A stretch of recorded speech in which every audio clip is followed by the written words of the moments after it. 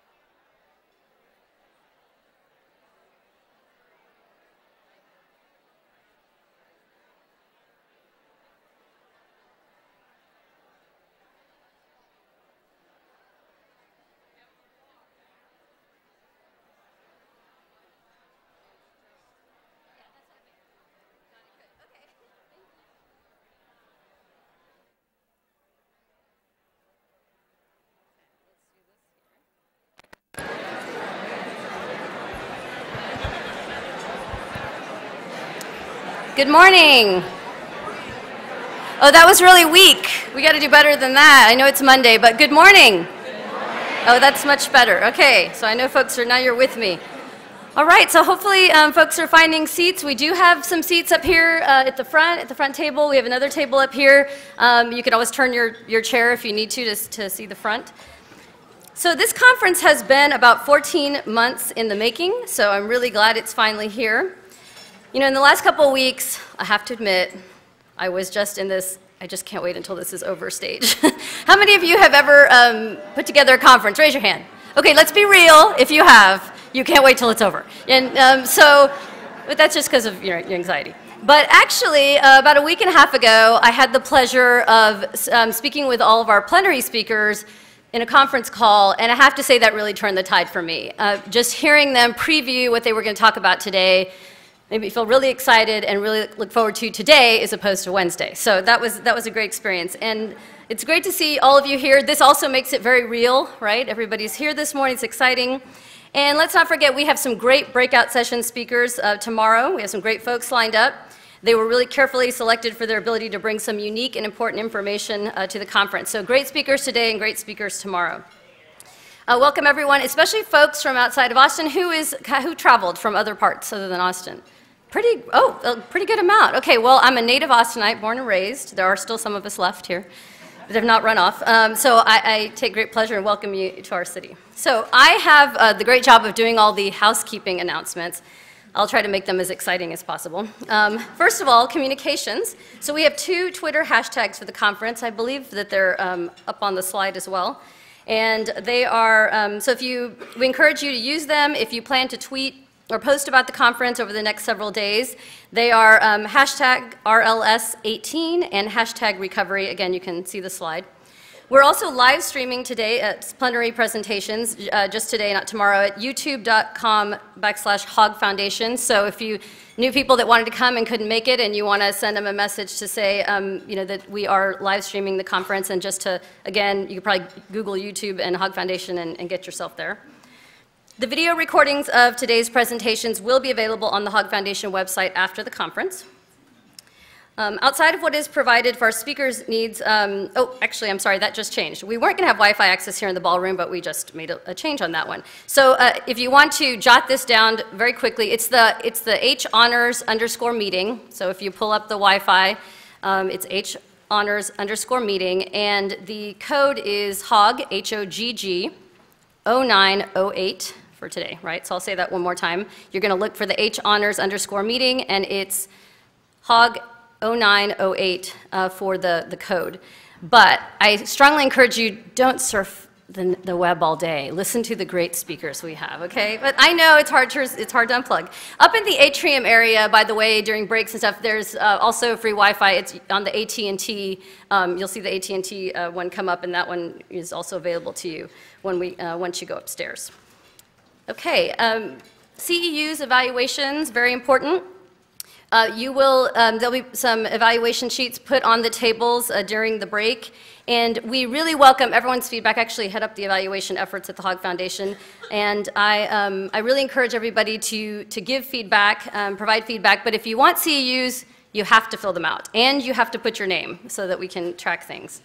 And you know what I realized when I said I head up the evaluation efforts, that I didn't introduce myself, so y'all probably like, who is this woman? Actually, you have the program, I know, but it's Michelle Guzman.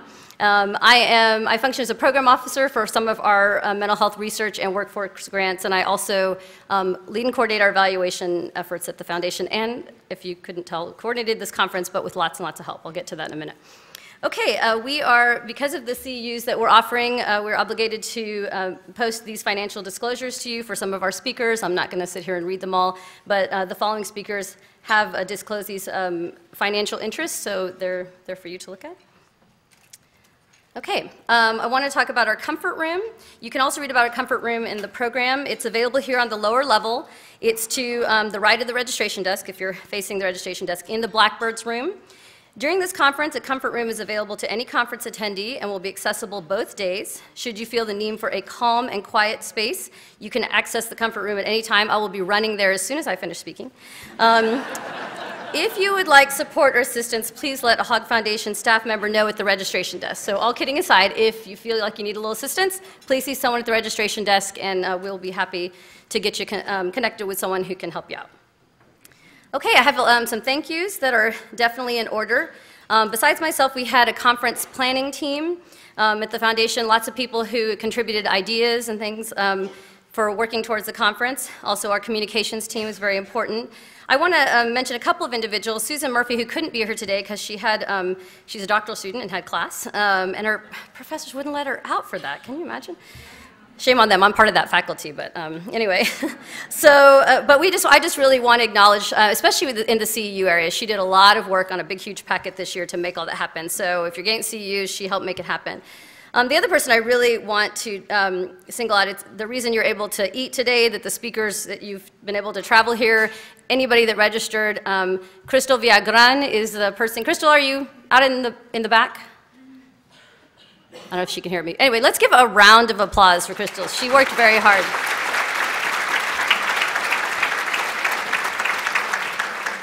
Thank you, thank you. She deserves that and much more.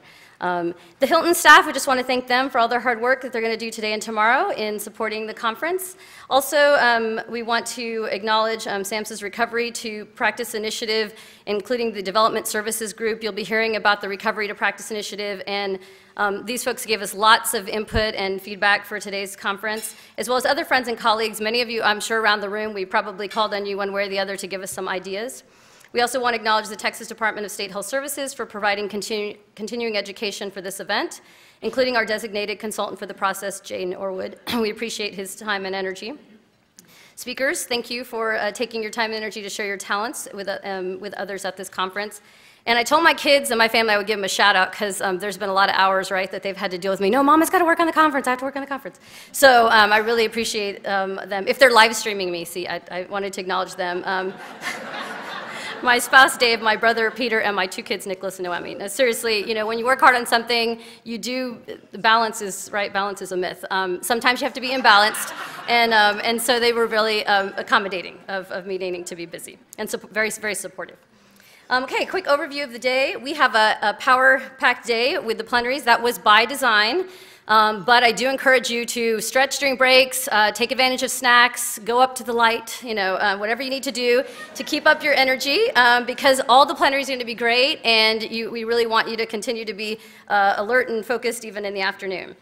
Okay, one quick change we have in the lunch plan. It said we were going to be eating in the atrium in the program, but we actually will be staying in this room just for reasons that developed because of capacity. So we will be eating in this same room, and but lunch is an hour and a half, so please, you know, towards the end, maybe about 20 minutes to go, and we'll make an announcement. Again, maybe you want to go up and stretch your legs and make a little space for the staff to clean the room. One of the things we would ask, on your table there should be some just plain index cards, and if there aren't, there's probably some on other tables. If when we get into the break, if there are some chairs at your table, especially if you have a pretty full table, but there's a chair or two that's empty, please just put that index card right on the table in front of that chair to let the hotel staff know it's empty, because we're going to pull some chairs if we can, just so that when we eat lunch, you have a little bit more elbow room.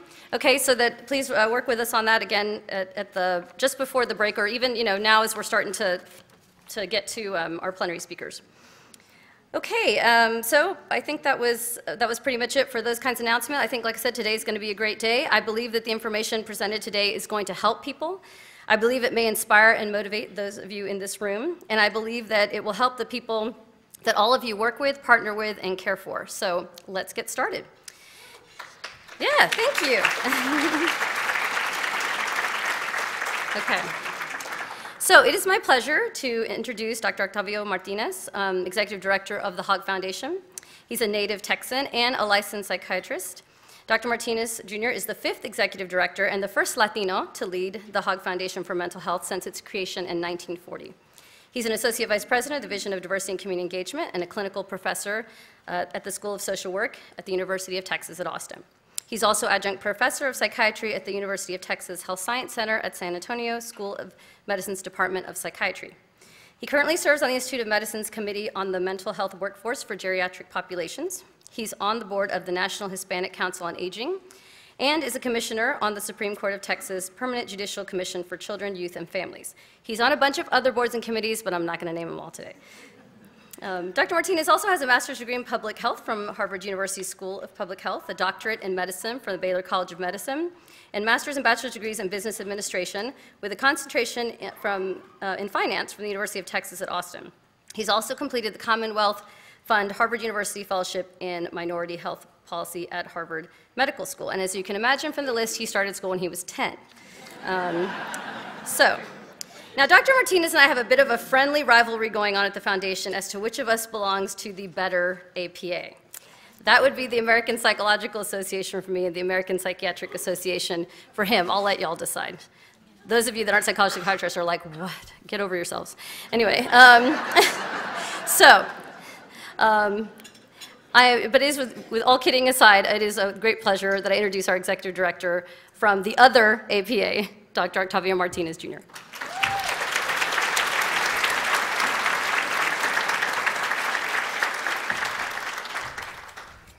Thank you, Michelle, for that embarrassing introduction. I had no idea she was this funny. My goodness, I have to go after her. Well, saludos a todos y bienvenidos. So, good morning to everyone. Oh, come on, we can do better than that. Oh, that's it, that's the ticket. Well, thank you for joining us here in Austin for the 18th Robert Lee Sutherland Seminar. It means a great deal to us that you're willing to commit your time, energy, and passion to a topic that is so important to the future of wellness and recovery in Texas and the entire nation. We're also very happy to have you here to kick off the celebration of the Hogg Foundation for Mental Health because it's our 75th birthday. Thank you.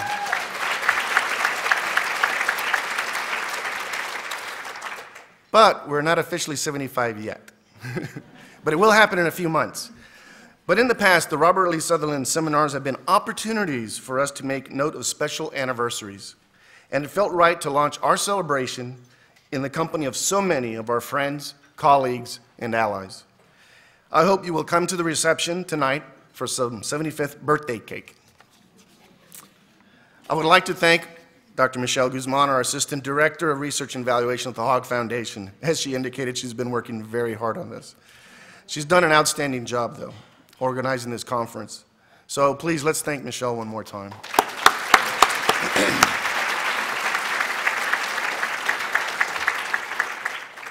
I would also like to thank Tammy and Stephanie.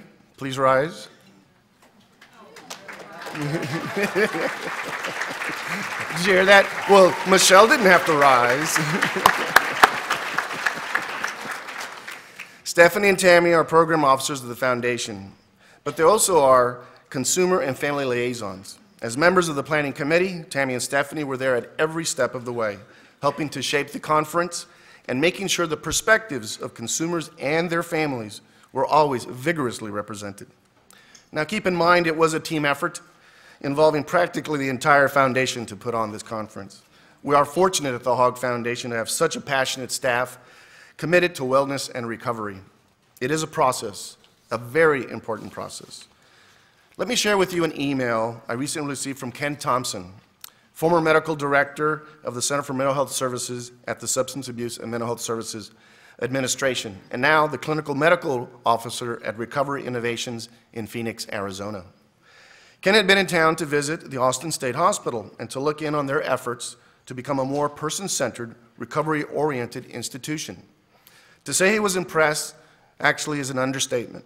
He wrote, "Over the 3 days I was there, we heard extraordinary stories of vitality, creativity, and tolerance at the hospital, and it's moved away from an approach based on control to one based on opportunities.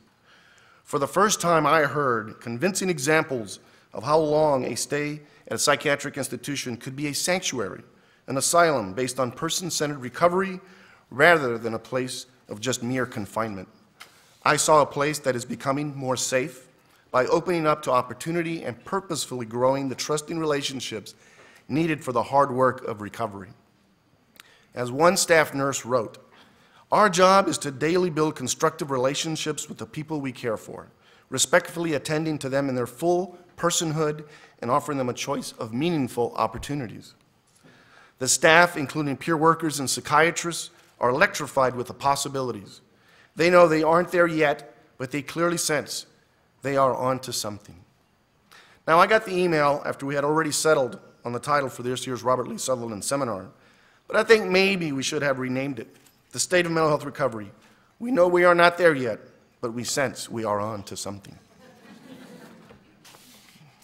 I wanted to read from that email because we actually have a team from Austin State Hospital presenting at one of our breakout sessions tomorrow. Where's the Austin State Hospital team? There they are. You'll be hearing from them tomorrow. For those of you who will be attending their session, it's first steps in changing the culture of care. And apparently, they know what they're talking about. I also wanted to read the email because I think it captures some truths that we should keep in mind over the next day and a half. One is what I already mentioned. Recovery is a process. And not just for individuals, but for institutions and systems as well. It challenges long-held beliefs and hierarchies. It is complex and never-ending. It is messy, as most things are that are worthwhile. The other truth, which is reassuring in the face of this complexity, is that essential principles of recovery are simple and human. As that staff nurse at Austin State Hospital said to Ken, it is about attending to each other in our full personhood. It is about moving away from fear and confinement toward trust, openness, and opportunity. In psychiatry, in which I was trained, we're talking more and more these days about person-centered care, or often you hear the term patient-centered care. This can mean different things to different people, though. A number of the breakout sessions tomorrow will explore some of these nuances. To me, however, it is simple. It is about recognizing the autonomy and the individuality of the people comes to us for help. It is about respecting their values and partnering with them in the plans for their care. It is about seeing them as the prime agents in their recovery, however they wish to define it. It is an ethical construct, in my opinion. You cannot have person-centered care without recovery-oriented care. In my opinion, it just doesn't make sense. Now, why? Because if you're person-centered, then you're family-centered. And if you're family-centered, then you're community-centered. And if you are community-centered, then you would care about the built environment, transportation, housing, employment, food options, language, culture, and safety. The very issues that recovery-oriented care helps address, one and all. Complex, you may think. Yes, as it should be. For guess what? We mustn't forget we are human beings, one and all. And yet, recognizing the simplicity of the recovery perspective is particularly important at this point in time, especially as we move into a more mature phase of the effort to integrate the principles of recovery into the mental health system. It is now 11 years after the new Freedom Commission issued its landmark report. 11 years. It is 8 years since the National Consensus Statement on Mental Health Recovery, and 5 years since SAMHSA's Recovery to Practice initiative. 4 years ago, at the 16th Robert Lee Sutherland Seminar, we brought people together simply to introduce them to the topic, to the concept, to the basic dialogue about recovery. Now we are gathering together to get deeper into the woods and the weeds, and that's a good thing. It is a reflection of how far we have come, but it is also our own challenges. To remember the simple truths, God bless you, even as we take on the daunting task of embedding them in the messy arena of everyday practice. We mustn't shrink away. It is with both of these ideas in mind that I want to take this opportunity to announce 2 new grant initiatives. Ah, the ears perk up. Which the Hogg Foundation will be launching within the next few weeks. One will award grants to conduct mental health recovery-oriented research. We will hear about recovery-oriented research from Dr. Larry Davidson this afternoon. The other grant program will support the dissemination of the Recovery to Practice, or RTP curricula, in the fields of psychology, psychiatry, nursing, social work, peer support, and addiction counseling. Folks, did you hear that? Psychology, psychiatry, nursing, social work, peer support, and addiction counseling. That's a lot of disciplines. So I can't wait to hear from Dr. Annel Prim. Tell us about the development of RTP across these fields later this morning. Across the 2 grant initiatives, the Hogg Foundation anticipates investing over $2 million in recovery-oriented research projects and the dissemination of RTP in Texas over the next few years. So let me close by just thanking you again for being here. It's going to be fun to get the details over the next few days and a half. And if your brain gets a bit overtaxed, just remember the simple truth of why we are here. Because we have a vision of a recovery-oriented future. And let me tell you, it is very inspiring. Now, it gives me great pleasure to introduce our keynote speaker, one of the people who are helping to bring that future into being with her intelligence, her passion, her extraordinary commitment to freedom, autonomy, and recovery for all. Yes, I'm talking about Dr. Patricia E. Deegan. She's an independent consultant specializing in research and education about mental health recovery and the empowerment of mental health consumers. She has a PhD in clinical psychology. She's an activist in the disability rights movement and draws on her own perspective of recovery from schizophrenia as an adolescent. She is the creator of Common Ground, a web-based application that helps consumers prepare for visits with mental health practitioners in order to better advocate for their treatment and recovery. Dr. Deegan is also an adjunct professor at Dartmouth College School of Medicine and Boston University's Sargent College of Health and Rehabilitation Services. On top of all that, she's one of the most eloquent and powerful speakers on the subject of recovery that you will ever have the good fortune to see. You will find out in a moment. But just to give you a taste, I want to read a short passage from a lecture of hers titled, A Conspiracy of Hope. She says, "We are a conspiracy of hope, and we are pressing back against the strong tide of oppression, which for centuries has been the legacy of those of us who are labeled with mental illness. We are refusing to reduce human beings to illnesses. We recognize that within each one of us there is a person, and that, as people, we share a common humanity with those who have been diagnosed with mental illness. We are here to witness that people who have been diagnosed with mental illness are not things, are not objects to be acted upon, are not animals or subhuman life forms.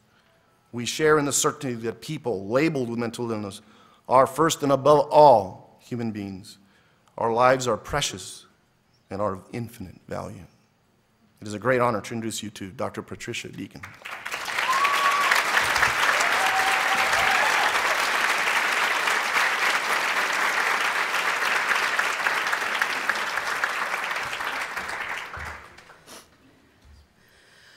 Good morning, everybody. It's a pleasure to be here. It's my first time ever in Austin, so it's a new opportunity. Thanks for inviting me. So I've been asked to reflect on the state of mental health recovery, where we've come from, where we are, and where we're moving to in the future. And I would like to start by sharing a reflection on recovery with you. I derive a lot of inspiration for recovery from just being in nature. And so a long time ago, I wrote a paper called The Sea Rose, from which you just quoted a little bit. And I just wanted to pull that out of the mothballs for a bit and start there in terms of just knowing that in order to understand recovery, sometimes all we need to do is to look around us at the extraordinary world that we live in and listen and learn.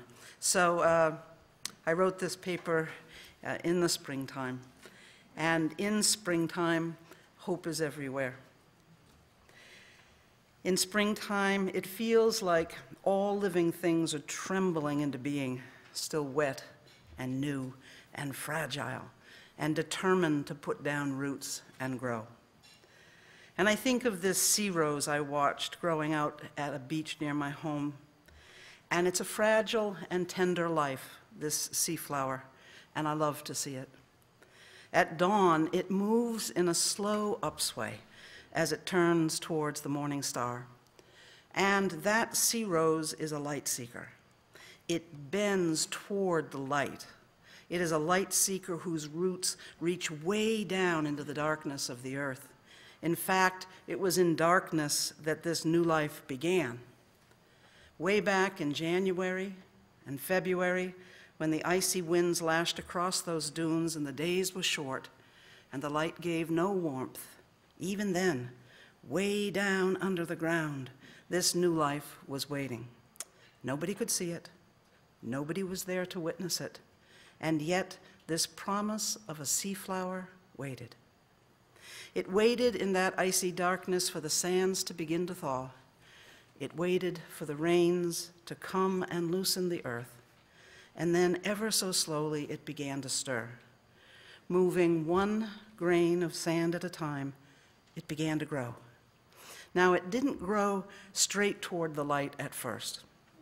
No, first its growth sought a downward course, reaching, stretching, blindly groping through shifting sands to find a solid place, a place to be rooted, a good soil to cling to and to be nurtured by, a home soil that could sustain it even in driving rains and tormenting winds. And then, having rooted itself in this way, the sea rose began its journey toward the light. Poking through the darkness, that sea flower emerged tiny and lovely and insistent and courageous, and on frail and trembling limbs, this small thing rose to a new life. I think that sea rose teaches us a lot about hope and the way that hope can emerge out of darkness. It teaches us that hope can grow in nurturing environments that allow one to become rooted and secure. And I've come here today to Austin to be with you and to celebrate the hope that is symbolized by that sea rose, because I believe it is a spirit of hope that gathers us here today. It's a spirit of hope that is keeping recovery alive even during times when it's been unfashionable to believe in it. Today, in this audience, we are nurses, policymakers, psychiatrists, people in recovery, peer supporters, social workers, and historically, you would never have found this particular mix of people sitting together in the same room. And I ask myself, what is going on here? Is the foundation shaking a bit? The old order. Is there a conspiracy going on? Now, I like this word conspiracy. It's an interesting one. It comes from the Latin conspirare, which means to breathe the spirit together. And I ask myself, what is this spirit that we're breathing together today? And it is a spirit of hope.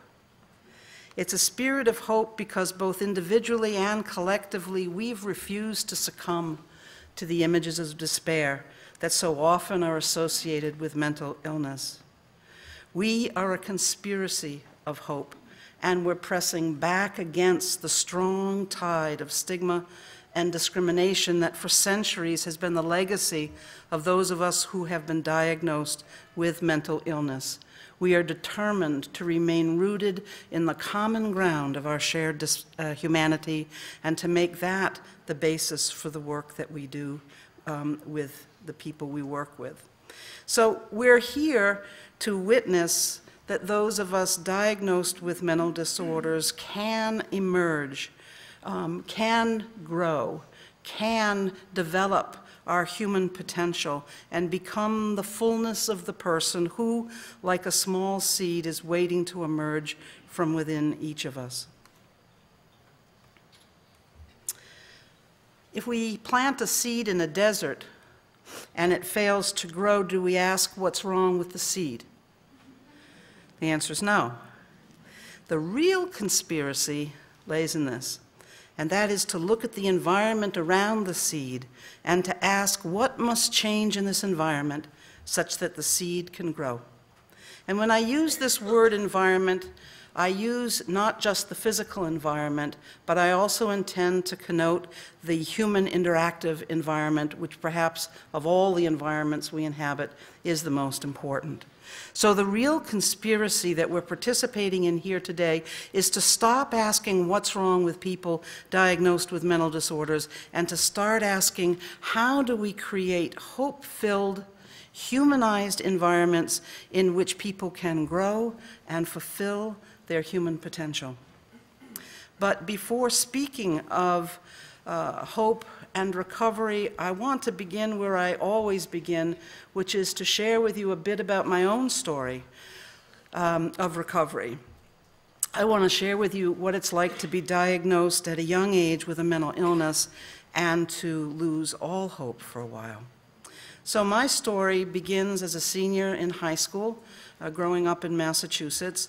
And when I was a young person, I was very good at athletics. Never thought I would have anything to do with academia, or I would never dreamed of coming to Austin to give a talk in front of a big room full of people. In fact, when I thought about my future, I thought about being a lacrosse coach, and that's what I wanted to do with my life.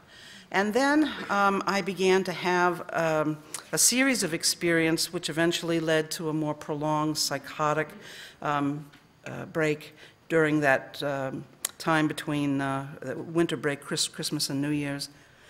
And at the time, I began to experience a terrible fear, voices that were very difficult to ignore, that really felt like they almost engulfed me with terrible messages about me. They were relentless. I couldn't make them stop. I had heard voices at different points in my life, but never like this, never with the intensity. You know, I think we all find it fairly easy to tune out a boring preacher or, you know, a boring teacher, but you can't do that when you're initially experiencing these voices. You can do it later, but initially it's quite an overwhelming and difficult experience, and very difficult to stay grounded in the face of that kind of onslaught. I remember playing basketball with my team. We were practicing during that break, and I noticed that on the court I began to lose all depth perception. I couldn't have any way to gauge when the ball was coming, and I was getting hit in the head with a ball and couldn't play. I left, went into the locker room. My coach came in. She said, I don't know what's going on, but maybe you should go home, and I did.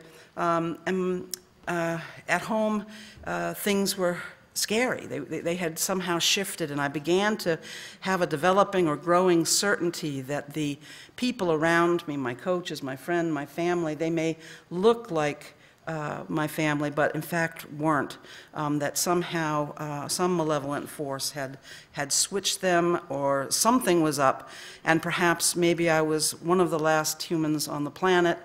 And I didn't quite know why all of this was happening, but you can imagine that it was pretty terrifying to be in that much distress, but also to feel that alone and unable to reach out. Clearly, the adults around me became concerned. I would be barricading myself in the bedroom and shouting back at these terrible messages that were coming my way, trying to make sense of it all. And eventually, the adults around me brought me into a mental hospital.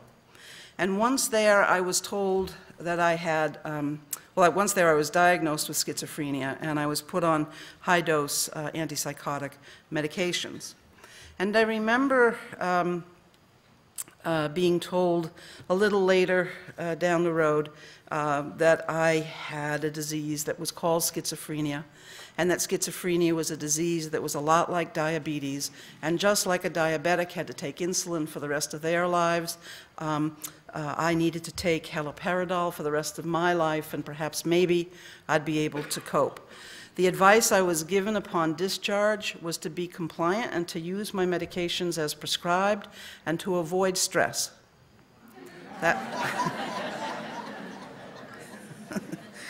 Well, I believed it. You know, I was young, and I definitely believed it, that what I needed to do was to take the pills as prescribed and to avoid stress. And so that's what I did. And in those early years, I was very compliant with the medications and with the instructions to avoid stress.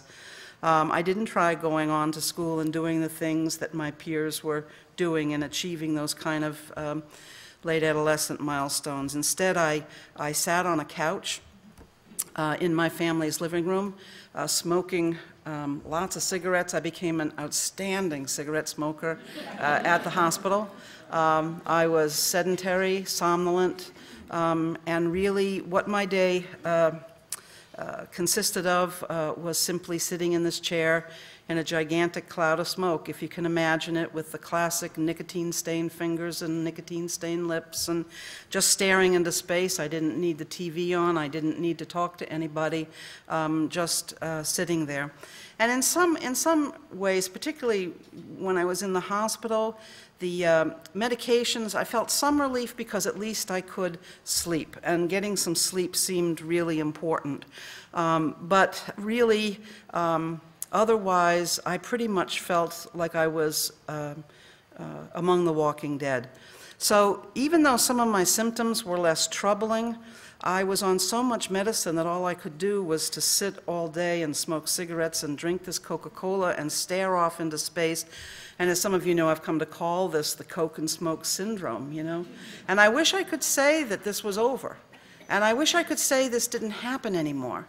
And I wish I could say that if I went out into Austin or around the state of Texas or Connecticut or Massachusetts or California, that I could find people living vibrant lives where they're optimizing their human potential. But the truth is, I go into a lot of mental health programs all over the world, and what I see still are people sitting in single-room occupancy units, staring off into space in a cloud of smoke. So we have a long way to go. And the stuff I'm talking about isn't just stuff that happened in the olden days. It's also stuff that is still going on. And for me, I was so sedated and emotionally numb that not only was my disorganized thinking gone, but my ability to think at all was pretty much gone. And although my voices were not bothering me anymore, the truth was that nothing really bothered me anymore because I couldn't feel anything. I was somnolent. I slept a lot. I had no interest. I'd not returned to school. I stopped seeing friends, and I sat on this couch all day long. I can distinctly remember a time when my mother invited me into the kitchen. She'd been making some bread from scratch, and she asked me if I would knead the bread dough while she was off doing something else. So I stood over this bowl, and I really wanted, to do this task. And I just stood over the bowl with my hands suspended over it. And I just remember a tear running down my face. It was absolutely more than I could possibly comprehend or do. And just went back to the chair and lit up a cigarette. In effect, I think at that point in my early recovery, I was disabled not by the disorder, but by the treatment itself. I was living out my life in chemical hibernation. And I was maintained out of the hospital like that for many, many months. And my doctor said that I was lucky to be living outside of the hospital, but I felt that I wasn't really living at all. My psychiatrist was pleased with my progress, and he said I was doing well for a, quote, schizophrenic.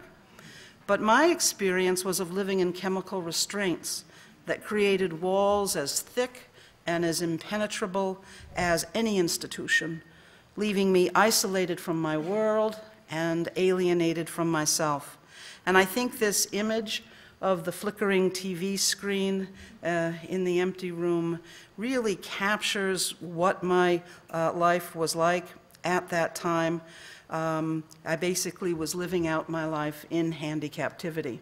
Now, what do I mean? Of course, this word handicaptivity is a play on the word handicap. And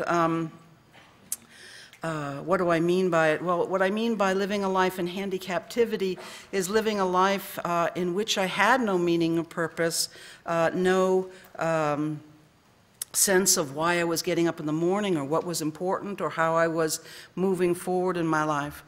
Instead, the only people who were really with me were the people who were paid to be with me, the only horizon that I lived within was the mental health system.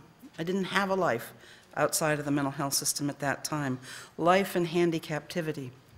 So interestingly, I lost years of my life in this netherworld, and although I was treatment compliant and although I was maintained in the community, I definitely was not recovering. And in a peculiar way, my care team, my treatment team, perceived me as a treatment success. And again, I'm being quite serious when I say this, that the fact that by all measures that we still use today to look at outcomes of care, I was a treatment success. I had reduced costs. I had increased community tenure and lowered recidivism. These are things that we measure all the time to judge the success of whether or not treatment is successful. Okay, we're still doing that, mind you. Okay, and yet I was not successful. Now, where was my team coming from? How could they possibly, if they would have come to my family's home and seen me on that couch, or I used to come in every week for med checks with my psychiatrist at the ambulatory care outpatient clinic, you know, and a 20-minute, 30-minute med check. How could I possibly be seen as a treatment success? And I think where my treatment team was coming from is that they understood schizophrenia to be a chronic disorder that had a long-term deteriorating course. And they thought that because they could stop the progression of this inevitable disorder, this inevitable decline, that because they'd sort of been able to freeze me in time, and I wasn't getting any worse, and I was not having to use high-end, more expensive services like inpatient or emergency room services, that in fact this was the definition of success. But the way I saw it was that the person, the patient, me, was now disabled and without a meaningful life. So I was filled with a profound kind of hopelessness, and I really was a seed that had been planted in a desert, and there was no water, and the treatment environment made it nearly impossible to feel like a human being who had potential, who had a future horizon. When I would see my doctor, I would go in for treatment, we would have these conversations, and this is, of course, this slide is me looking back on those conversations, but they were, there was a huge chasm between what I was saying and what my doctor was saying. So, for instance, I would say that, I would say that I feel sedated, and my doctor would say, but, you're not psychotic. And I would say, but I'm still hearing distressing voices, and my doctor would say, but you're not shouting at your voices anymore. And I would say, I can't think clearly when I'm on this medicine. And my doctor would say, but you are not thought disordered. And I would say, but I feel like the meds are controlling me. And he would say, no, Ms. Deegan, you are more in control when you're on these meds. And I would say, I'm not myself when I'm on this medicine. And he would say, but you have returned to baseline. And I think that this is a classic chasm. Okay, my doctor and I have not found any kind of common ground on which to stand together and to look forward in terms of where we want treatment to take me. We have no consensus, no shared understanding of where treatment is trying to move. And so therefore, I was in a way just spinning in circles. And I think that this gap is still very characteristic of how very often this divide is very characteristic of, again, treatment as usual out in the community.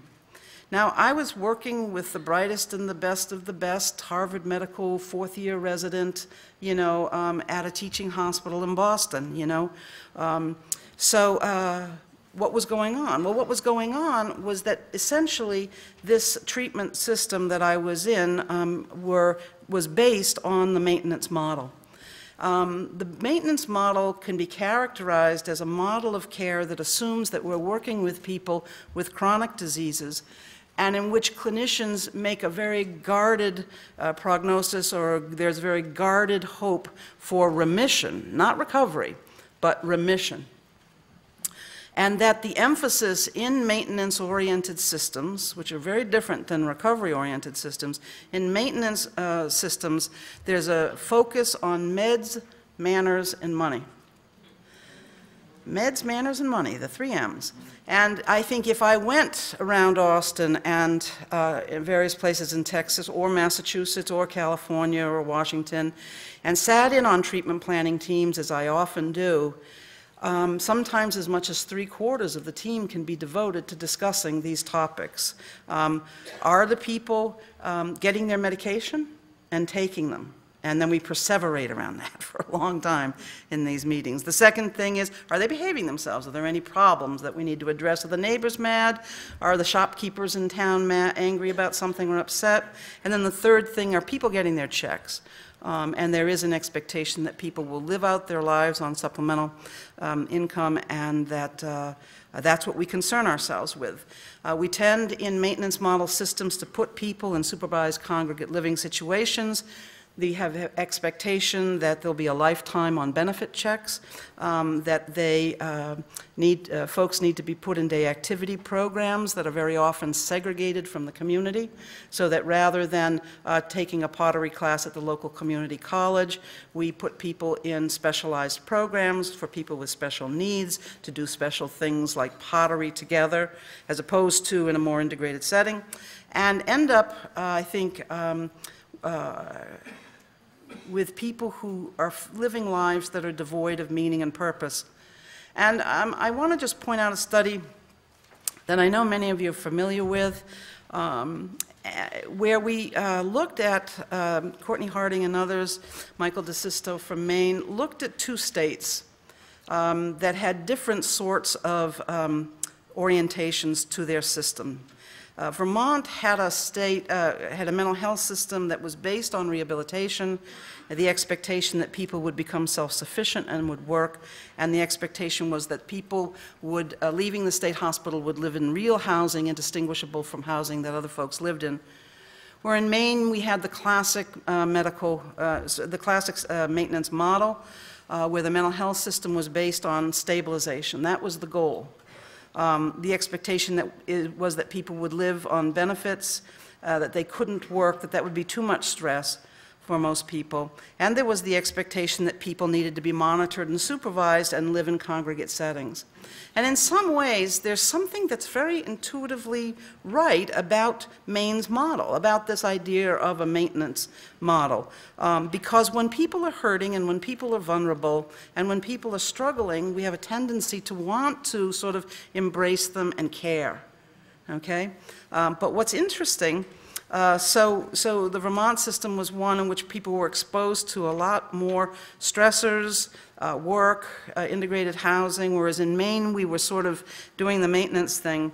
But if you look at the outcomes in terms of where people were living, you can see that across a 16-year period, folks in Vermont were going back to the hospital much less frequently than those in Maine, and that I find that really fascinating, that when people have nothing to do with their lives, when they have no meaning and purpose, when they don't have a reason to get up in the morning, being at the hospital is pretty much as good as being out in the community. You get 3 meals, there are nice people in the hospital too. You know, there's just not that drive to take that extra step that it takes to recover. So what I like to say is that recovery means finding my reason to get out of bed in the morning. Now, this is Bob, and Bob, it has to be, it has to be, 2 degrees out. And Bob is one of the reasons I get out of bed every morning, because Bob needs his daily walk. Finding a reason to get out of bed in the morning, it sounds really simple, but it can be the foundation of our recovery. Finding a reason to get out of bed in the morning, that boredom is profoundly stressful.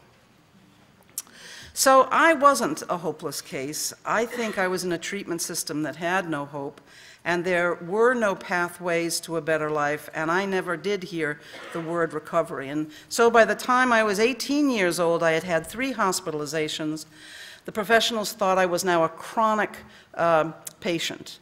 And you could see it in their eyes. When I first came in, there was hope that here's a young person, you know, who can maybe not come back. But by the time it was 18 and had been back 3 times, I was re-diagnosed with chronic undifferentiated schizophrenia, and people sort of saw me as what sometimes gets called a frequent flyer.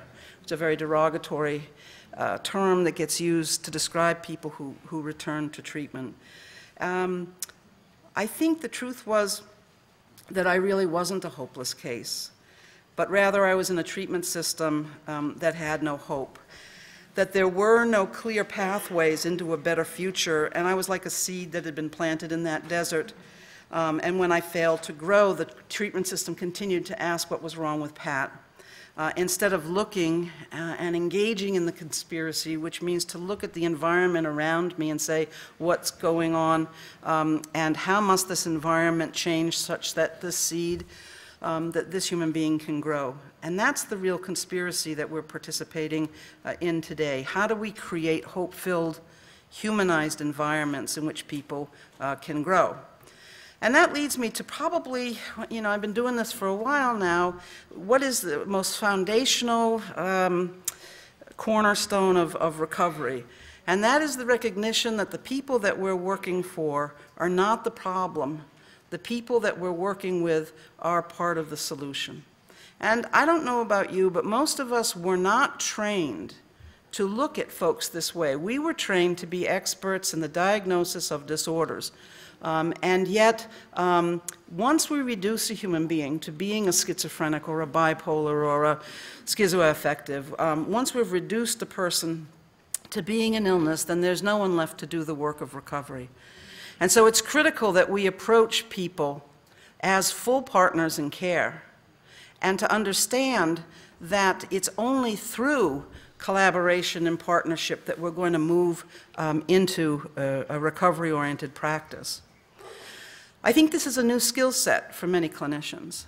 It's something we're going to have to learn as we go, because it's really not how most of us were trained at school. There was always the opening chapter with the inspiring words about being person-centered and the inspiring words about the importance of compassion and respect, etc. But then we went on to the real stuff, you know, the how to diagnose, how to treat, that we are the expert. We spent all that time and money to get a graduate education. We're the experts, thank you, and we know how to make you better. So let us do our thing to you. And I think what's interesting is even to this day, we still, and I still hear often, where can I find help? Where can I find help for my mental health, you know, challenge? Where can I find help? And it's interesting because there are billions of dollars in programming all around us, taxpayer-funded program all around us, and people are still asking me, but where do you find help? So I'd like to bring up this cartoon by one of my favorite guys. His name is Scott Chambers. Help! And down comes the wheelchair, because that's what we know how to do. When we drop it, and the guy drowns. Help! Down comes some money. Still the person goes under. Help! Down comes the report on drowning. Right? So the moral of the story, perhaps there are too many reports on drowning and not enough life preservers out there. But also, on a more serious note, help isn't help if it's not helpful to the person receiving services. It's in fact toxic help. It's help that hurts. And what we need to do is to recognize that in a recovery-oriented system, help is co-created. In fact, healthcare itself, I would argue, is co-created. Healthcare is not something that's done to the individual. We don't fix people the same way we fix cars, right? There's a difference. Healthcare is co-created. When a clinician and individuals sit down for a consultation, there are, in fact, two experts in the room. Okay, of course the professional is an expert in their discipline and in the science and practice of their discipline. However, the individual sitting in the room with us is also an individual and an expert. Expert in what? An expert in their history, an expert in what matters to them, an expert in how a medication is affecting their bodies. So when we sit down with people, there are two experts in the room, and these experts need to exchange information and need to comport themselves as co-investigators, looking for that pathway, finding a pathway into a better life. And of course, this process also includes the process of shared decision-making. It's not about me making decisions for you. It's about us looking at evidence-based options and finding out not what's wrong with you, what's the matter with you, but instead what matters to you, right? And making choices about how to move forward. When I think about this, you know, the implications are deep. That the principal source of health care is in fact self-care, and that self-care is the primary source of health care. Self-care. Self-care. The care with my family, the care with my community. Self-care. And so it becomes really important then to think about this, that I was reading a paper the other day that said that for people with long-term conditions, we spend about 5,000 waking hours a year outside of the clinic. That's a lot of waking hours. In other words, we really are not correct if we think that showing up in the mental health system is going to make us well. Okay, we need to become experts in our own care, okay, so that we can carry that care forth into that other 5,000 hours of our life. That's where healing and health and wellness and recovery are mostly going to happen, right? And so that as clinicians then, and as researchers, we need to start getting concerned and begin to think about how to measure the success of treatments' impact on individuals' self-care confidence and self-care competence. How well are people able to manage their disorder and make progress in terms of reaching their human potential in these other 5,000 hours? These are the outcomes that ultimately matter. And so, you know, as I look forward into the future of mental health services and behavioral health, we're all aware of a big push to begin to integrate health and healthcare with physical health care with mental health care, and there is no health without mental health, and there is no health without physical health, and they all go together. Great stuff, really important. It's great that we're starting to look at people more holistically. But frankly, when I think about recovery and what's coming in the future, I am a little concerned. Yes, it's important to save lives. Yes, it's important to help people get the physical health screenings that they need. Yes, we recognize this now.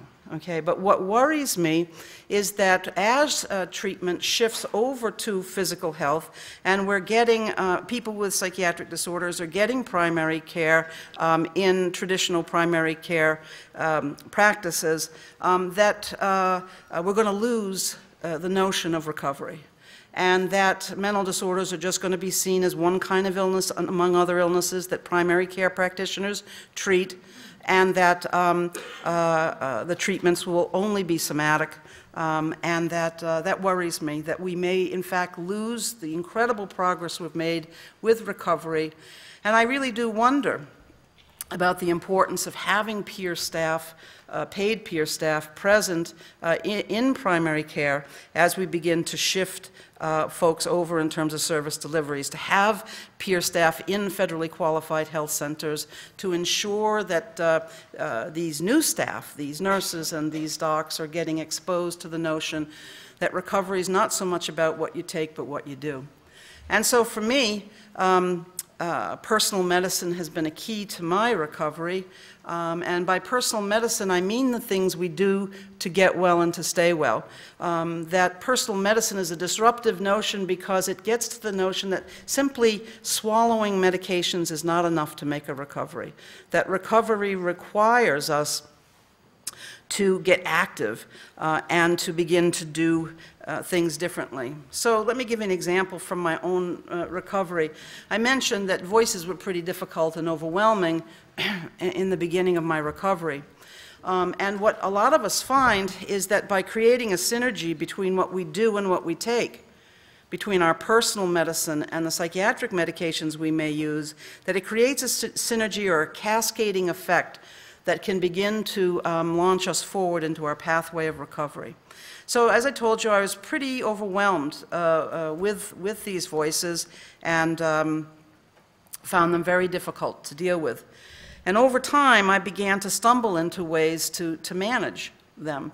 I'm old enough to have had a Sony Walkman with an analog tape in it, and that became quickly my best friend. Because what I found is when I listened to music, the voices became less intense. And actually, the music helped to distract my attention away from the voices. And suddenly, I can't tell you what that feels like to actually do something that makes a difference in what these all-knowing, all-powerful, all-seeing voices are up to. I could like put on these headphones, listen to some music that I liked, and I didn't feel as overwhelmed. I could get distracted. I had power. I was empowered. I could do something. And it just was a life changer for me, being able to do something that actually impacted these voices. And so I began to learn some of these skills. And as I would share some of them with my psychiatrist, we began to lower my medications. And as we began to lower the antipsychotic medications, I was able to have more energy. And once I had, and I'm not talking massive amounts of energy, but at least I had some energy. When I had some energy, I was able to begin to exercise. Not play lacrosse again, but at least get out for a walk, okay? And once I was able to get out for a walk, I was able to sort of release some of the tension that I was experiencing, which meant that I could sit still and sit quiet for a little while. I was able to meditate and pray, which was something that had always been a part of my life. And the more I was able to meditate and pray, the stronger my sense of self became. Okay? And of course, the stronger your sense of self is, the more possible it is to develop even more kinds of personal medicine to manage voices. So the way I look at it is that recovery means changing our lives, not our biochemistry. Okay? Recovery means changing our lives, not our biochemistry. But up comes this gal. And she kind of goes, oh, dang. I love this gal. Sun's rising. She's got a strong cup of coffee. Right?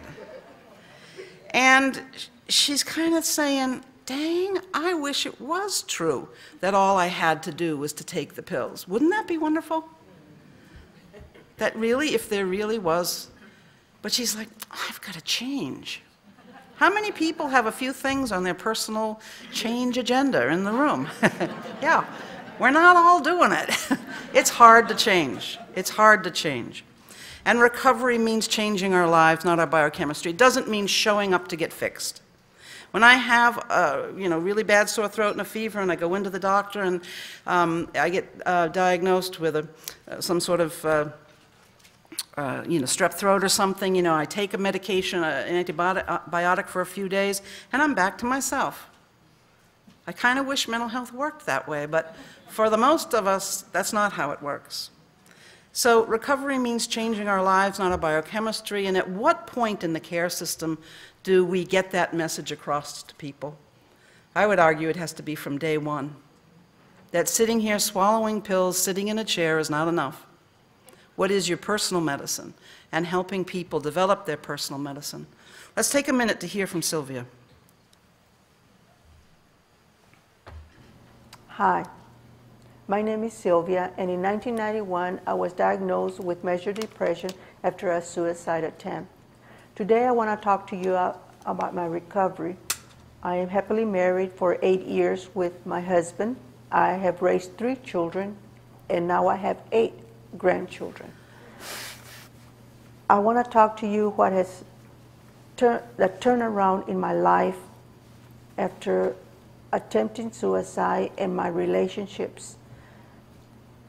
My personal medicine that I have encountered has been garage selling. I have this that I treasure, my jewelry, and that's because most of it I have found in garage sales. You would be surprised what you find out there. And what I started was, I'm very good in finding things at garage sales, so I started a booth at the flea market. I encountered this challenging, so I went from 1 booth to 2 booths, and now I have 3. I'm always anxious to see what kind of jewelry I can find. I always want to go and see what I can find to put in my booth. This has helped me not to remember my illness. I keep going to see what I can find, and this is something I cannot deal with a job because I get stressed out, I get angry, and this has helped me to cope with it and still support myself. And this has been the greatest thing that I have found. You can also find it. You can also find it in the sense that you can look for something, your personal medicine. It could be also in a game. This has been a challenge to me. I have gone from beginners to super tough. And right now I'm doing a hard.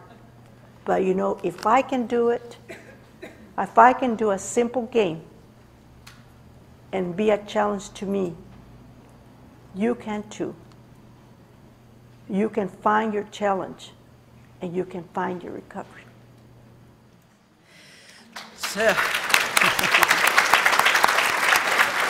So my point, I hope you get my point here, that I've read, you know, my share of textbooks in psychiatry and psychology, and there is no way I could have forecast that garage sales and the would have been the ticket for Sylvia. That we need to look at the people we're working with not as the problem, but as part of the solution, to invite them to the table and to discover together how they can harness their human resilience and their interests and their resources to come up with extraordinary, unanticipated, novel solutions and find that pathway into the life that we want for ourselves. That's what recovery is.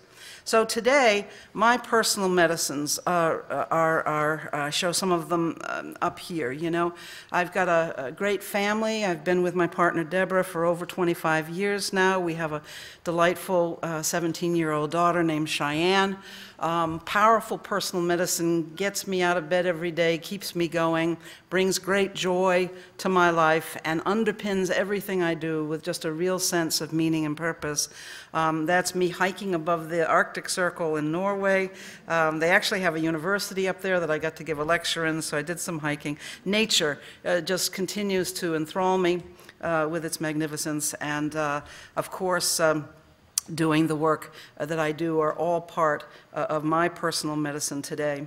And it's amazing when I look at this slide, you know, when I look at this slide and I look back to the day of my early recovery, and in my early recovery I couldn't stand people. I just didn't want to be around any of you guys.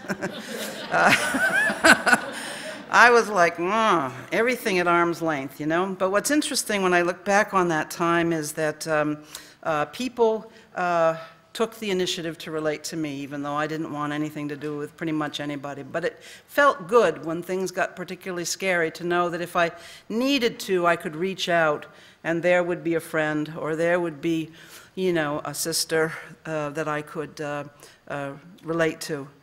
And when I think back, this thread of being related to people was very fragile, and it needed to be nurtured over time. And I just want to share with you, how it is that I actually began to get active in my own recovery. When I left off a few minutes ago, I talked about the fact that I was sort of stuck in this chair smoking cigarettes for way too long. But the thing that was interesting is that every single day my little Irish grandmother would come in the door to the room I sat in, and every day she would ask, Patricia, would you like to go food shopping? And I would say no.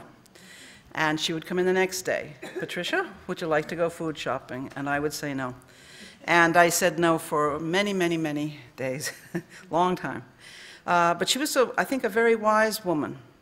And she didn't come in 5 times a day or 10 times a day. She came in once a day, and she invited me once a day. And one day, for reasons that I truly can't account for, I said yes. And then I added the caveat that I wouldn't put a darn thing in the shopping cart, but I would push it. And so there I was. The first active step that I took in my recovery was pushing a cart down the aisle of the AMP in Cohasset, Massachusetts. That was where the journey that has led me to Austin today began. And as part of that journey, I think back on, why was this thing my grandmother doing? How did that work to get me kind of started? And when I think about it, of course, she only asked me once a day and not 10 times a day, because that would have been nagging me and I would have shut her right down. But I think that she also really, in that invitation, was saying, Patricia, there's a door. Patricia, there's a door with a threshold that leads to a world. Patricia, there's a door with a threshold that leads to a world that can be for you, that can be a good world, if you can take that step, if you can take that step into that world. And the fact that that invitation was there every day, and at some point, and I think this has to do with the grace of recovery, the part that we'll never nail down in a survey or a research project, that grace, that moment when I said yes. After that, it wasn't too long after that, sort of got a little more interested in the world around me. Also began a single course at a local community college. And I had my plan. I knew what I wanted to do. I had been in my doctor's office around my 3rd hospitalization, I think it was, and once again, he was doing the thing about how I had to avoid stress and had a disease like diabetes, and was trying to talk to me about going into a group home in Brookline. And I remember something rising right up over the top of the haloperidol, and something inside of me just went, you are so wrong about me. You are so wrong about me. You're just wrong. It's not that I lack insight into the fact that I'm ill, it's that you lack insight into the fact that I'm resilient, is what I would have loved to have said at that moment, but I didn't have my wits about me. But I remember that strong, powerful pushing back and going out in the hallway, and this thought came to me. And this is exactly what the thought was. It was, you're wrong about me, and then it was, and so I'm going to become Dr. Deegan, and I'm going to change the mental health system so no one ever gets hurt in it again. Now, that's an amazing statement for an 18-year-old to make. Well, I have to admit that 18-year-olds get to think those large thoughts. And I know today, with my maturity, that in fact I alone am never going to change this mental health system, that it's going to take all of us working together. In any case, that became what I call a survivor's mission, or a vocation, a calling. It's how I feel I was called in this life, who I was called to be. And each day I get up and I say yes to that calling. And there are days when I'd like to walk away from it, because it's not easy to do this work. I think you have to be a little strange to do this work. There are definitely easier ways to make a living. Nevertheless, I say yes, and that is what I do. Now, Without a doubt, recovery is what I call a disruptive innovation, and it's a disruptive innovation on many levels, both in present time, but also historically. And since I've been asked to take a little look at history, let me just share an interesting story about the birth and the of recovery. So Worcester State Hospital in Massachusetts was the first publicly funded state asylum for the insane in the United States. It opened in 1833, and Samuel Woodard was the first superintendent. And the practice at the asylums were developed with the most amazing and in many ways modern of intentions, to use moral treatment, to recognize the power of kindness, no physical restraint or shackles, the importance of work, and the importance of exercise and nutrition. And the goal of treatment in the early asylums was recovery, okay? And they openly used this word recovery. In fact, there was in 1881 a study that was actually conducted of folks, 1,157 folks discharged as recovered from Worcester State Hospital. So they did this follow-up study, and the findings were remarkable. That in a day before medications, in a day before CBT, recovery rates were very high. So 317 people at the time of their reply had remained well and had not returned to the hospital. And that 251 additional people, although they had passed or were dead at the time of the survey, had remained well throughout their lives and had never returned. And that the recovery rates through moral treatment at Worcester State Hospital in the 1880s was that 58% of those discharged remained recovered. So recovery is not a new idea. It's not at all a new idea. And yet there was resistance to the very idea that people could get well, be discharged, get well, and stay well for the rest of their lives. So here's how the Board of Directors at Worcester State Hospital, the Board of Overseers, interpreted the results of this study. They didn't, at that time, want to hear that people were doing well. So instead, in the annual report, interpreted the findings to mean that there can be no doubt that the public have been hitherto widely misled as to the meaning of the word recovery as used in the hospital reports and as to the permanency of cures from insanity. Not a small number of patients who were discharged recovered in earlier reports of this hospital have many times since become a burden to the public or private purse by reason of return to their malady. In other words, they're saying these data, it's almost like is the cup half full or cup empty, and it's empty. Recovery is not real. And instead, at that point in history, there is a quest for cure, replaces the quest to help support people in their recovery. The majority of the insane are not likely to, and as a matter of fact, do not recover. In the judgment of the medical profession, further advance in our knowledge of the pathology of the structural changes of the brain is best assured in the revelations which the microscope will furnish. Okay?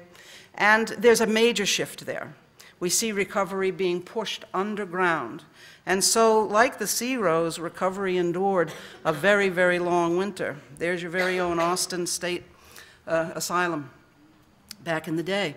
And of course, in Austin and all over the United States, these institutions became places to warehouse human beings that were devalued, marginalized, and many lived out their lives. And when you start dealing with, 8,000, 7,000 people in a single institution, recovery rates plummet. So the good news is that through the consumer survivor and ex-patient movement, recovery has reemerged in the 70s and the 80s, okay? And our voices have been loud and have been clear. We do recover. We are the evidence, okay? And we're not letting go of that message.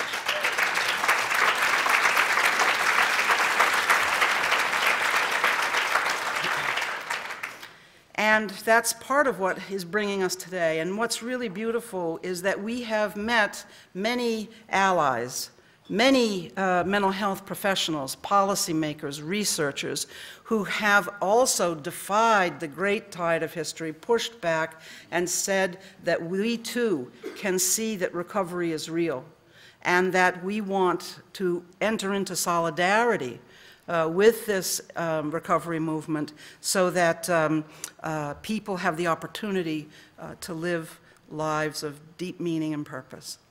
And so we're on our way, and we are a force to be contended with.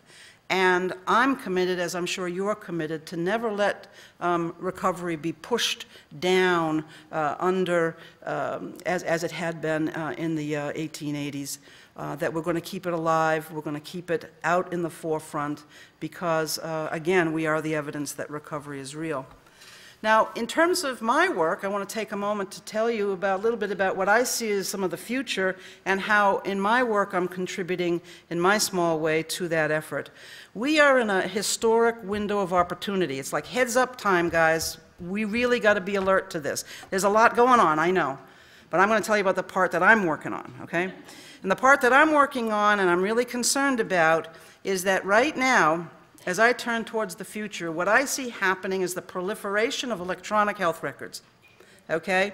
And the thing about these electronic health records is very often they are simply taking various sorts of paper and questions and forms and converting them to a digital format and clustering them together along with a billing system into an electronic health record.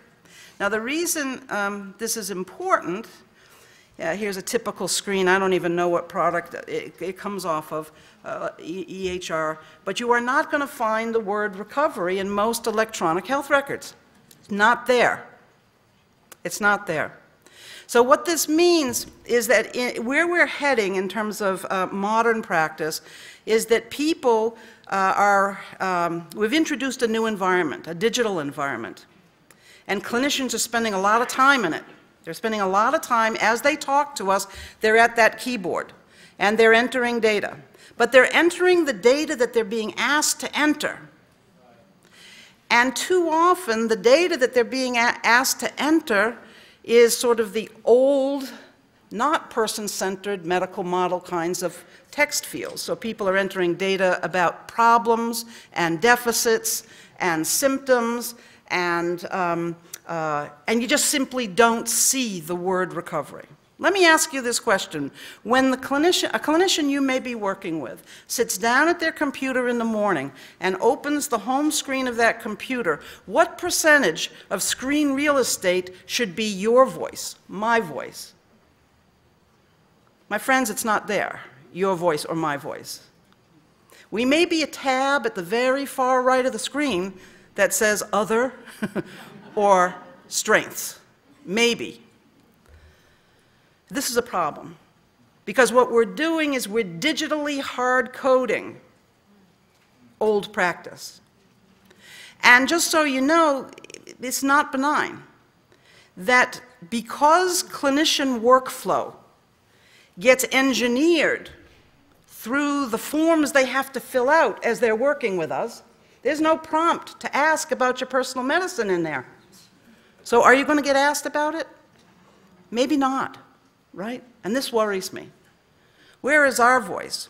So I started a small technology company run by and for people in recovery, because my mission at this point in my life is to get the voice of us, family members and people in recovery, into the health record. I was doing an interview the other day, and I said, it's like what I'm trying to create is a stack of Jimi Hendrix's Marshall amplifiers to blast our voice into a very difficult consultation. There are 17 tasks that psychiatrists routinely need to perform within the context of a Medicaid reimbursable med check. Everything from establishing clinical rapport to doing symptom screen, side effect screen, substance use screen, trauma screen, appropriate documentation and labs. Research says that when we first sit down with a doctor, and the doctor asks very nicely, "How you doing?" You got 18 seconds. That's a fact. In 77% of the interviews studied, it's 18 seconds before you're interrupted. And imagine on top of that, being very depressed and having trouble speaking, or having a day where you're feeling disorganized. How do you answer in 18 seconds or 2 minutes or 3 minutes within a 15 to 20-minute medication consult? And so that's what my work is about, because I don't think, at least in my lifetime, that CMS is going to say, "Hey, let's extend MedVisit." Probably not. Probably not. Okay, so how can technology help?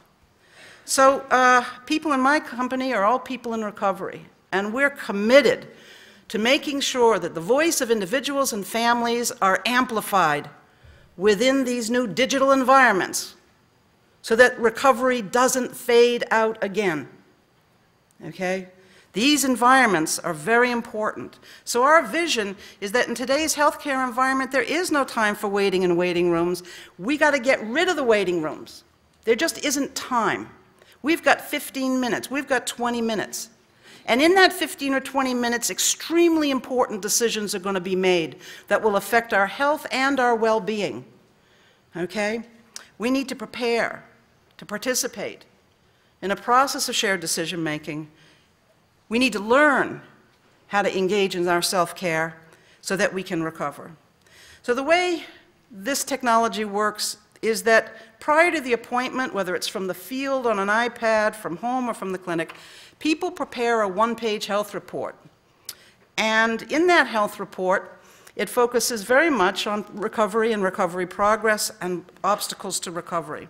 And here you see someone preparing their health report. And then we meet with our doctor, and the doctor can see the health report on the screen as well, learn about how our recovery is going. And what's kind of cool is we've moved beyond the point of this being just a prototype. We now have over 58 sites using this technology in 8 states.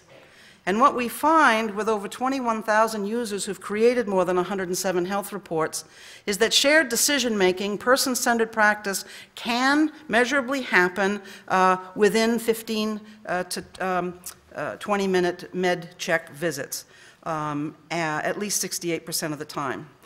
Really proud to say that a little tiny company of people in recovery trying to make a difference are starting to get some recognition, including the 2013 American Psychiatric Association Psychiatric Services Gold Achievement Award.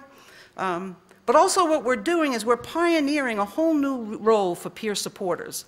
A lot of times what's happening out there are peer supporters and paid peer practitioners are struggling to find a unique role in the service system. And part of what happens with the technology that we're using is that we get rid of the waiting rooms, and instead we have iPads or we have touchscreen computers. And when you come to Med Clinic, guess who greets you? A person in recovery. Offers you a cup of tea. Assists you, supports you, encourages you, entices you to use the technology, to communicate your concerns. So peer staff have been sort of the heart and soul of rolling out this technology, a whole new, unique role, peers supporting peers in having a different kind of conversation, because the technology helps people have a very different kind of conversation. So the first thing that people do is they put their they're helped to discover their personal medicine, and they put it into the software. Every single time my case manager, my therapist, my doctor, my nurse sees my health report, they see what my personal medicine is. Secondly, when people use the technology, they're assisted in creating what we call a power statement. A power statement links the clinician's treatment plan with the individual's recovery goals. That's an unbelievably important thing. It's not focusing just on symptom reduction at any cost. If I'm so drugged up that I can't be with my family, what good is treatment? The technology helps the treatment team focus on what's important to me in my recovery. Here's an example of a power statement. Every time you use the technology, you update your power statement so your team knows what matters to you. The most important thing in my life, doctor, is working at Pizza Hut. And I want my medication to help me focus on my work, not my voices, so I can pay attention at my job. I want you, doctor, to work with me to stay out of the hospital so I can continue to work at Pizza Hut. If this guy is not working at Pizza Hut, treatment has failed. We have squandered public dollars, okay? This is about helping people achieve their recovery goals. And not only that, so that all of that's entered into the computer and the whole team can see it, but also, while doing a health report, you can watch 3-minute video vignettes of people in recovery from substance use disorders, people who've learned to manage health disorders, and people who are living in recovery. And I did this very strategically. I don't want us to have to rely on staff being able to convey an accurate message of recovery. Nearly everybody in mental health systems comes to med clinic. And med clinics using this technology, every single person has the opportunity to hear that recovery is real. And these 3-minute video vignettes are going to make sure that the message of recovery never gets lost again, because we can do it just right peer-to-peer through the technology. People using the technology can explore their own recovery. They can explore their own data. They can ask questions like, how is my use of drugs and alcohol affecting my ability to sleep? Okay? And learn. And not just us, but our case manager and our therapist and our doctor can also learn. And then there's an extraordinary library in the software in which people can learn about when to talk to a doctor or nurse about reducing mental health medicine. They can learn about managing weight gain caused by medication. They can learn about love and romance in the context of recovery. How do you tell if you're in an abusive relationship? How can you tell if you're in a healthy, strong relationship? How can you tell if you're having sexual side effects, but the meds are really working for you? How do you manage that, you know, in the context of a relationship? So my sense is that we need overall to safeguard our conspiracy of hope. We need, and these are the fundamental principles, I think, to engage with people, not with illnesses. We're not the problem, we're part of the solution. We can lead meaningful lives even though some symptoms persist. The goal is not symptom abatement, it's functional recovery and achieving our human potential. That self-care is primary care, and that help is co-created. That cars might get fixed, but we heal and grow. That medication should support recovery, not disable us. And that everybody needs to begin to discover their personal medicine in order to make their journey of recovery. So how do I define recovery? I define recovery as a pathway into the life that I want for myself. And I wanted to say that recovery really doesn't refer to some kind of end product or end result. And it doesn't mean that I'm cured or that anyone is cured. Today, I still use psychiatric medications as part of my recovery, but it's just one tool among many tools. And I don't think I have some dark disease that's waiting at any moment to come back. I know too much. I'm too skilled and talented. In fact, the way I look at it today is I live with certain kind of vulnerabilities, okay? So if I'm on a long flight from Austin to Boston, I know I'm going to hear voices because I hear voices in white noise situations. I don't get engulfed or overwhelmed by that experience. I know how to manage it, and I can anticipate it and make it through it just fine. And if I struggle, which sometimes I still do, I have friends and family to support me. And so recovery doesn't mean being somehow magically cured and without distress. I think the big lesson I learned is I used to think I was the one that had to get normal, and then I found out, got to know some of you normal, neurotypicals. And I went, whoa. Yeah. So we're all living with vulnerabilities, and we're all making our way through life, which sometimes is not always easy. So in closing, let me just say that recovery is a process. It is a way of life. It's an attitude, and it's a way of approaching the day's challenges. And it's not perfectly linear, and like the sea rose, recovery has its seasons. It's time of downward growth into the darkness to secure new roots. Okay? But that's not the end of the story. There's also the times of breaking out into the sunlight. But most of all, recovery is a slow, deliberate process that occurs by poking one little grain of sand at a time.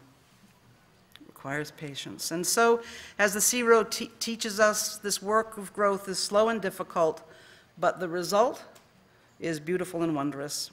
And I think we've chosen very difficult work. And as I said, I definitely think you're weird for choosing this line of work. But we stick with it. And I ask myself, we do stick with it, and we're faithful to it. Why? Because we are a conspiracy of hope. And we see, in the face of every person who comes for help, a life that is just waiting for some good soil in which to grow.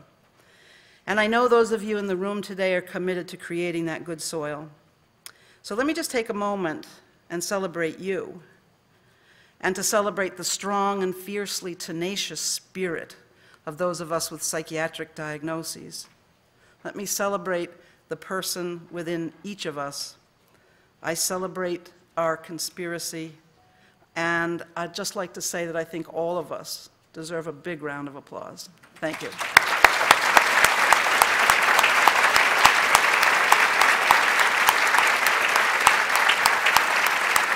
Very good. So I was asked to take questions for about the next 10 minutes or so. So folks, comments, questions, thoughts? Not sure if there's a mic in the room for that. Or? There's one here and a mic here. If people would please use them, it'll help everybody here.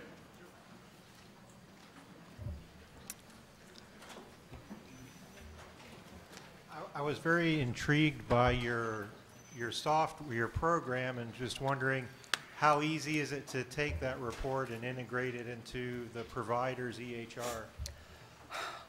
Well, that's a great question. It's pretty easy to integrate it into the provider's EHR. And my question is, why aren't the EHRs having this at the very center of it? The way I see it is these EHRs need to have our voice at the very center, and then you build the health record around our voice and the voice of our families and friends. That's where I think the question is. Where's the EMR company that wants to build around the voice of the individual? Hi. What would you say was the hardest part of your recovery, and why? Can you repeat the question? What would you say was your hardest part of your recovery, and why? That's a great question.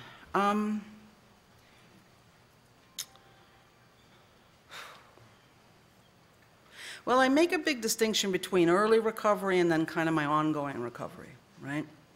And I think in my early recovery, the most difficult thing was making these discoveries that I sort of made on my own, which is that I had to speak up, that I needed to learn about personal medicine and the things I could do to help myself get well, that just laying there and being drugged wasn't going to do the trick, that boredom is stressful. These were all keys to my ongoing recovery.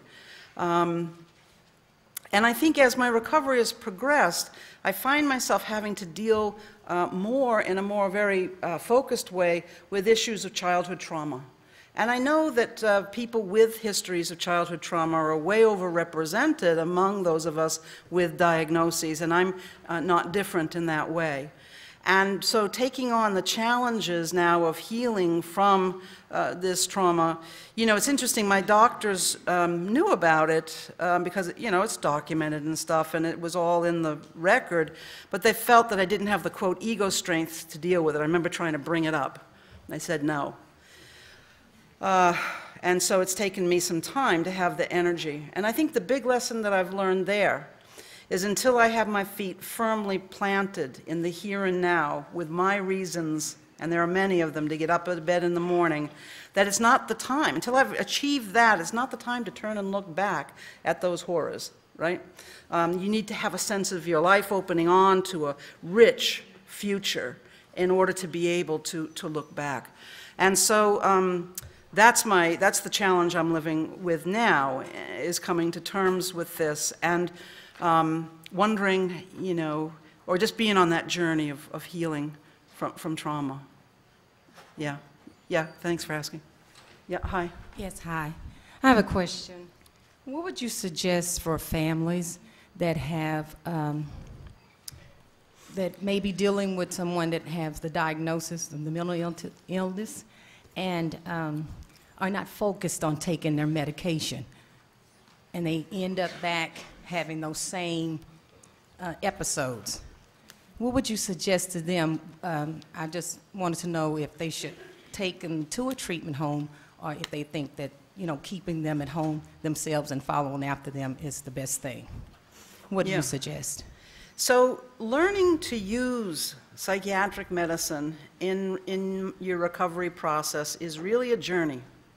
You know, it's really a journey, because although these medicines can be helpful for some people, they also have unwanted effects that can be very difficult to live with. Okay. And that, so for instance, I do a lot of consulting with first episode psychosis teams, young people having, you know, from 14 to 24 that are having their first psychotic episodes.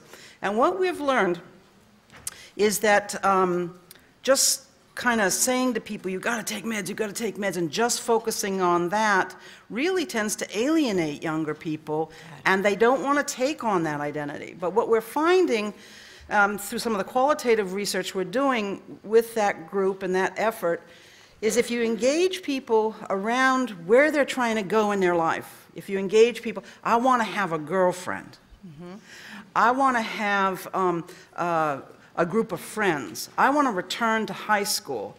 I want to go to college. I want to become a mechanic. And if the team can embrace that dream, that hope, that goal up front, then medication becomes a means to an end rather than an end in itself. And that's a huge shift in mental health that we got to make, right? But also remember that learning to use medications is a journey. That it's not a crazy thing to say, I don't want medicine. There are some very rational, important reasons why one might choose not to use medicine. That said, some of us have to make trade-offs. I don't want to use meds. I've never wanted to use them. I kind of hate them. But you know what? They help me get where I want to be in my life. And there have been times when I've been off them and done just fine, and there are other times when I use them again. So I think that's the way to approach it. And I think that this process, which I don't have a lot of time to go into today, called shared decision-making, is an extremely respectful way of collaborating with people on this journey of learning to use medication optimally in my recovery process. So scolding people, punishing people, cajoling people, you know, all of that stuff that sometimes we do because they're non-compliant really seems to be counterproductive, in my opinion. Collaborating with people around discovering their own personal motivation for using meds. The judge wants me to use it, my family wants me to use it, you know, my doctor wants me to use it. What's my reason? Discovering that is the key to using meds effectively. But also discovering your personal medicine and the other things you can do to create wellness is part of it too. And just to put this out here, because sometimes people mishear me around personal medicine, I am not suggesting that for everybody, personal medicine, just use personal medicine and don't take psych meds. You know, that hasn't worked for me, just to speak personally, okay? It's finding that balance between what I do and what I take that opens a pathway into recovery, not for all of us, but for many. And I also want to say that those of us who use psychiatric meds, my recovery is no less than a person who has used them and now doesn't use them anymore. It's not a moral thing. It's a very pragmatic thing. What works? Thank you. Yeah, good. I'm sorry. I'm supposed to go to this side now. Hang on. I work at the jail in Harris County. Paul and I are there, and there's been an emphasis on trying to shorten the length of stay, you know, on the mental health unit, shorten the length of stay, shorten the length of stay. And so one of the issues then that we have is how to build that rapport and trust that we need with those patients with, you know, if we're trying to shorten that length of stay. I just wondered if maybe you had some insight or suggestions or ways that you have seen to do that. To shorten lengths of stays? No. To build that rapport and trust that we need in that short length of time. How short is short? They're trying 7 days. 7 days. Yeah, that can be difficult. So we have one recommendation I have. I think what helps to build rapport is to get a sense of what matters to this individual in their life. It may be that they have a baby, it might be that they have a partner, it might be that they are supporting or a great cook for their family. What really matters to this individual, and connect at that human level. You know, that's rapport, the common ground of your shared humanity.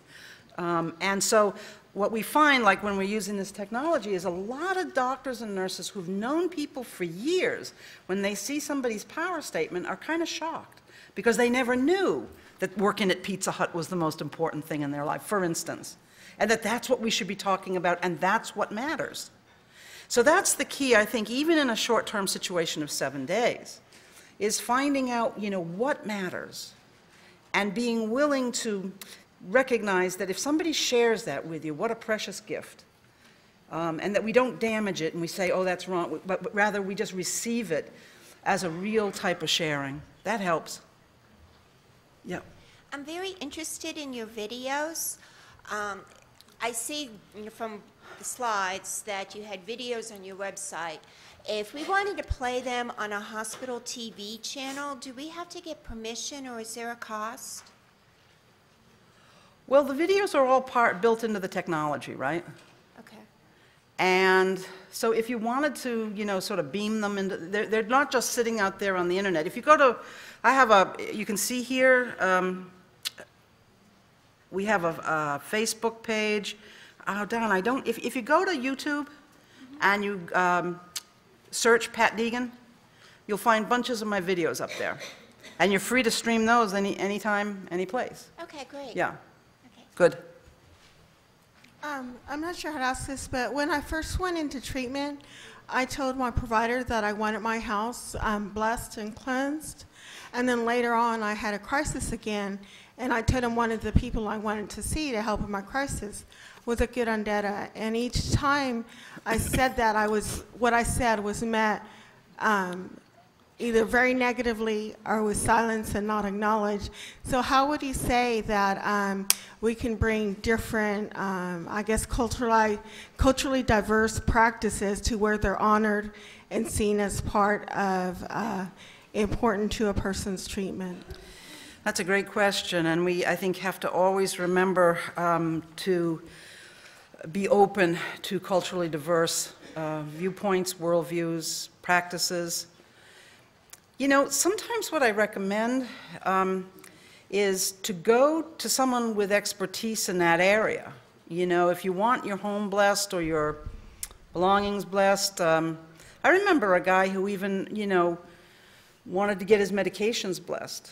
But a mental health professional is not going to be the one who, I'm serious, who So my recommendation is to go to someone who, within your community, is recognized as an expert and a leader in that particular practice. And we need to remember that mental health professionals can't be experts in everything, you know? And so in the case that I'm talking about, the case manager helped the person go to the pastor at his church who was willing to bless his medications, and it just made all the difference for him in terms of being able to and willing to use them. So just a thought. I think my time is up. I have one quick question. You want to take these last two quickly? All right, I promise to take these quickly. Okay, mine is a two-part question. The first question is, when a person is in an acute setting and has been gone through the emergency room, and the person comes down and diagnoses them and says, yes, they need to be hospitalized.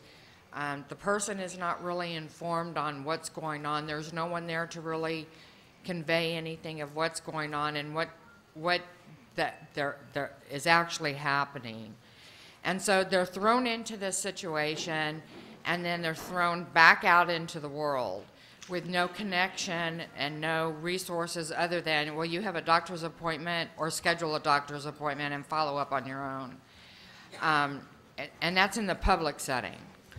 What I would like to see is a movement to where I have noticed that more and more ECT treatments are being provided to patients inpatient.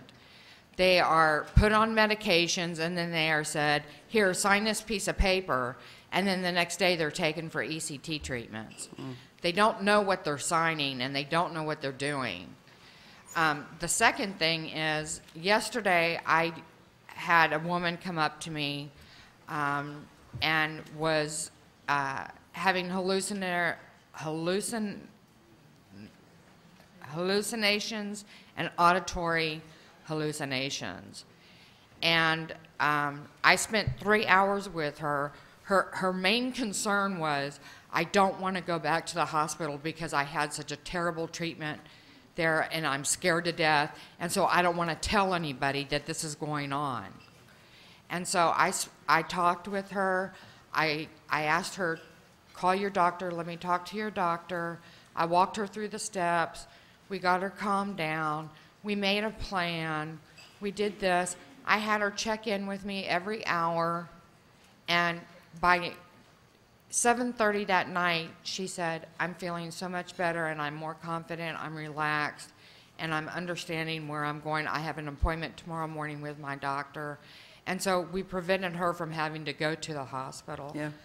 And I just wish that in more acute settings that there is a peer that is available to assist somebody so that the trauma of the clinical setting is not engaged. Yeah, thank you, I agree.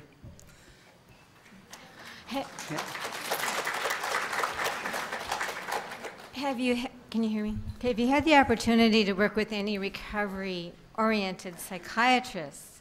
And if you have had that opportunity, can you describe what that's been like to work with recovery-oriented psychiatrists? Well, I work with recovery-oriented psychiatrists now as a colleague, but do you mean me personally going for... Yeah, well, I mean, psychiatry is an extraordinary profession, and within it, like any profession, there are just outstanding practitioners. And I think that they're really... it just makes a world of difference to have someone who's willing to engage with the whole person as opposed to trying to treat an illness. And there's just such a huge difference in the orientation, how you talk, how you think. And that's, I think, what Recovery to Practice and the Hogg Foundation are interested in supporting, is how to help clinicians who have the best of intentions actually be able to transition into working with an entire person as opposed to just treating illnesses. So, yeah, thanks. Thank you, everybody.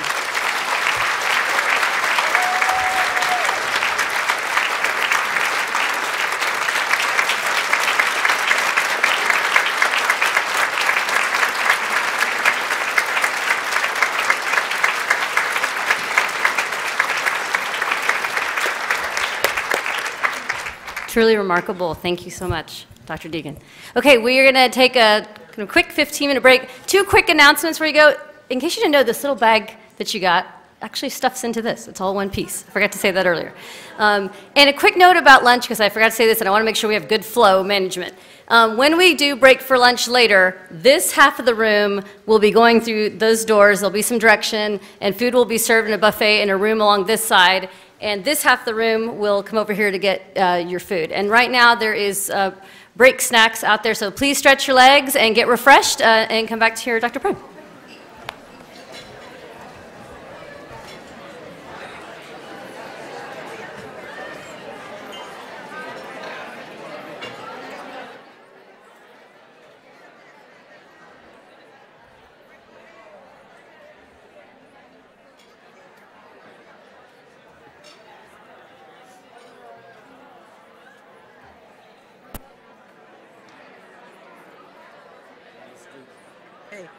Is the name. I brought you to the Augusta, VA about 6 years ago. I picked you up from the airport. Okay. You were an inspiration. Since then, I've written my own book, and I want to give you a copy of that, if you don't mind taking it. Thank you so much. I feel honored. Yes, ma'am, and you are a very big inspiration to me. I hope you remember that. I brought you to the Augusta, VA, and I picked you up from the airport. So please enjoy. I will. Thank you. Hi. I want to say thanks. My name is Des Buck. I work with Via Hope. We're the organization in Texas that trains and certifies peer specialists. Oh, wow. About 600 of them in the last 4 years. And part of every one of the training is reading an article that you've helped peer movement. Which article is that? There's one where you talked about a young man that you knew who had been disabled. That one, yeah. Very cool. I just want to tell you thanks. Thank you. Yeah, you're welcome. Hi.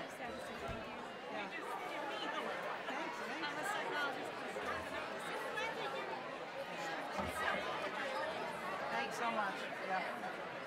Hi. Your talk is so moving. Thank you very much. I just moved here not that long ago from Boston, and I was involved with a group there called Primm. Have you ever heard of that? And I just was wondering if I could connect you with them, because I just think it would be just a great connection. Sure. They're a grassroots group of mental health people in recovery who are either amazing musicians or mentor young people to hear music. I think reason to get up in the morning. And, I would just love to connect you. Wonderful. Yeah, I'm up for that. Oh, fantastic. Thank you. That's cool. Should I just use the patdeegan.com? Yeah. Well, patdeegan.com. Okay. Thank you so much. Cool. Oh, okay. I just appreciate my name's Teal. Thank you so much. I appreciate the fact that you don't let children. And I'm not children. I'm songwriting children. Oh, wow. And I'm trying to be a parent, and develop peer support. Wonderful. Through RPS, I learned how to do that. So, anyway, just wonderful. I want us to come together and work on prevention, early intervention after trauma. Yeah, for sure. Okay, thank you. So thank you. Great work. Thank you. Good. Let me come down, okay?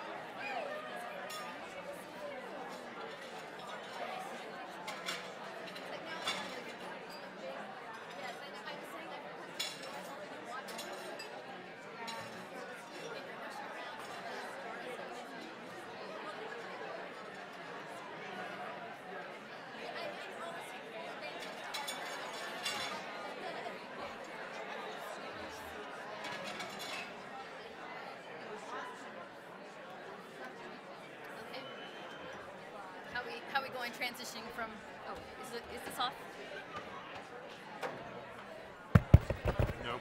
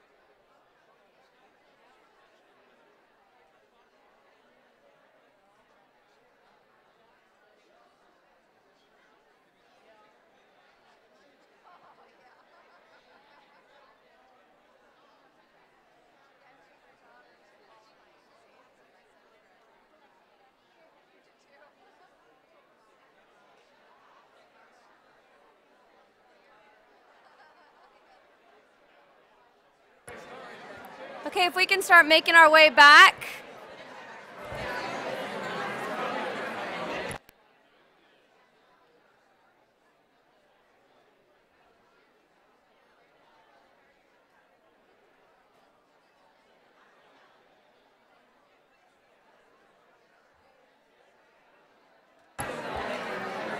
I'm so glad people are taking my advice to stretch your legs and get refreshments, but I'd like to invite y'all to go ahead and come back in and get seated so we can get going with Dr. Prim's very interesting, exciting talk. Let's get going.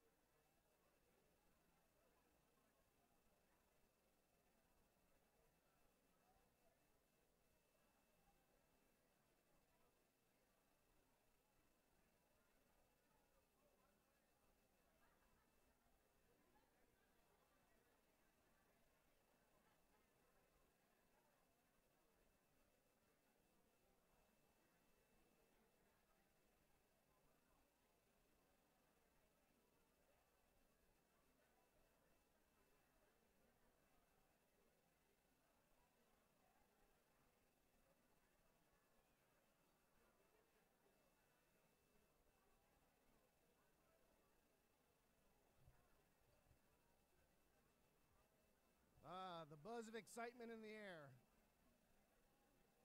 Is this on? Is this on? Now is it on? Oh, yes, it is. All right, the buzz of excitement.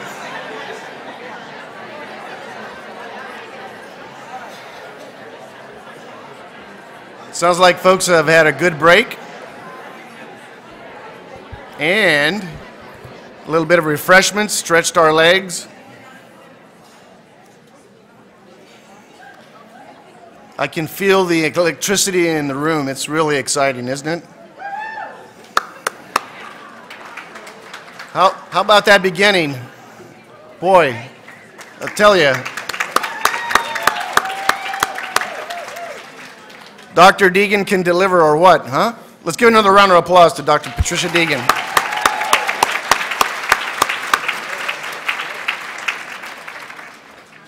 Oops, I hit a button. It wasn't my fault. All right. And yet, this is only the beginning, folks. How about that? So now, it is a distinct honor for me to introduce Dr. Annel Prim, who has been a champion of the recovery model in the field of psychiatry, as well as tireless advocate for the medically underserved.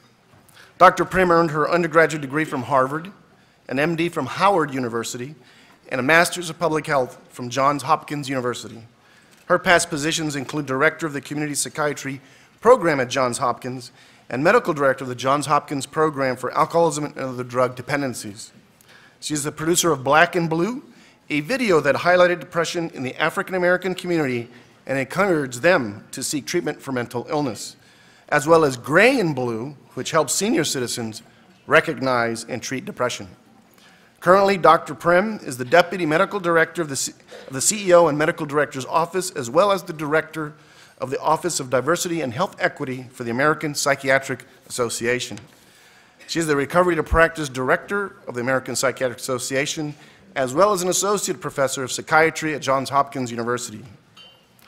On a more personal note, as a fellow psychiatrist, I just want to thank Dr. Prim for the work she has done and continues to do, helping to change the culture of psychiatry from within. One of the key skill sets of a psychiatrist is to listen. Far too often, what that means in practice, however, is that we are listening for evidence of symptoms, as Dr. Deegan pointed out, in order to produce a diagnosis. We are not always listening as well as we should to what people are saying about who they are, how they understand their lives, and how we can be partners in their recovery. But I am optimistic about our field. We can learn to listen better. But sometimes we need to be reminded. Dr. Prim has been doing the noble and necessary work of reminding us for many years. And it is a pleasure to have her here today to do so one more time.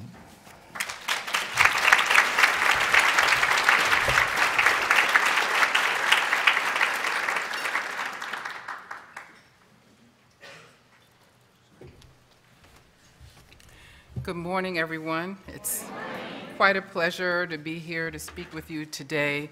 I'm going to go back to, let's see, here we go.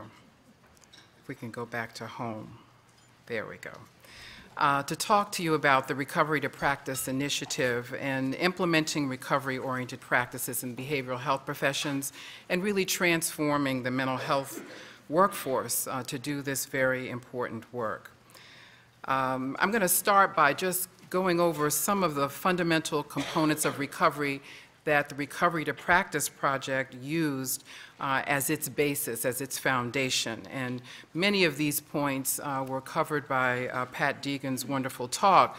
The need for self-direction, for individualized and person-centered care, for empowerment, a holistic approach, a non-linear approach, one that is focused on individual strengths with the importance of peer support, respect, responsibility, and of course, hope, that yarn that runs through everything that we do.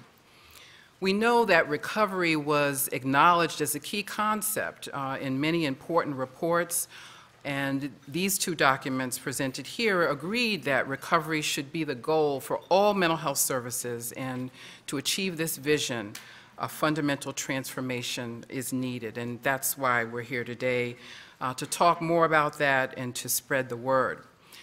Fortunately, in 2009, SAMHSA launched a 5-year Recovery to Practice initiative, affectionately known as RTP, with the Contractor Development Services Group, DSG, that has shepherded us through this process over the past 5 years. And the initiative, Recovery to Practice, is an online recovery resource center for mental health professionals, as well as includes the development of recovery-oriented training materials for mental health professionals. These are the 6 disciplines that are included in the Recovery to Practice initiative. Pat Deegan mentioned these earlier. They include the organizations that won the subcontracts for the RTP, the American Psychiatric Association, and AACP, which stands for the American Association of Community Psychiatrists, the American Psychiatric Nurses Association, the American Psychological Association, the Association for Addiction Professionals, also known as NAADAC, and the Council on Social Work Education, and the International Association of Peer Supporters. And over the past 5 years, we have been privileged to work together as a group, collaboratively, to develop curricula to help all of our disciplines really come up to speed on what recovery is all about and to be able to practice that way in the community. There were a number of things that these 6 disciplines had in common. We all based our curricula on the 10 fundamental concepts of recovery, as what I mentioned earlier. And a key component of all of the curricula, really from A to Z, is the inclusion of the voice of people living with mental illness. That was a critical aspect that from the very beginning, even with the development of our proposals, we were guided by, directed by input from people living with mental illness to make sure that what we proposed and what we actually developed in our curricula were consistent with what people in recovery, people living with mental illness would find appropriate and correct. And I'll tell you more about that as we go forward, but that's probably the most important aspect of this project. We were also guided by a steering committee of leading thought leaders in the mental health professions and in the recovery movement. We were also guided, each of our disciplines, by an advisory group that we assembled that included not only people who were living with mental illness, but including professionals in that discipline who are living with mental illness, and they offer a very unique perspective, if you will, from both sides of the couch, to borrow from Karis Myrick's term, in guiding us on what is it like to be not only a mental health professional, but also a person who receives services. And so we had very authentic input as we traversed through this terrain. All of us conducted a very extensive assessment, a situational analysis, an environmental scan, in which we spoke with various individuals. I'll give psychiatry as an example. We spoke not only with psychiatrists working in the field in all sorts of different settings, but we spoke with family members. We spoke with people living with mental illness, and we spoke with other mental health professionals because we wanted a 360-degree perspective on what is happening in the community as it relates to recovery or not happening, and what needs to happen. And this is what guided us in the development of our curriculum outlines and ultimately the curriculum.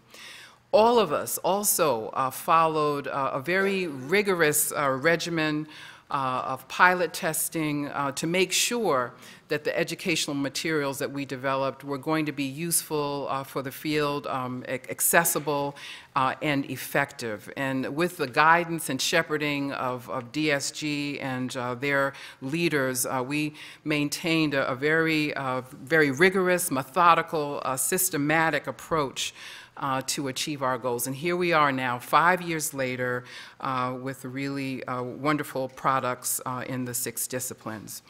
So we also met several times a year, face-to-face as well as on conference calls. This afforded us the opportunity to share and learn from each other.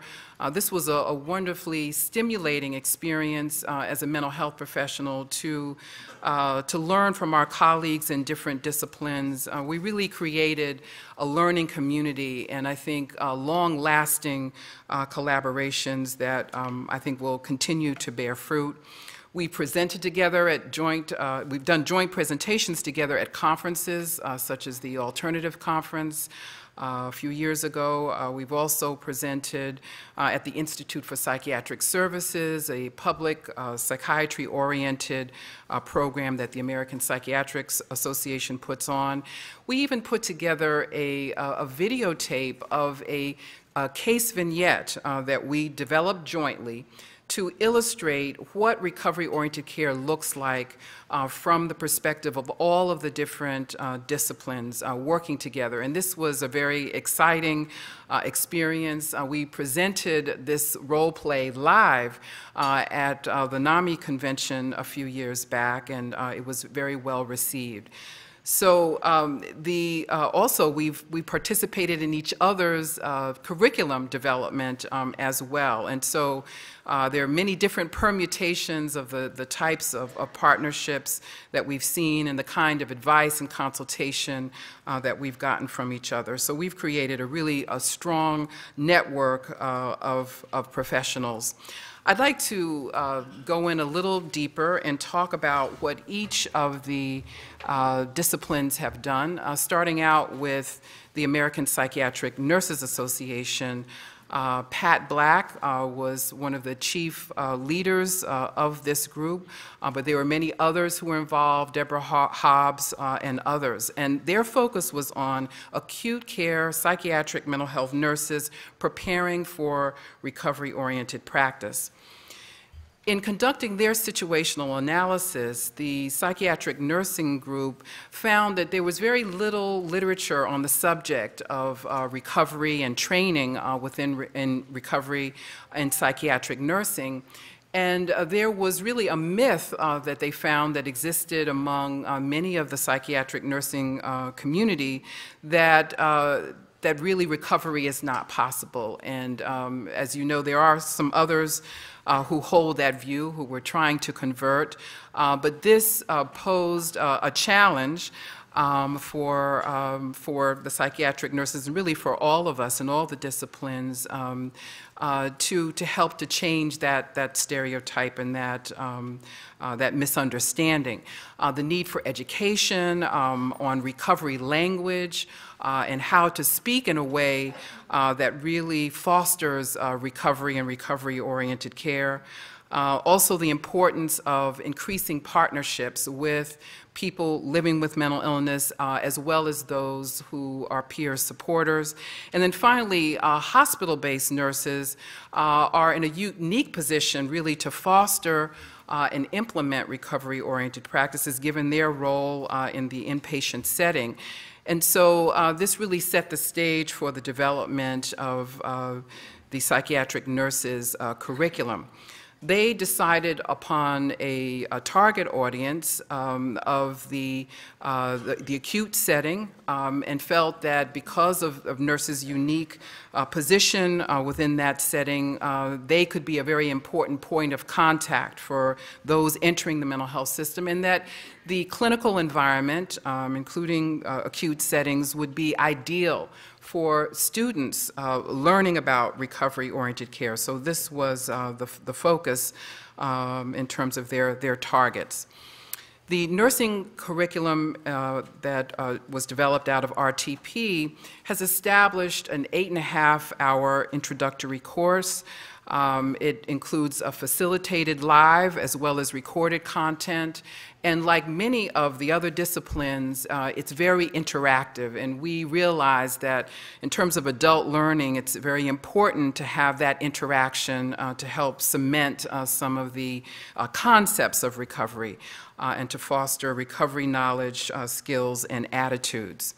These are the 5 main curriculum modules that the psychiatric nurses developed: recovery and person-centered care in an introductory fashion, which is common across really all of the disciplines, as you will hear; trauma-informed practice, which is also critically important, and some of their modules that are pertaining to this deal with the whole issue of seclusion and restraint and reducing and eliminating that. Self-assessment, attitudes, and culture. We've heard about some of that already and how important that is to incorporate as a part of recovery-oriented care, which is a part of person-centered care, and certainly acknowledging culture is critical there. Language, the sort of language that we use in the clinical setting to foster recovery, and also setting standards for the psychiatric nursing profession. For those of you who are interested in learning more about what the American Psychiatric Nurses Association did in terms of recovery, we invite you to contact them at recovery@apna.org or to visit their website, which has a wealth of information on recovery at apna.org/recovery. The American Psychological Association, also known as the other APA, they sought to reframe psychology for the emerging healthcare environment. And Andrew Austin Daly, who's been a leader at the American Psychological Association for many years, was the shepherd for this process. And I really have to commend him because I don't think it was a kind of a walk in the park. Because when the psychologists did their situational analysis, they found that while some individual psychologists were on the forefront of recovery, the discipline overall really had not bought into it. And but however, one strength was that there were an increasing number of psychologists who were in recovery and who are vocal about that. And I would say that among all of the disciplines that we worked with, that psychology kind of gained the most ground. So, you know, if we were in high school and looking at the yearbook, you know, most improved, not to say that,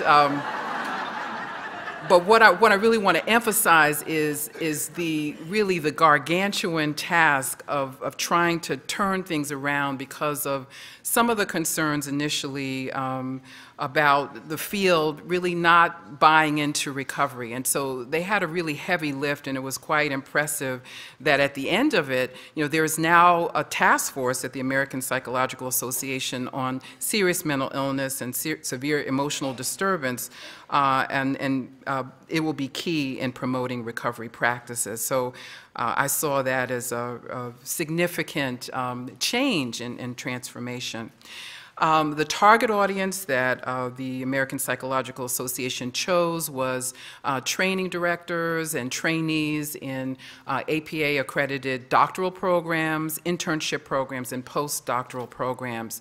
This is very important because it ensures that the future of the field will be equipped with the knowledge and hopefully the skills and attitudes to provide recovery-oriented care, or at least to oversee recovery-oriented services. The American Psychological Association also gets the prize for the largest number of curriculum modules. They have 15 modules, and I say that with affection because it's extremely comprehensive. and extremely thorough and covering all of the bases, things like community inclusion, partnership and engagement, health disparities, systems transformation. They were the only group that focused on that with a module. They took that on. I have to say that in psychiatry, we decided to kind of leave that one alone. That's a pretty challenging one, but very important nonetheless. Issues in forensic settings and interventions in forensic settings, another unique aspect of the psychology's curriculum. And within each of these within each of these curriculum modules, there were components. See this very systematic, careful, detailed approach that psychology took, providing an overview, terminology, consumer participation, learning objectives, lecture notes, learning activities, assessment quizzes, citations and resources, and PowerPoint slides. So really covered the full landscape, and this was done using online registration of sites for the delivery of these modules. There's a training manual that goes along with it, and also electronic dissemination as well.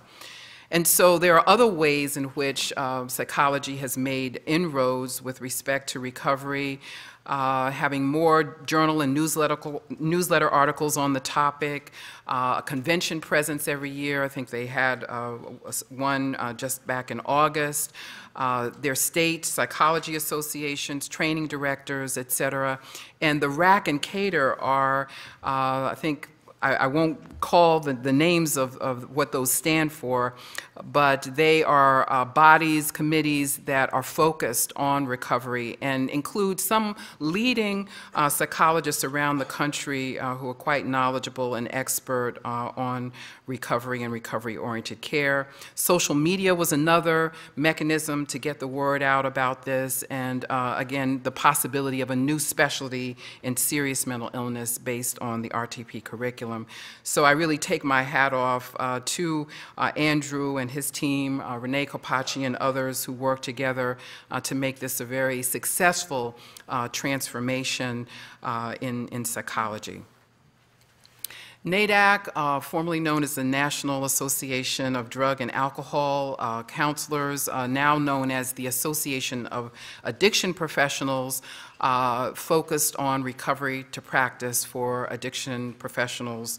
And Misty Story has been a leader in this effort, as well as Cynthia Moreno-Tui, who will be giving a presentation tomorrow morning. So I hope that you will have a chance to interact with her. She's been an important leader in this project throughout. And I must admit that unlike the other groups who started early in 2009, the Association of Addiction Professionals came on almost a year later, and they hit the ground running, and very often they were ahead of many of us who had started earlier, so they did a fantastic job.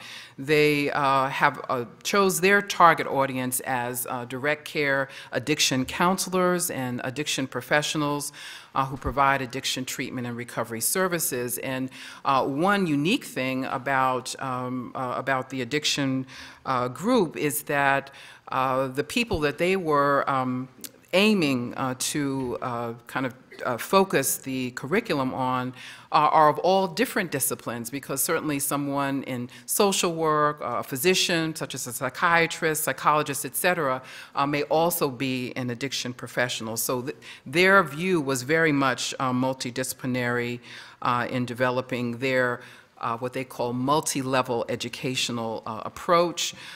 They developed both electronic and print resources, and had a host of different mechanisms for getting the word out. The webinar series, annual conference, state affiliate events, so on and so forth. And what is really impressive about the Association of Addiction Professionals is that they have already touched thousands and thousands of people with their curriculum, which they have unleashed, if you will, in their conferences. And so they've made a significant impact when you think of it from a numerical standpoint already. Quite impressive what they've done. Their curriculum curriculum is 15.5 hours of original education delivered live through webinars offered free to all, and for those who are members of the organization, they can get complimentary CEUs, and people also have access to this in archive material on their website. Here's the contact information for the Association of Addiction Professionals, MISTI, which is for Misty Story, MISTI at NADAC.org and NADAC.org/recovery. I now come to the Council on Social Work Education and their focus on mental health recovery in social work. Adrienne Stokes is a member of that group and has presented on the curriculum work that the social work has done, but I'd like to mention two others who were really instrumental in the development of CSWE's curriculum, Jessica Holmes and Aaron Baskog, who Aaron actually will be here tomorrow morning, so I hope you'll have an opportunity to dialogue with her. But social work did their situational analysis, and given what social work is all about, there was the assumption that they are particularly well positioned to embrace recovery. They have a long-standing history of a focus on social justice in a way that other professionals may not, and in many ways we could regard advocacy for recovery-oriented care as advocacy for social justice. You know, in light of what Pat Deegan was saying about, you know, the importance of recognizing people with mental illness as human beings, as people with aspirations and goals that we should be supporting and not treating them differently than others in our society. And so social work has this background, and in addition, but at the same time, they may have been lacking in terms of involvement with peer support and consumers, and perhaps in some cases this disconnect existed between the intent of social work and the actual practice. And one thing that was pointed out was, while there may be a belief in the strengths-based approach, there may have still been in practice more of a deficit or pathology type of model. So one of the goals was to really bring that you know, kind of back into alignment with a focus on strengths and hope and so forth.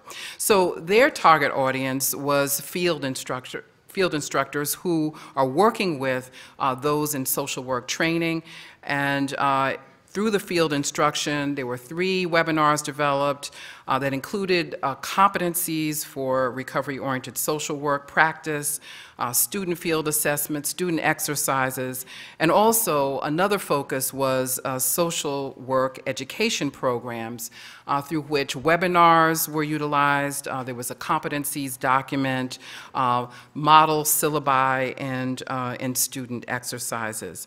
And it's very interesting with all of the different disciplines, you know, each of them have their own culture and their own ways of carrying out their work. It's really fascinating to see the differences, and very impressive the way really all of the groups, including social work, implemented their curriculum. They developed resources and videos, webinars that are live and on demand. There are also continuing educational units available, and learning networks that have been developed as well. These are the 3 webinars: Introduction to Mental Health Recovery and Social Work, Mental Health Recovery Competencies in Social Work, and Infusing Recovery in Practice and Field Instruction. There are some upcoming learning events in October 2014 at the CSWE's annual meeting. And if you're interested in learning more, Aaron Baskog, as I mentioned, will be speaking tomorrow afternoon. I don't know if she's here in the audience now, but recovery at cswe.org, as well as their website, cswe.org/recovery. The International Association of Peer Supporters, INAPS, I think they had a name change during this 5-year process, and that's a good movement, a positive movement. Steve Harrington has been the leader throughout, and it's been wonderful to get to know him and to work closely with him. He's been particularly helpful to us in psychiatry as a consultant and advisor on some of the work that we've done, particularly focusing on peer supporters. Rita Cronies, as well as Antonio Lambert, have been others who've been integrally involved in the RTP process and often met with us when we would come together for face-to-face meetings.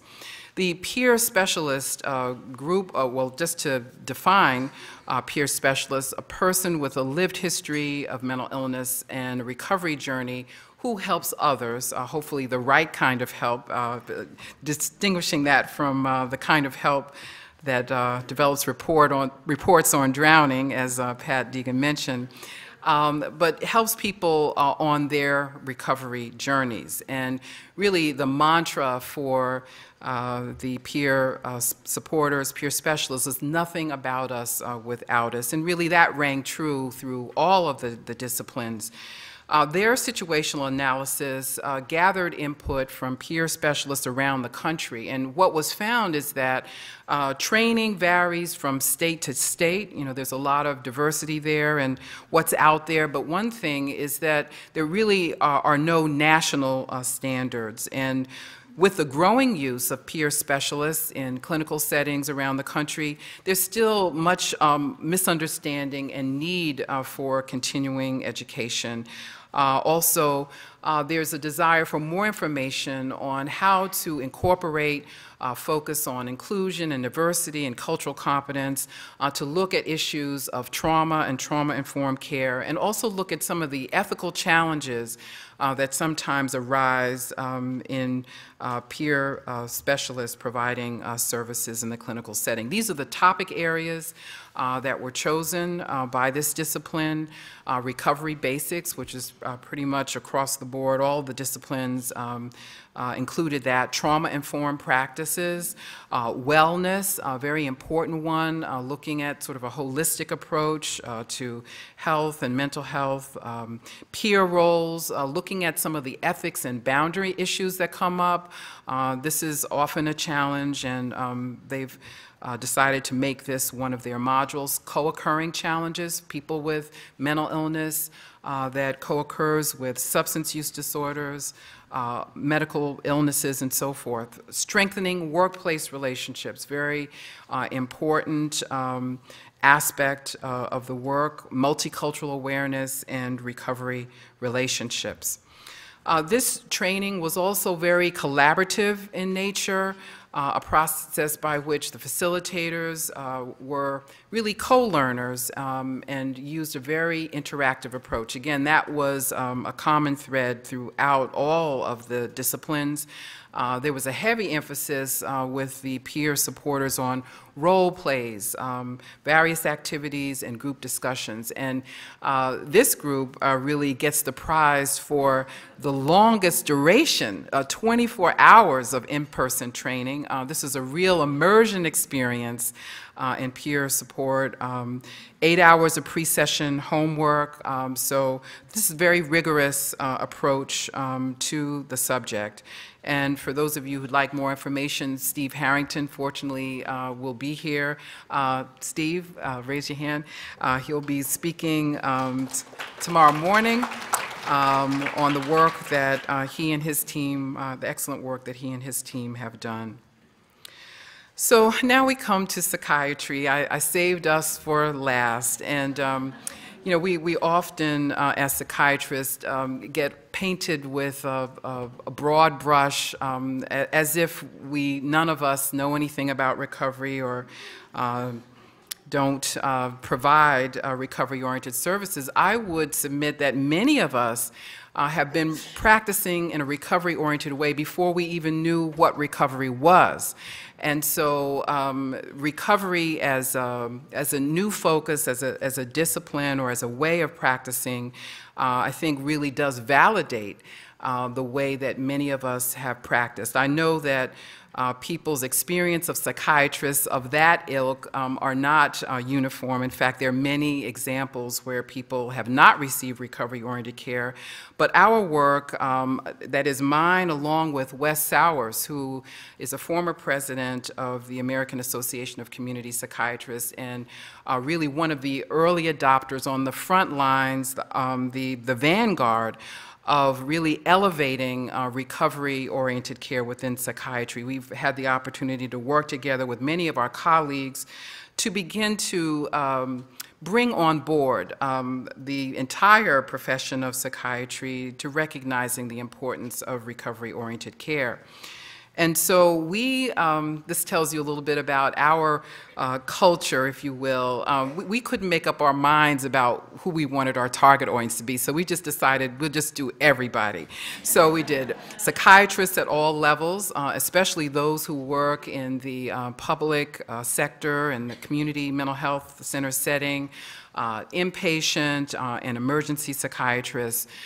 We also felt that we should focus on those who are receiving psychiatry residency training, medical students, because we felt that, you know, if it is indeed true that you can't teach an old dog new tricks, now you've heard of that before, if we cannot convert the entire profession of practicing psychiatrists, perhaps we can also focus, I mean, we're still going to try, but we will focus our efforts also on those who are in training and medical students so that we can influence them early and that we have the hope, again the hope, that, that the next generation of psychiatrists and physicians will have some conception of recovery-oriented care that they will apply in their work.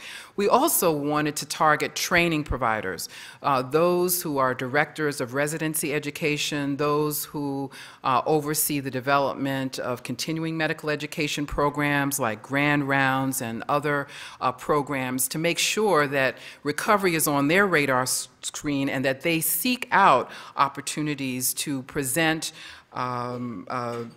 sessions and programs on recovery-oriented care.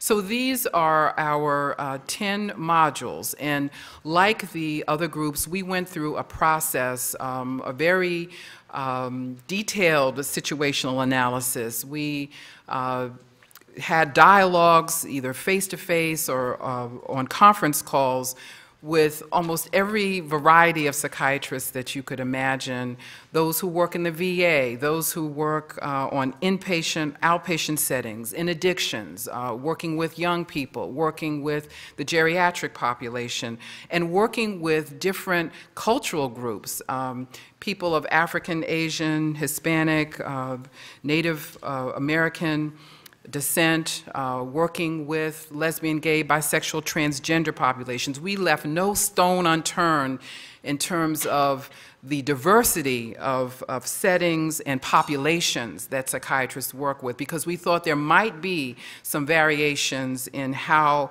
people saw this concept of recovery that we would need to take into account in the curriculum that we developed. Of course, we sat with allied mental health professionals, family members, and of course, people with lived experience guided us significantly throughout this whole process. So we came up with 9 modules. Introduction to recovery-oriented care, engagement and welcoming, and there were some things that Pat Deegan said that really spoke to the importance of creating an environment in which people feel like coming to, and this really includes every aspect of the environment, including who's the receptionist and how they greet and welcome people to the mental health facility. Person-centered planning and shared decision-making. This is a critical component of the curriculum, and there are case vignettes that help to illustrate the sorts of situations that can come up and that help to guide individuals on how actually to participate in shared decision-making with the person receiving services.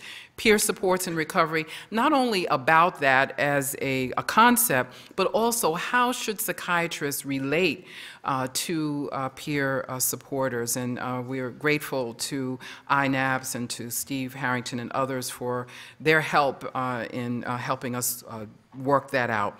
The role of medication or not, I mean, seeing medication as just one element in the toolbox of care, not the sine qua non of care for mental illness. Health and wellness focused care, and this is not just the physical health. I mean, certainly did deal with aspects of prevention of chronic diseases, which unfortunately people with mental illness have very high rates of, and early mortality as a result of. But also focusing on aspects of spirituality as a kind of a holistic approach to wellness, body, mind, and spirit. Developing living skills and natural supports.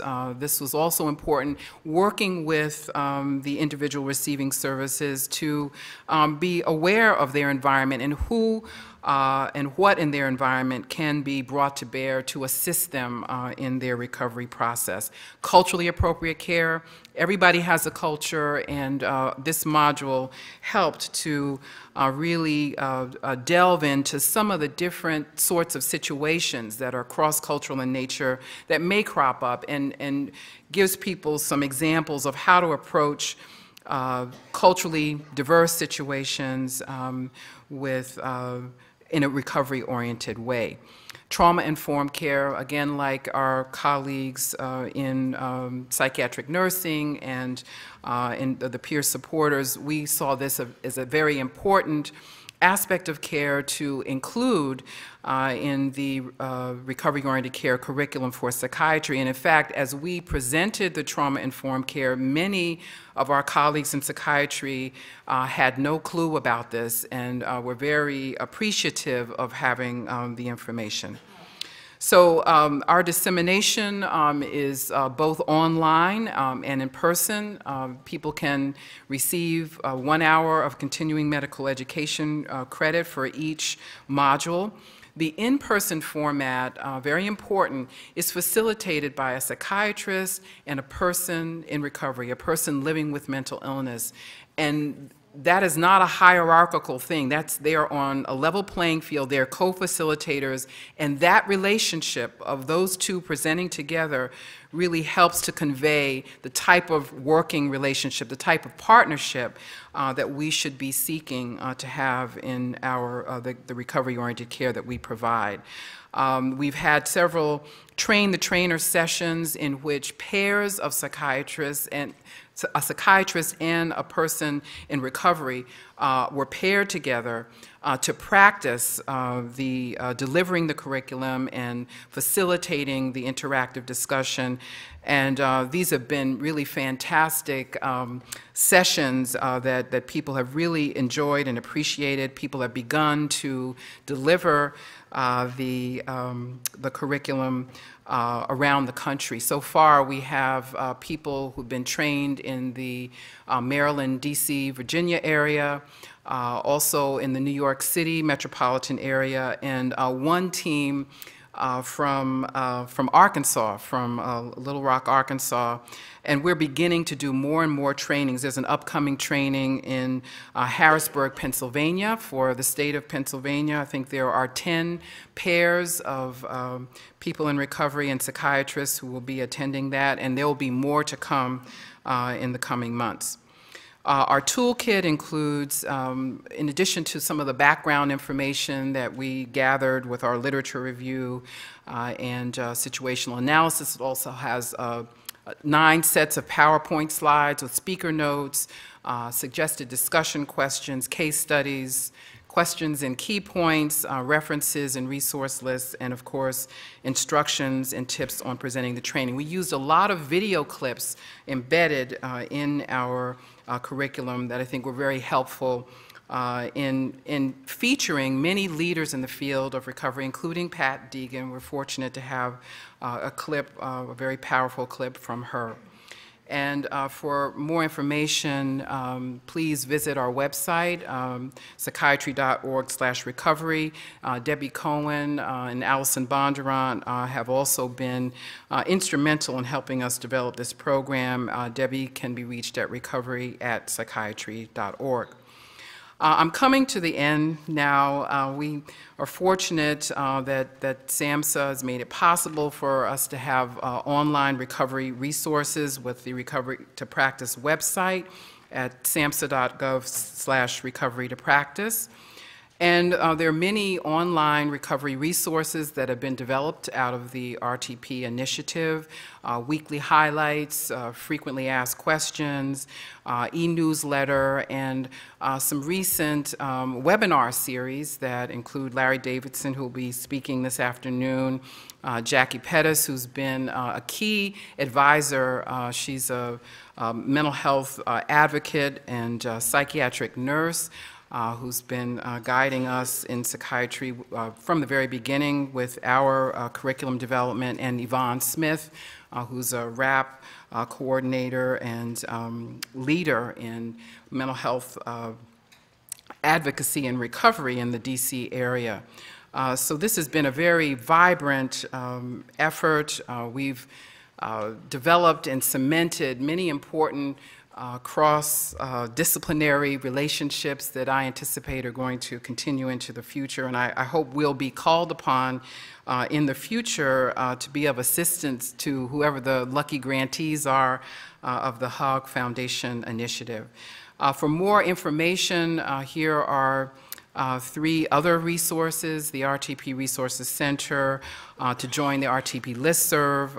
There's website there, and also to contact DSG, which has been just a tremendous shepherd in this process. Deidre Dane, Larry Davidson, and many others from the DSG group have helped all of our disciplines put together really comprehensive and useful products. They've really guided us along the way. They were very strict taskmasters, I must say, and we got to know them very well over the period, but all of the pushing I think has really paid off, so we're really very grateful to them for their excellent work.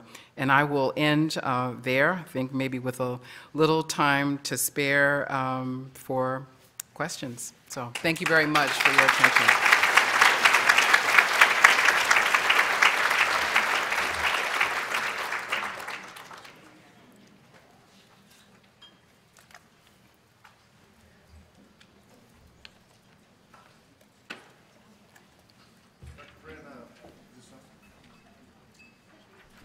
Hello. Yeah. Dr. Primm, thank you for that wonderful overview of RTP. Now, since it's early on, this might not have happened yet, but are there any evaluations that have occurred within either the psychiatric or any of the other disciplines? And what might be some of the outcomes if an evaluation has been done? Interested in how much penetration, what's the actual cultural change happening in those that we do want to see in the delivery of recovery to practice? I think for psychiatry, definitely for psychiatry, it's too early to say. You know, I think that we got a sense of the potential for change from some of the piloting that we did and the kind of feedback that we got, you know, very positive feedback. And there were some people who had not really known about recovery before, and so it was particularly enlightening to them. And we asked questions about, you know, to what extent or will you or how will you apply what you've learned in your practice? And so many of the answers that we got back suggested that it would be helpful in their actual work. I'm not sure if the other disciplines are further along in that regard, because you know, perhaps the addiction counselors who you know, have reached thousands and thousands of people, they may have some data back on you know, feedback from them, but we are many of us are just now at the end of the 5-year process, and the dissemination, while it has begun, has not been as widespread as we hope it will be. So it may be a little bit premature. And perhaps, I don't know, Steve, if you have any thoughts on that, or Deidre, Larry, I don't know if Aaron is here, if there is more information on any impact, but my sense is it may be a little early for that. Yes, Chaku. Okay, so you mentioned the role of peers and in the process. That was great in the curriculum, role of medications in the curriculum. But what about things like the diagnostic formulation and recovery, or the cultural formulation interview? Can you say a little bit more about how that informs, or how the curriculum might be addressing that, and or what you foresee, in terms of the role of the cultural formulation interview in that process?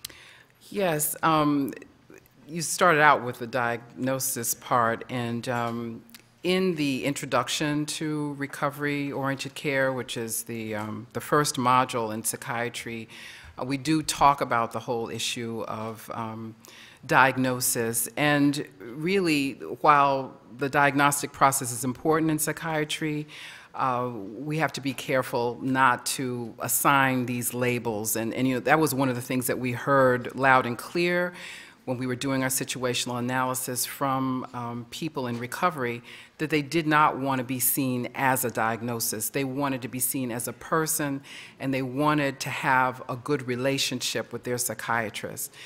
We were really touched and moved by that, and so that's one of the things that we really emphasize, not so much the focus on diagnosis, but the focus on the individual and what their needs are in a true person-centered way.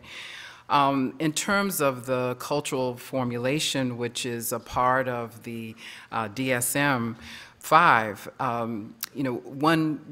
a piece of good news is that this has gone from being just a blueprint to actually an interview that can be conducted. And that is one way that a practitioner, any practitioner, whether it's a psychiatrist or another mental health professional, can come to a really good understanding of the different aspects of that person's culture, so that they can take that into account in whatever care is developed, whatever recovery plan is worked on with that individual, making sure that the various elements of that person's culture, life, environment, and reality are incorporated into the care and into the jointly developed plan. So the cultural formulation interview, I think, a very helpful addition to the toolkit, and thank you for raising that issue. Yes? Hi. I have just a few comments and then statements that I'd like to see if you could respond to. You talked about the different entities that became part of this recovery group. One thing that was not included in there was education or legislation, and funding for rollout to this. We know that recovery is possible, and we know that it works, and so it's a new model that's being designed to be disseminated. And so in the time that your organization got together and had your meetings and had your things, I didn't hear anything about, we had talked briefly about that trauma starts usually at a young age. And the sooner that we can incorporate some type of education and training and safe zone for children to be able to speak out and feel safe about it, moving forward, would prolong a long history of mental illness. And so I guess my question is, where is it going to be available to roll out to the different organizations to implement this. And two, people have been doing studies on the new practices of peer support and psychiatrists who work, the team of people that are working towards this recovery-based scenario. And so are there statistics that can be relayed to other organizations to get them involved to roll this out into not just the private sector, but the state, on a state level? Texas is behind so far in the mental health practices that we can't wait another 5 years to find out if this is something that someone is pushing forward, or do we need to really start an organization to advocate to push this through? Well, I think there are a number of questions in your comment. I'll try to address them. That's okay. You know, our focus was really on the workforce and recovery-oriented care specifically. And so even though in our situational analyses, issues about, you know, education, I guess, of the field, or bringing administrators on board, changing the system, advocacy, and so forth, those are all very important, as you state. But it was beyond the scope of our kind of charge. We had to focus really on educating professionals. So we stuck to that, but that came up quite a bit throughout our situational analyses across the board. And some were saying, well, you know, how can you do recovery-oriented care when you're doing a 15-minute med check and where people are under such great pressure, where you know, the funding of public systems is reducing? How can this happen? And how we responded to that is that even with 15-minute med checks, if that's still going on, that there is a way to approach even that from a recovery-oriented perspective, you know, staying focused on the individual strength, being very hope-focused and so forth. And we recognize that many psychiatrists and other practitioners have to work within the systems that exist right now, and we have to be creative and find ways to apply recovery-oriented care. There may have been another point, but hopefully that'll hold you. I see there's another person with a question. Yes. Thank you. One of the fascinating things that I've found about recovery to practice is with education and training, practitioners get it, and then they're often frustrated with policies that just don't match. And that might be a limitation of the Recovery to Practice initiative. As I just heard you say, it just really focused on recovery training. For example, my experience has been, I hear things like, if I was a psychiatrist, which I'm not, and I were diagnosed with a significant mental health challenge, that this could be, there are policies or a practice that my license could be challenged to hold my license with that diagnosis. I've also heard in implementing peer initiatives, social workers say, according to their code of ethics, they can't work with people who they might have provided services to as colleagues because of their code of ethics. Now, I think there's some debate around that. But my question is, do any of these kinds of policies or kind of practices come up in these conversations? Are they accurate? Are they barriers to recovery to practice? Well, I do want to mention that there was another initiative funded by SAMHSA, and maybe Larry Davidson can help me, the BRFSS, maybe some of you are familiar with it, that did deal more, or is still dealing more with some of the systems aspects and the policies and so forth.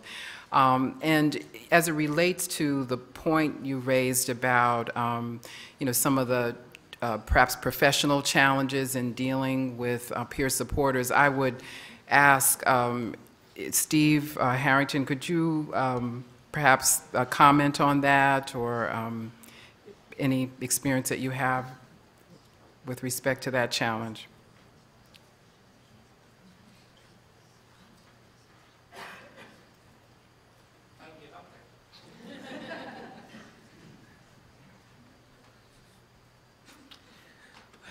Well, just briefly, workplace tensions are really common in the peer workforce for a variety of reasons. A lot of it's fear. What does having a peer in the workforce, what does that mean? We get a lot of these challenges, like Matt mentioned the challenge there with working with a colleague, and that often those aren't real true barriers. And when we dig in deeper, we find that there's a lot of myths and there's a lot of misperceptions out there about what are real true ethical barriers and what aren't. And that's part of, I think, all of our jobs is to foster an understanding and through education. And that's what RTP is about. Thank you, Steve. Yes. I just wanted to address the question that was asked earlier about outcomes. I'm Celeste Johnson, and I'm with APNA, and I was the first one to launch the curriculum as part of my doctoral project in nursing. And so I taught it last December and January before it was really hot off the press, I guess. But I did use Davidson and O'Connell's RSA provider version just to measure what were their attitudes and perceptions of recovery-oriented practices before we did the project and a couple of months later. And we didn't see significant differences in the 19 people who fully participated in the overall score, but we did see in a couple of the items, and we saw some others trending towards significance. I also didn't just teach nurses. I decided we had to do it with the interprofessional team. So it was nurses, social workers, LPCs, mental health techs, unit secretary, and peer navigators. So we worked as a team. And the benefit of all of them interacting through the curriculum was just amazing. So. Thank you so much for providing that perspective.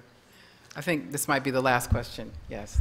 Yeah, I was very mindful of what Dr. Deegan said about, with all this move towards primary care, being involved in treating problems with mental illness or mental difficulties. The concern that, we've worked on integrated care real hard over the last 10 years, and I can just see the eye rolling of the primary care physicians. Oh, and you just got us to adopt this mindset, and now you're coming with this new thing. And so I was wondering if part of these initiatives, if there is some plan to kind of help integrate the integrated care with recovery to try to help, because I think they go hand in hand, but I just didn't see in the presentation where we're focusing on some of that primary care stuff. I was glad to see that your APA is focusing on the community mental health centers, and our APA, because I'm a psychologist, is focusing on system transformation, which I would assume includes the FQHCs, but I didn't hear that it definitely does. So I was just wondering if you're aware of anything that focuses on primary care. Well, there is I guess an RFP, that may not be the right language, but SAMHSA has issued a request for proposals, and I guess is making a decision now about an initiative which is kind of the follow-on of RTP, but this time it also incorporates the primary care. So there is a recognition of the need to kind of bring primary care into the fold, not for them to take all the weight, but to work, collaboratively with psychiatry, social work, psychology, addiction counselors, peer supporters all together to meet the needs of individuals who often won't get much further than the primary care setting for mental health services. And I think the multidisciplinary aspect of recovery to practice really set the stage for ongoing collaborative work, and certainly there are many studies that show that collaborative care is very effective, particularly in treating depression. And so I'm excited to see what this next iteration will result in, particularly in the context of the Affordable Care Act, healthcare reform, et cetera. So, there may be a way to do this in the correct way, making sure that primary care is on board with a recovery approach. Thank you all very much.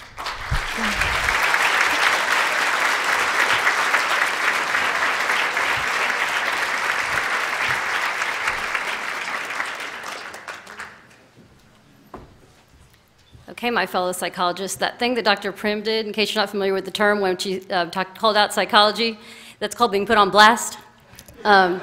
So we got a ways to go. So I hope we got psychologists out here who are willing to partner together with me and others to make those strides that she talked about. Okay, I'm sure we are about ready for lunch. One thing I just want to respond to the comment about Texas, sometimes being at the end with mental health. To the best of my understanding from talking to the RTP developers nationally is that there is no other state that they've heard of that is going to do what the Hogg Foundation is going to do and disseminate RTP across these professions. So we're at the front in this particular case.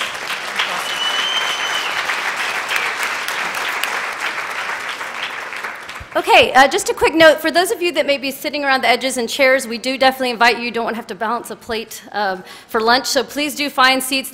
Some seats were taken out, but we have left seats based on the count of people that registered. So if you're sitting in a chair, there should be a place for you to sit and eat comfortably at a table. So as I said, this half of the room will be looking for lunch over here through these doors, and this half of the room over here, and 1:30, please be back and ready to hear Dr. Davidson.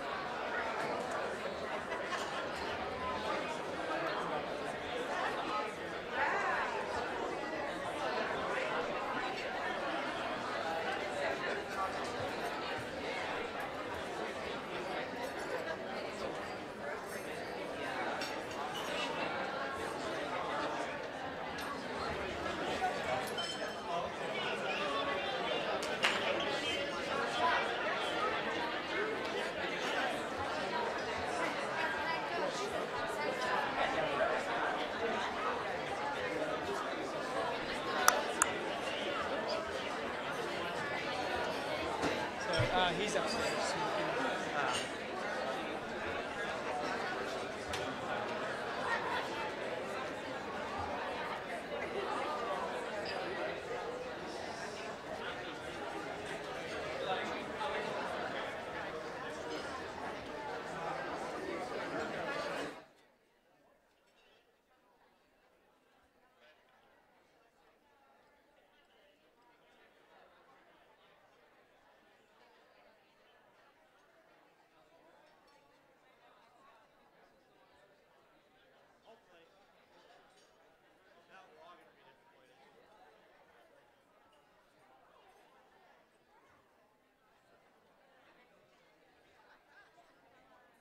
Looks like good groceries, huh?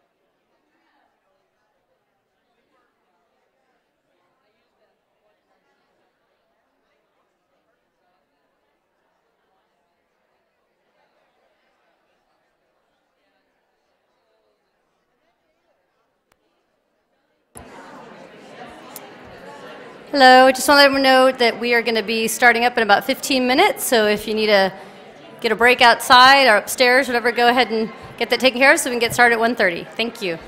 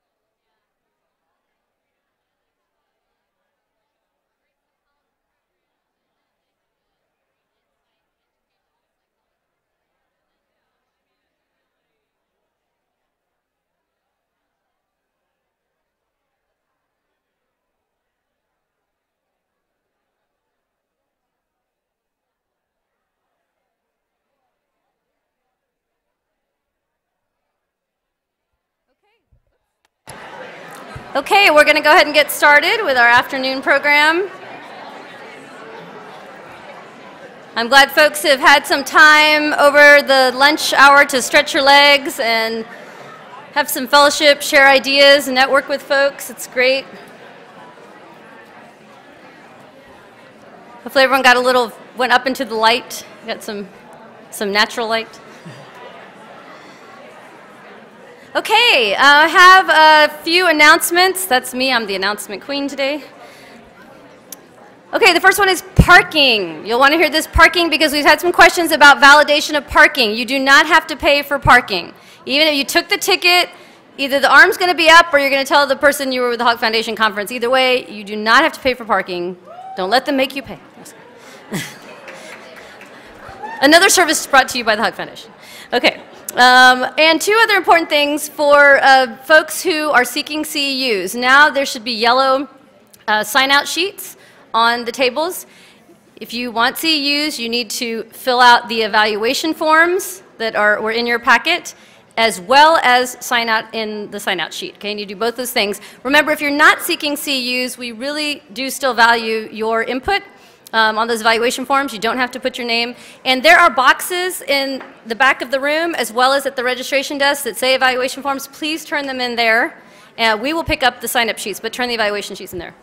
Okay, I'm going to turn the mic over to Tammy Hines, one of my great colleagues, one of our program officers and consumer and family liaison, to introduce our next speaker. Give it up for Tammy. She was part of this planning committee. Let's go. Raise this a little. So welcome back. I hope everybody had a chance to get to talk and chat with some interesting people. There's quite a great mix of people here, so I hope you all took advantage of that opportunity. For those of you that I haven't met, again, my name is Tammy Hines, and I'm a program officer and consumer and family liaison with the Hawk Foundation. And what that means is I get to share my personal experience with mental health recovery with all the work and put it into all the work that we do at the foundation. So just wanted to make sure you guys knew what that meant. So I have the honor of introducing Dr. Larry Davidson, who's a man who's already had a huge impact here in Texas with our recovery movement. He's been involved with Via Hope for quite a while now, and so we've gotten to know him fairly well.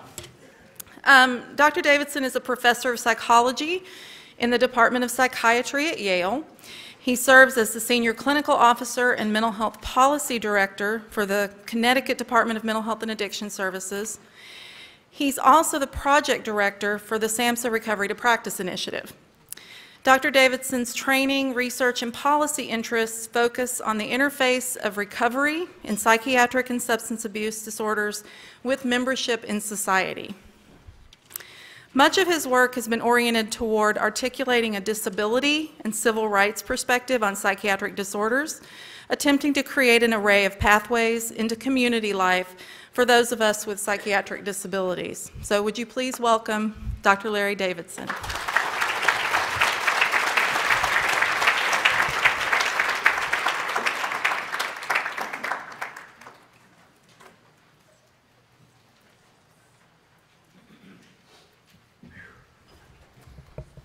Thank you for that kind introduction, and good afternoon. I understand I'm in the unenviable position of having to be the presenter who comes after lunch. But I tell you, it's much better than having to follow Pat Deegan, which I've had the occasion to do in the past, so I'm fine. Annelle had that pleasure today. I'm fine. Unlike Pat, I have been to Austin a number of times. I've been working with the state now for about 4 years or so, so I apologize if any of what I'm about to say is something you've heard before. I can't guarantee that it won't be. I was asked to come at this from a somewhat introductory level, so if it feels like these are things you've heard before, just go like this and I'll speed up, or if it's something that is new and exciting and you've never heard it before, you can say slow down and stop. And I know it's a big room and not everybody feels comfortable doing that, and I can't even see people in the back. But if you do want to interrupt me, I don't mind, and I'd rather this be more interactive than me just talking for an hour. So feel free to do that if you'd like. The other thing to say is having been with you now in Texas for about 4 years, I know that there are no skeptics in this room when it comes to recovery. You have all joined fully Pat's conspiracy of hope, so there are no skeptics left. I was told, however, by people I won't identify, that there are still skeptics in Texas. Not in this room, but in Texas. So if you've heard what I'm about to say before, and if you are already converted, so to speak, to the cause, then take copious notes, or the slides are actually in your booklet, so you don't have to write anything down. But note where the information is that's going to be useful for you when you go back to those skeptics at your clinics or hospitals or community programs or board meetings or wherever you run into people who still have not heard the word recovery or don't know what it means. My job today is to go over the evidence base. So this is specifically for those people out there for whom recovery is not yet real. There's no substitution for meeting people like Pat who are in recovery, and not everyone can be so eloquent, but just there's no substitute for meeting people in recovery and seeing the reality of recovery face to face. Unfortunately, a lot of people will meet people in recovery without knowing they're in recovery because people don't wear it on their head, on their foreheads or on their arms. So there's this thing called the clinician's illusion, which I will talk about in a few minutes. But I just want to start by pointing that out, that the people who are skeptics of recovery, who have not yet seen it up close and personal, who don't know that it can happen, who don't know that it's real, suffer from what people call the clinician's illusion. Cohen and Cohen were a married couple of statisticians who published an article, I think in 1985, sometime in the 1980s, on what they call the clinician's illusion. And basically what it says is if you work in acute care settings, or if you work in settings where people are sick, like hospitals, don't have to be acute care, then you see people when they're ill. Let me say that again. If you work in a clinical setting, acute care, ER, hospital, you see people when they are ill. The illusion is that you come to assume that they are always ill because you don't see them when they're well. My wife, who was for many years, is a pediatric nurse practitioner, but for many years worked with kids with diabetes, if she didn't see a young person in her practice, her assumption was not that they were in the hospital with ketoacidosis or that they had passed out somewhere behind the wheel, but that they were out playing soccer and doing fine. Unfortunately, in psychiatry, we've had this thing called the clinician's illusion, and I'll talk a little bit about where it came from in a few minutes, where when we don't see people, our assumption is not that they're out doing well, going to conferences, having a nice lunch, chatting with colleagues. Our assumption is they must be in the hospital, homeless, or in jail somewhere. And that has kept this skepticism going. So I'm going to give you some evidence that you can take back and educate those people who are still under the sway of the clinicians. It's not only clinicians, of course. Clinicians get a bad rap, but there are many people who are under the clinician's illusion. What I thought I would do is talk briefly about the history of the recovery movement. You heard some of that already. I'll talk a little bit about that. Then I will present you the long-term outcome research on what we are now calling clinical recovery, and mention again the clinician's illusion. Clinical recovery is in quotes because we have now differentiated at least two different kinds of recovery, which is one ongoing source of confusion in the field. Clinical recovery is basically what you think of as recovery in a medical sense. People are no longer sick. And there's a lot of research on that, which I'll talk a little bit about. But then I'll also talk about the political reality and nature of personal recovery, which is a term that we're now using for the kind of recovery that Pat has been so eloquent in describing. They're not the same, and that has been a source of some confusion, particularly among physicians.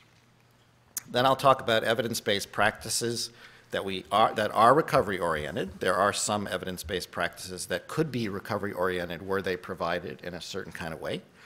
And then I'll talk about recovery-oriented practices that are becoming evidence-based. And I was asked to close by pointing out some future directions for research. I will do that in a fairly broad way at the end of my comments, but tomorrow Priscilla and Cindy, is it? Becky, will be doing a whole workshop on recovery that'll have a lot more of the meat for those of you who are researchers. So when and where recovery began. The earliest record I could find of the term recovery used in relation to mental illness is from a talk that Philippe Pinel gave in Paris in 1794 to what was then called the Society for Natural History. And I'll read to you from Pinel's speech. One cannot ignore a striking analogy in nature's ways when one compares the attacks of intermittent insanity with the violent symptoms of an acute illness. It would in either case be a mistake to measure the gravity of the danger by the extent of trouble and derangement of the vital functions. He's warning us here against the clinician's illusion. Don't think you can predict the future based on what you see in the moment. In both cases, a serious condition may forecast recovery, provided one practices prudent management. For those of you who may not have heard of Philippe Pinel or don't know of his work before, he is basically the father of psychiatry. He was a physician. He was actually Napoleon's personal physician. And he was the first physician to take on this world of mental illness and try to understand it as an illness. And what he says here, and what he went on to say in many ways, many times over the next 10 or so years, as he ran the first moral treatment asylums in the world, was that people can get better, provided they are treated in a way that promotes their recovery, as opposed to treated in a way that keeps them sick. In the first sentence of the first edition of his treatise on mental alienation, as it was called back then, he says, "Few subjects in medicine are so intimately connected with the history and philosophy of the human mind as insanity. There are still fewer where there are so many errors to rectify and so many prejudices to remove." He goes on to tell us what those errors and prejudices are. One assumption was that once a person has a serious mental illness, we can no longer understand them or their experience. They are incomprehensible to us. Another assumption was that the illness takes over the entirety of the person.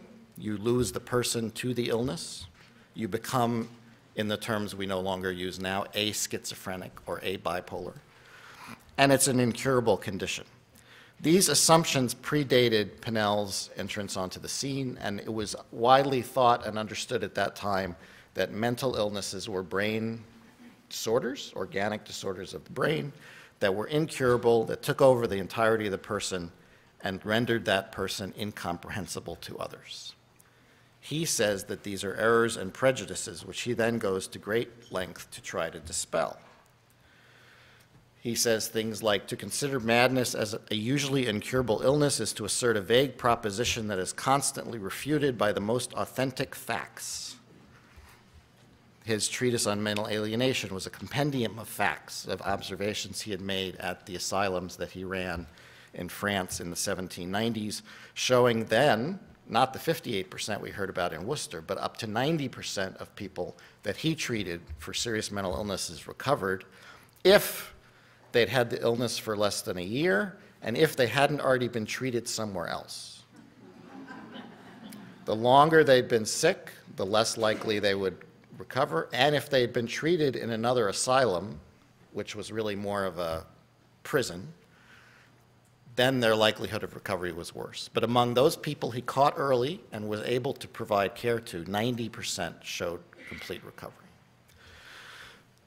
He went on to say, "The idea of madness should by no means imply a total abolition of the mental faculties. On the contrary, the disorder usually attacks only one partial faculty, such as the perception of ideas, judgment, reasoning, imagination, memory, or psychologic sensitivity.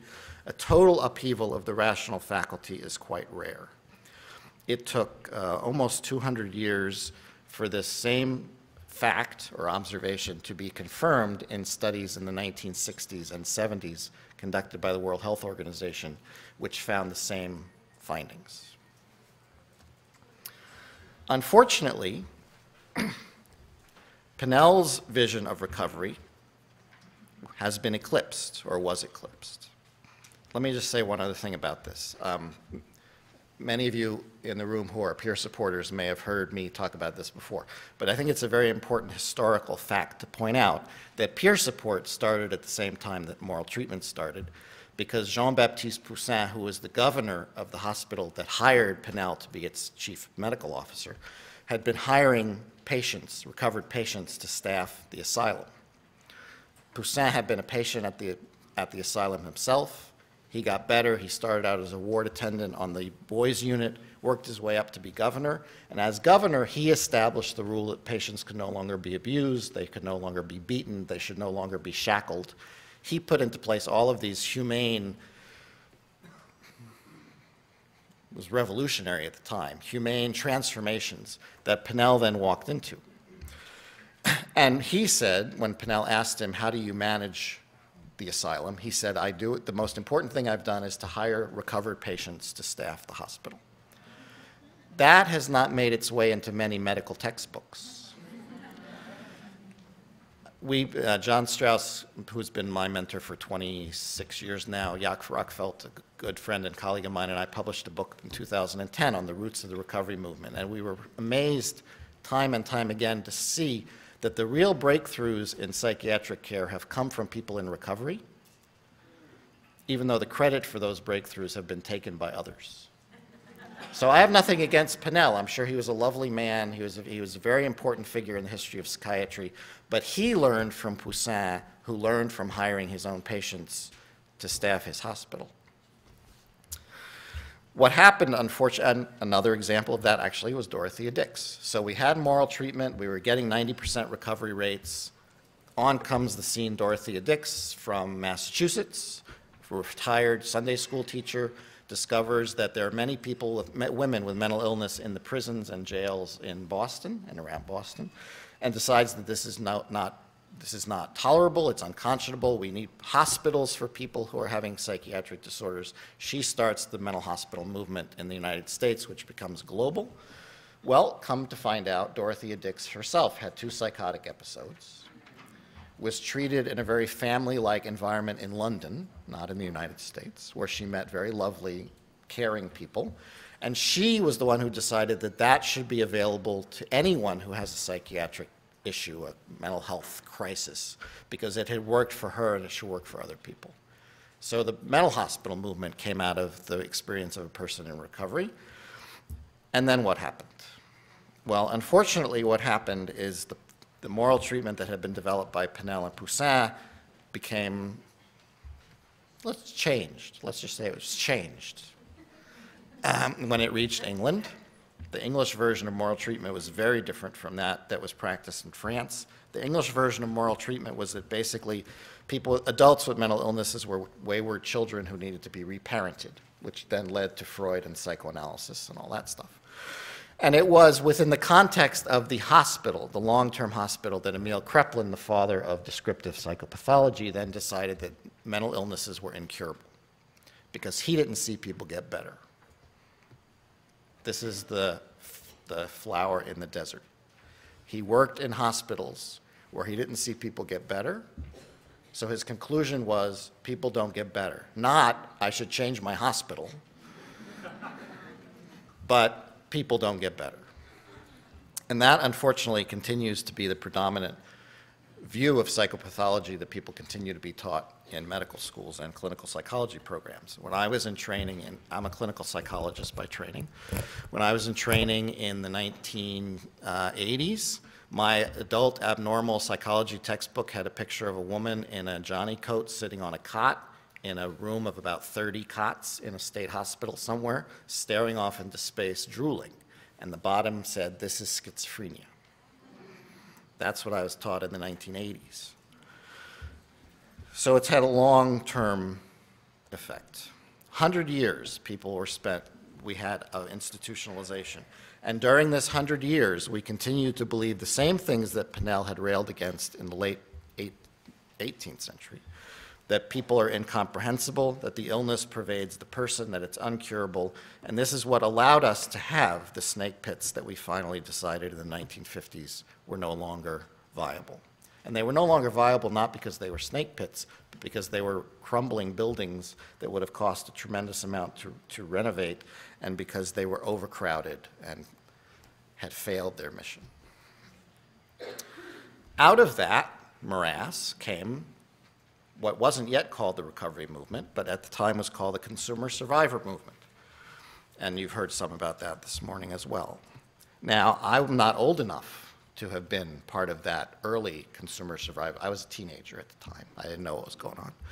But there were people like Howie the Harp and Judy Chamberlain and Sally Zinman, and there were a range of people, urban areas all across the country, who started getting together, advocating for changes in laws and policies, saying that recovery was possible and that they could support each other, something they were learning from their colleagues in the 12-step Alcoholics Anonymous community of people getting together who were saying, Joe, I'm an alcoholic, but I'm going to take control of my life, I'm going to take responsibility, I'm going to have a life, I'm going to et cetera, et cetera. Now, I mention here that I'm the evidence also. Full disclaimer, I take psychiatric medications myself and have now for about, I think, 17 years. I've lost track. Tried going off them twice, it was really stupid. First time I did it myself, that was really stupid. Second time I involved my psychiatrist in the process, it was still stupid. I'm not saying I won't ever go off them because my children get older, my job becomes less stressful. I'm thinking I'm ready to try it a third time. But I'm different from those founders of the consumer movement upon whom my work has largely been based and to whom I owe a tremendous amount of gratitude. I entered the field as a clinical psychologist who was not diagnosed. And it wasn't until I'd been at Yale for,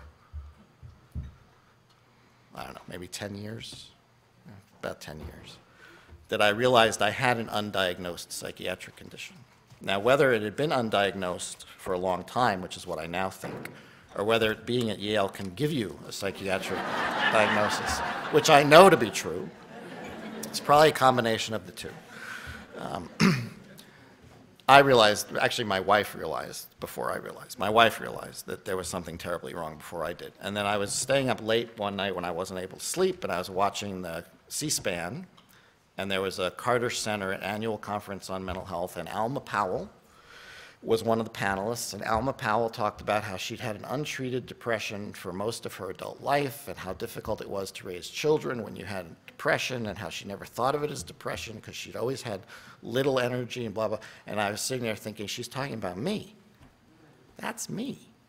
So what I have come to realize is how difficult it can be, even for someone who's well-trained. I think I was well-trained, well-educated, a person of means, blah, blah, blah, blah, blah, how difficult it is to think, oh, mental illness could happen to me.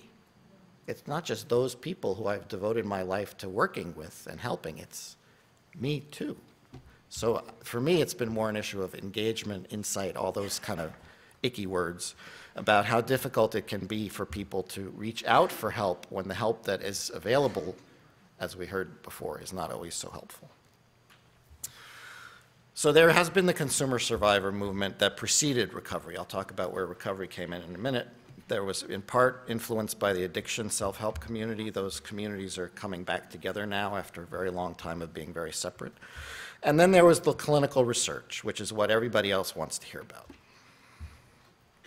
They hear Pat's story and they think, well, she's an exception. They hear Ellen Sachs, who's the Associate Dean of USC Law School in California, who published her autobiography in 2007 about her schizophrenia. Oh, she's an exception. So they want to hear about the ordinary mentally ill person. So we're going to talk about the ordinary mentally ill person. The next two slides are slides I have borrowed with permission from my good friend Courtney Harding. Courtney was one of the early investigators of recovery. She and John Strauss, who I mentioned, was my mentor. John did the first studies in the 60s and 70s. Courtney's study was done in the 80s, the Vermont longitudinal study. Courtney pulled together all of these long-term studies. There were 7 originally, now there have been 3 more, and all of them have found that more than half of people diagnosed by whatever diagnostic criteria you want to use, more than half will show significant improvements over time. In some places like Lithuania, 84%. Courtney found 68% in Vermont. Switzerland, 53%. Maine had the worst. And as we heard before, Maine did not provide people with much in the way of rehabilitation. Still, about 49% of people improved over time. So this is clinical recovery. And what this shows is if you look at symptoms, you look at functioning, you look at those indicators by which we say someone has schizophrenia, just to use the most severe example, then you will find at least 49%, but up to 84% of people will show significant clinical improvement over time, functional improvement. So Kreplin was wrong. And if you go back and read Kreplin, which I did a few years ago when I had a sabbatical, he would say things like, this is an irreversible, permanent condition with an irreversible course, except about 20% of these people get better and about 13% of those people get better. But you will always see this. I really didn't understand it at all. Maybe if I'd read it in the original German, it would have made more sense. But in the English translation, it really made very little, if any, sense. So approximately 33%, and this is what's sort of the accepted conventional wisdom of the day, approximately 33% of individuals diagnosed with serious mental illness will recover from the disorder fully. So a conservative estimate is that 33% of people diagnosed with schizophrenia will not have it for the remainder of their lives. And there are skeptics, I know they're not in the room, but those skeptics will say, well, they still have it. They're just in remission. So I asked one of those people, because the APA had a task force on remission and schizophrenia, what the difference was between remission and recovery. And he said the only way you could tell the difference is remission means you're still vulnerable to a relapse, whereas recovery means you're recovered, and you're no more likely to have a relapse than anybody else. But you could live the rest of your life in remission if somebody else thinks you're vulnerable to relapsing. So the differentiation is in the eye of the diagnoser, the diagnostician, not in the eyes of the person. So even academic conventional psychiatry that we teach at Yale will acknowledge that about 33% of the illness, 33% of the people diagnosed with that illness will not have it for the rest of their lives. And you have to, follow the lead of somebody like Groucho Marx, who said, if it quacks like a duck and waddles like a duck, it's probably a duck. If it's somebody who has no auditory hallucinations, no delusions, no thought disorder, no mood instability, no deficits in their daily living skills, they're married, they're working, they're living independently, they're not taking medication, they're recovered. It happens. It happens to many more people than we realized. Another 33%, and we can talk about what the factors are that promote that, but another 33% will experience significant improvements in their condition over time, and this is where the loosely linked domains of functioning come in. So they might still hear voices, but they may have no other symptoms. Or they might still get paranoid from time to time, but they're working, they have good relationships with their friends and family. So they may have some ongoing difficulties, but otherwise they're living a fairly normal, ordinary life. And this is a slight digression, but a lot of people hear voices who do not have a mental illness. And if you don't know about that, you can ask me at the discussion and I can tell you a lot more about that. But if you take any one symptom of an illness like schizophrenia, you can find people who have that symptom who don't have the disability. So there's a lot we don't know yet. Unfortunately, it remains the case that about 10% of people diagnosed with schizophrenia will kill themselves, and approximately 25% will continue to have a chronic illness. We don't know yet if that's because of the illness or if that's because of the desert in which those people live. And I'm going to keep borrowing that metaphor because that's really a beautiful metaphor. There was actually a book published in 2007 by Julian Leff, who's been a long-time British schizophrenia researcher, who suggested that when we see chronicity in serious mental illness, we're not seeing the illness effects. We're seeing the effects of prolonged unemployment, poverty, and social alienation. That it looks exactly the same. So that 25% may not be due to the illness, it may be due to the environment in which those folks live. So what are the implications for what we now call recovery? Many people with serious mental illnesses will recover from the disorder over time. It may take years, but it is possible and happens more often than we realize. Many other people will learn how to manage and live a safe, dignified, and gratifying life with the disorder. And learning how to live with the disorder is important, especially when the illness doesn't go away.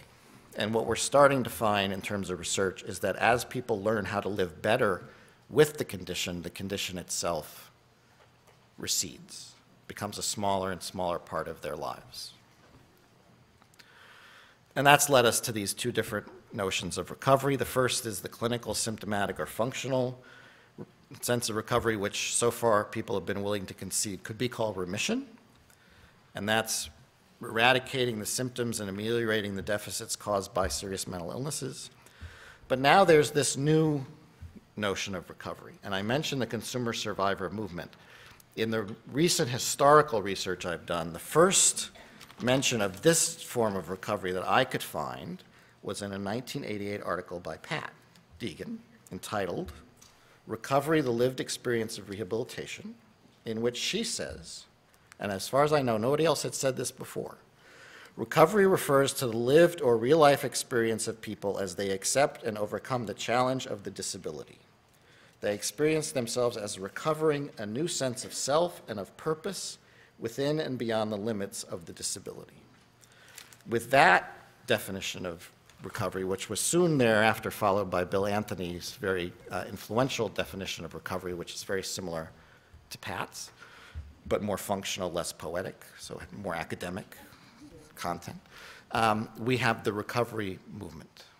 And that was, for me, watershed event was passage of the Americans with Disabilities Act in 1990, and then followed by the Surgeon General's report in 1999, and then the New Freedom Commission, and now we have a recovery movement that I don't think you could have, Pat, imagined when you wrote that article in 1988. So just one more time, I want to give Pat a round of applause.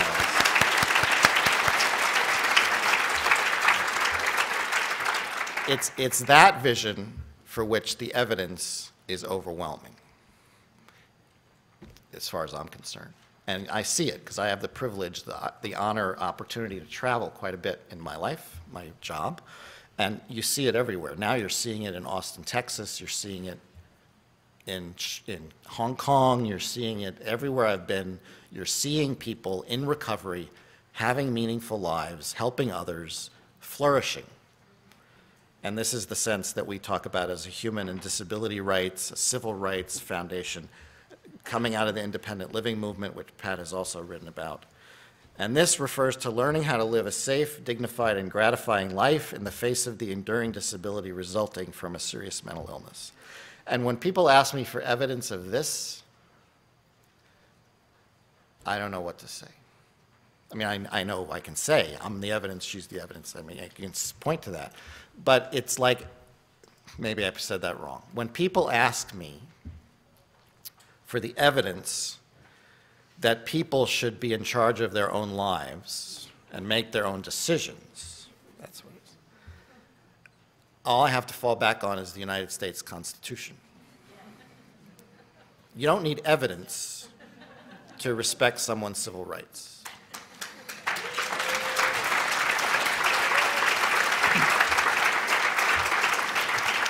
So keep that in mind. You don't need evidence to honor someone's civil rights. You would need evidence to justify denying someone their civil rights. But you are presumed innocent until proven guilty in this country. Now, this doesn't play as well in China, but we're not in China today, we're in Texas.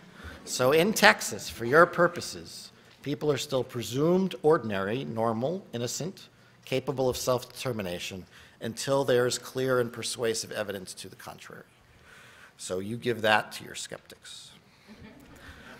And that notion of recovery is for everyone.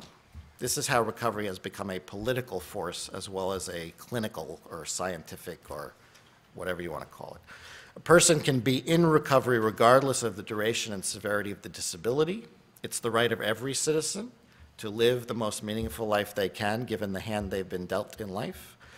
People do not have to wait to recover from the disorder in order to reclaim that citizenship.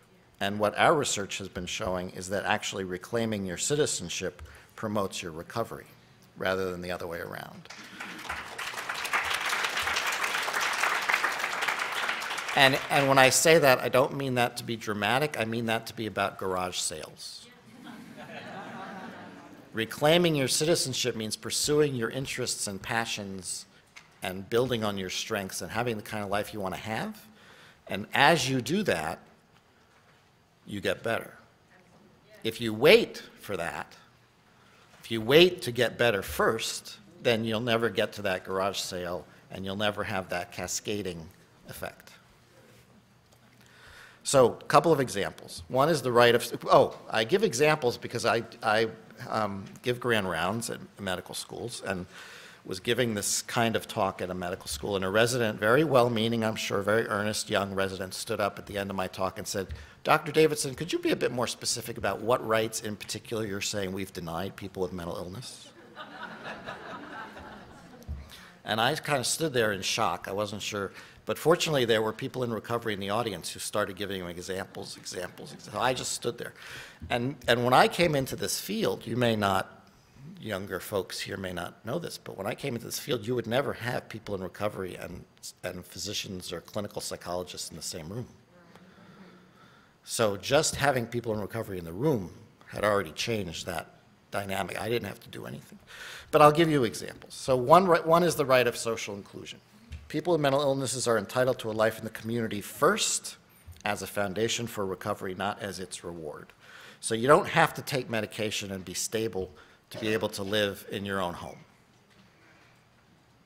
And you can't insist, thanks to the Supreme Court, you cannot insist that someone take medication or comply with treatment in order to have a home. That's actually against the law.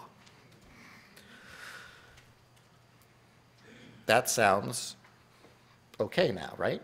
It took about 20 years for us to be able to show that if you offer someone a home first, they get better. But if you deny them access to housing until they get better first, they don't. It's awfully hard to get better when you're homeless.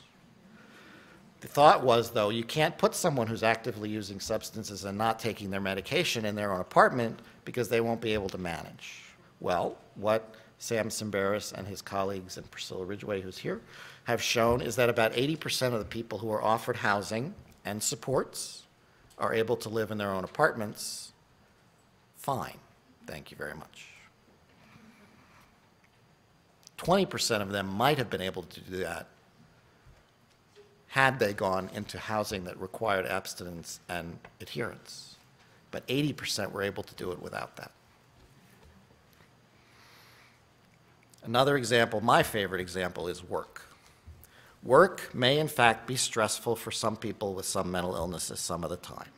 So the current employment rate among people with serious mental illnesses is about 15% in the United States in general. In Texas, I imagine it's about the same.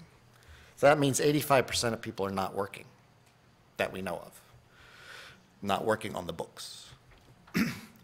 So one reason might be, well, they don't want to work, right? They're lazy, they're this, they're that. Well, in fact, surveys have shown that about 70% of people with a serious mental illness, when asked, say they would like to work. They would like a job. So we have a 55% discrepancy between those who are working and those who want to be working. And if you ask your average clinician, why is there this discrepancy, they will say work is stressful.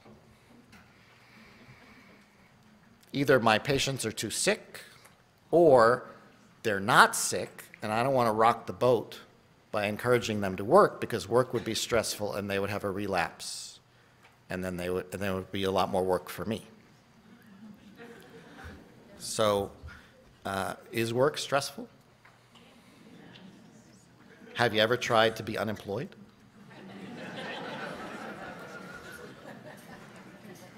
What the reality is that being out of work and poor is sure to be stressful for most people with most mental illnesses most of the time.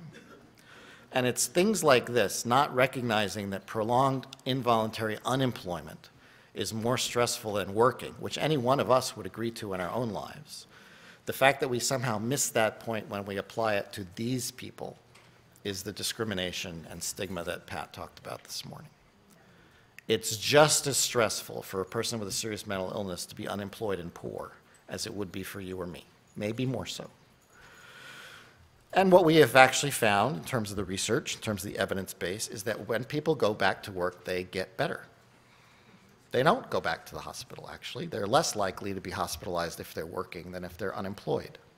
This has been consistently found probably in the last 40 years. But just recently, I was at a supported employment conference in Paris, and there was a British psychiatrist presenting data from his study of supported employment, and he was very honest about it, and he said, you know, when I started this work, I really thought that the hospitalization rates were going to go up, and I was very surprised to see that the people who were less likely to be hospitalized were the ones who were working than the ones who weren't working. I wasn't surprised. I don't know why he was surprised, because he thought work would be stressful. I guess he didn't stop to consider what empty time and no money might have been. So people, the number one thing you can do if you want to keep somebody out of the hospital is offer them a job. Tell that to your dishes policymakers. Are any of you in the room? Folks at DSHS may want to write that down. The number one way to keep somebody out of a hospital is to offer them a job.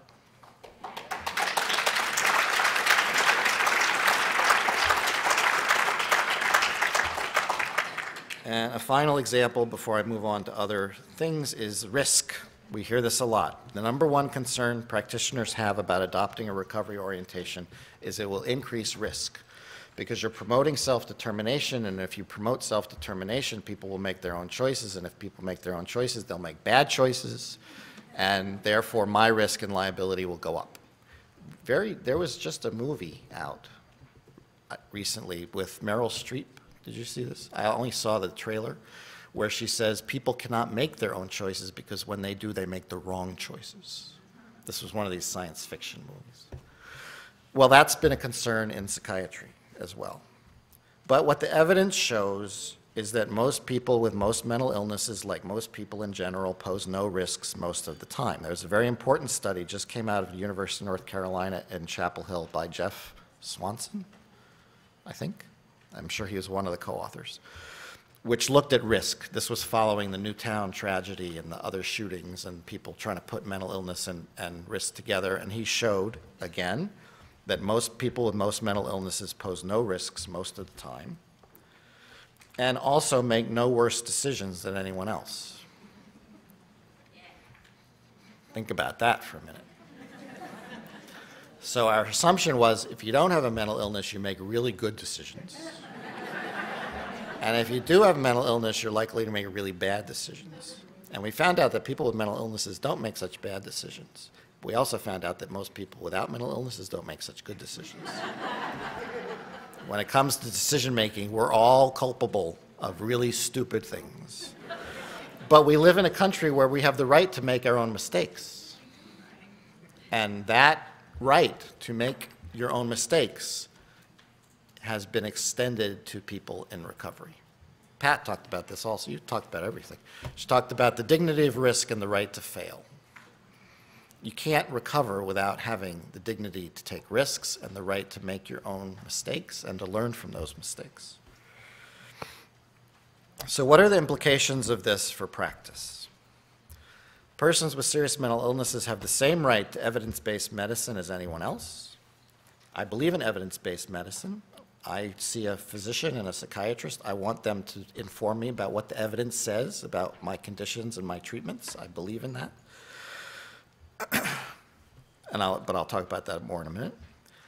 And people with ongoing mental illnesses, like other disabilities, have the right to environmental modifications and supports to optimize their access to community life. Now that we're not going to talk a lot about today, I don't think. No. But we can talk about that more in the discussion if you want. A lot of the work I've been doing in Texas has been around this issue of what kind of environmental modifications and supports people need. So I wasn't going to focus on that as much. But we can talk about that if you like. But I want to talk about this notion of evidence-based medicine. Evidence-based medicine is a combination of three, and according to Bob Drake, four things. The available scientific evidence about what works and what doesn't for what conditions.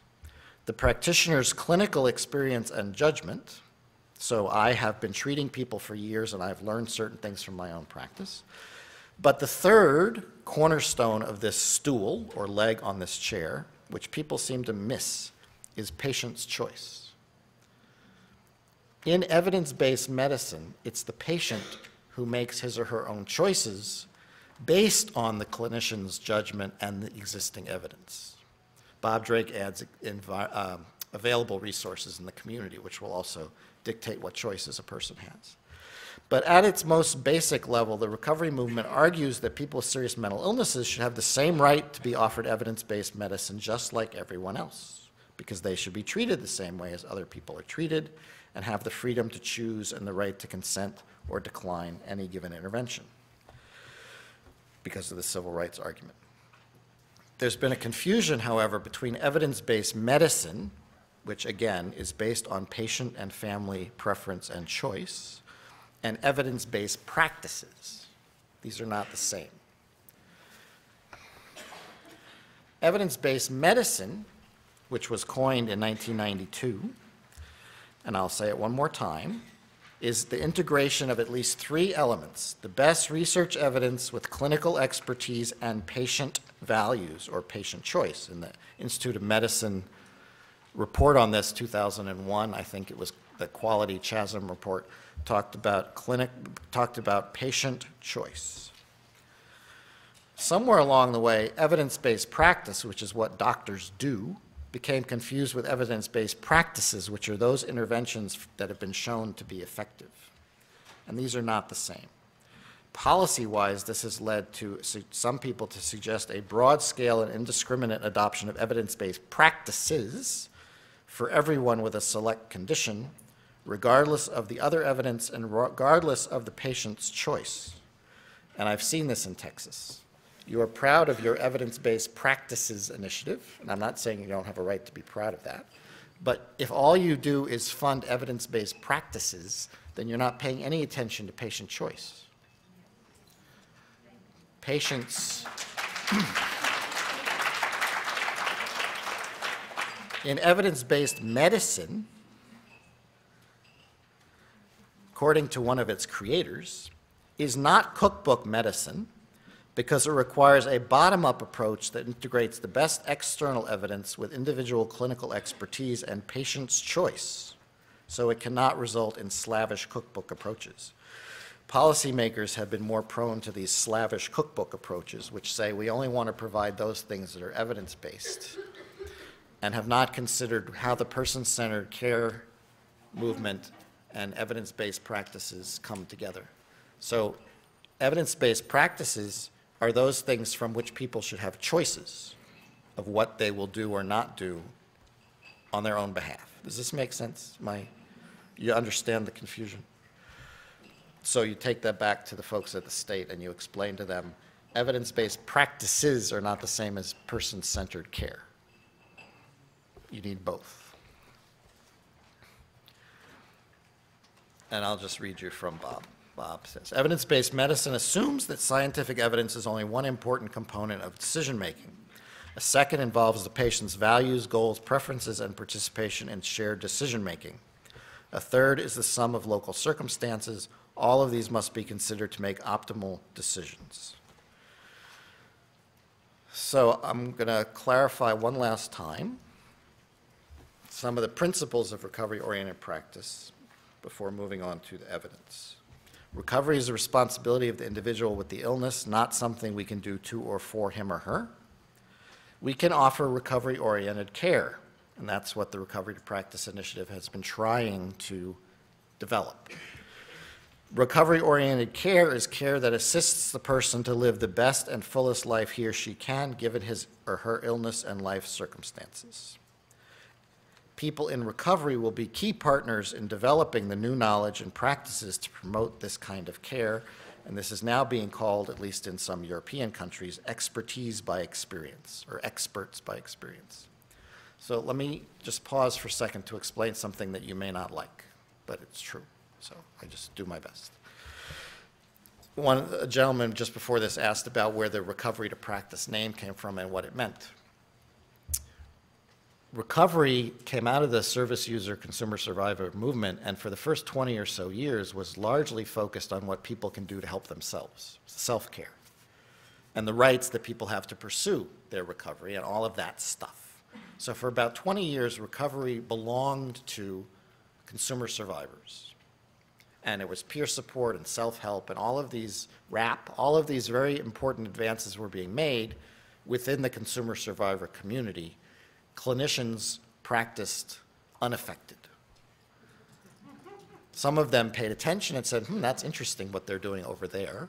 Maybe we should hire some of them to come over here, and that's where peer support started to become integrated into mental health settings.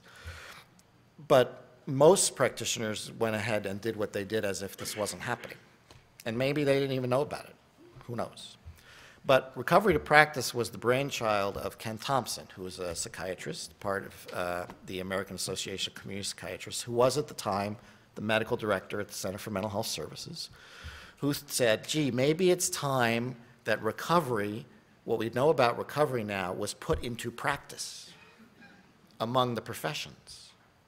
So it was a 5-year experiment to see, could the APAs, could the Council for Social Work Education, could psychiatric nurses, could they take what we've learned about recovery in the sense that Pat talks so eloquently about, and could we change our practice to better support people in their own recoveries? The bad news is we don't know yet. We have the curriculum we've developed, which are very fine pieces of work, and I think will make a big difference in educating future generations of practitioners in what's possible for people, but we don't know yet how best to change our practice to promote that. Fortunately, there's going to be a second phase, we think, to Recovery to Practice, so maybe we can get more into that, we hope. Time will tell. But we don't know yet what recovery-oriented care is going to look like. We have some indications. We know about person-centered care planning, and just last month, I think, a book was published by Wiley Blackwell, by Janice Tondora, who spent quite a bit of time now in Texas training people in person-centered care planning, called Partnering for Recovery in Mental Health, A Practical Guide to Person-Centered Care Planning. So we have a book now out, and there's another one by Diane Greeter coming out as well. So we know something about how to help people plan their own care, but we don't know what to do yet once we have that. So I'm here to say the good news is that it's wide open, and it's real time and space for innovation and creativity. The bad news is that I don't have a lot of data to show you about clinical practices and how they are going to look different, because that's yet to come. There are some interventions that we already offer that are evidence-based that could be recovery-oriented, like medication. Medication is a tool that I use, other people use in their recoveries.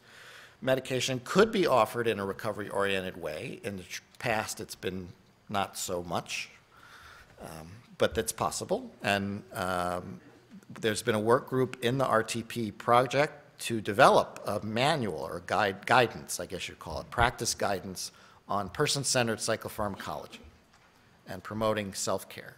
So we're working on how you would promote medication use in a recovery-oriented way. Cognitive behavioral psychotherapy could be recovery-oriented if people take seriously that it's a contract and that we're both entering into this voluntarily because we think we have something to gain from it. And in vivo community supports, those things I wasn't going to talk much about, like supported housing, supported employment, supported education, supported parenting, there's a lot of things now that you can be supported in doing, whether those are provided through assertive community treatment teams or other intensive community-based teams, those can be recovery-oriented if, again, they're done in a collaborative, respectful, person-centered way. They're not always. There are some recovery-oriented interventions that are accumulating in evidence base. Peer support, which I will talk a little bit about, but Chaku's going to talk a lot about. There's good data on person-centered care or recovery planning. There's good data on WRAP, Wellness Action Recovery Planning. There's a little bit of data on pathways to recovery, which we encourage people to use more and more, which is a self-help curriculum that Priscilla Ridgway developed in Kansas with a few of her colleagues.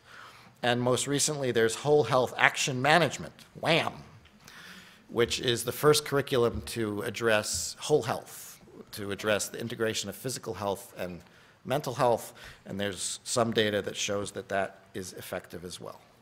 Peer support, I'll give you the very brief version, has been shown to reduce readmissions by 42%, reduce days spent in hospital by 48%, improve relationships with providers, increase engagement in care, decrease substance use, decrease depression, increase hopefulness, increase activation and self-care, and increase sense of well-being. The activation and self-care, I agree with what Pat was saying this morning about self-care. That is the future. Thank you. That is the future, as far as I'm concerned, for most of mental health, is focusing on what people can do to take care of themselves. And peer support has been shown to increase people's activation for self-care. There was a very nice review done by Matt Shinman and his colleagues in Psych Services just like 3 months ago that goes over all these data. RAP was found to significantly decrease symptoms and increase hopefulness, enhance quality of life, and lead people to be more likely to engage in self-advocacy with their service providers. And WHAM was associated with significantly greater increases in activation and engagement in primary care. So having peer staff using the WHAM curriculum helps people get more activated to take care of themselves and to engage more in their primary care. Just one example, one of the studies that we did on person-centered care planning, similarly, I won't go through this, but similarly showed an engagement in managing my illness and using humor as a coping strategy. That was one of the outcomes.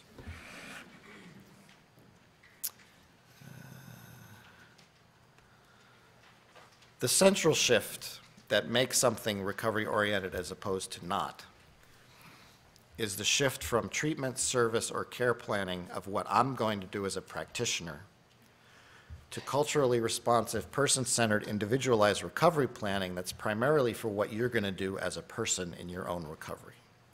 And that includes using treatment as a tool, but it also includes a lot of other things like tag sales or garage sales, or using Walkman or bicycling or whatever the person's personal medicine might be. Recovery plans have more to do with what I'm going to do to take care of myself, including my using what you have to offer, but the care plan is for me. And it has to pass the back pocket test. Is it something worth carrying around in your back pocket? Because you'll refer to it and you'll remind yourself of what you're doing to take care of yourself. And a shift from focusing on deficits, dysfunctions, and problems to identifying and building on internal and external strengths and resources to accomplish personally meaningful and desired goals.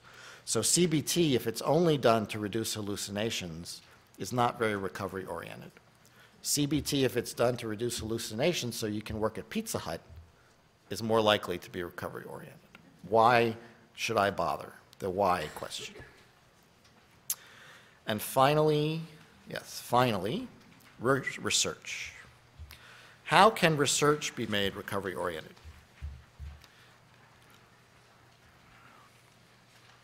Because we don't know a lot about what it takes to live a good life with a mental illness, our primary source of information on this has to be people with lived experience, the expertise by experience. So recovery-oriented research needs to include and be based on that. It needs to include people in recovery in all phases and aspects of the evaluation and research process. It needs to value lived experience and the perspective it brings. This is not easy to do, I will tell you. Sherelle and Kim from Yale will tomorrow be doing a workshop on this. We've spent about 15 years trying to figure this out. So I say right up front, it's not such a straightforward affair because people with lived experience often have different values and different training and different perspectives on things like research should actually help people, things like that. You know, it shouldn't just be a book you throw at somebody when they're drowning, but it should actually offer them a life preserver. So it has not been easy at a place like Yale to include people in recovery in all phases and aspects of research, but we're doing it, and it's made a huge difference.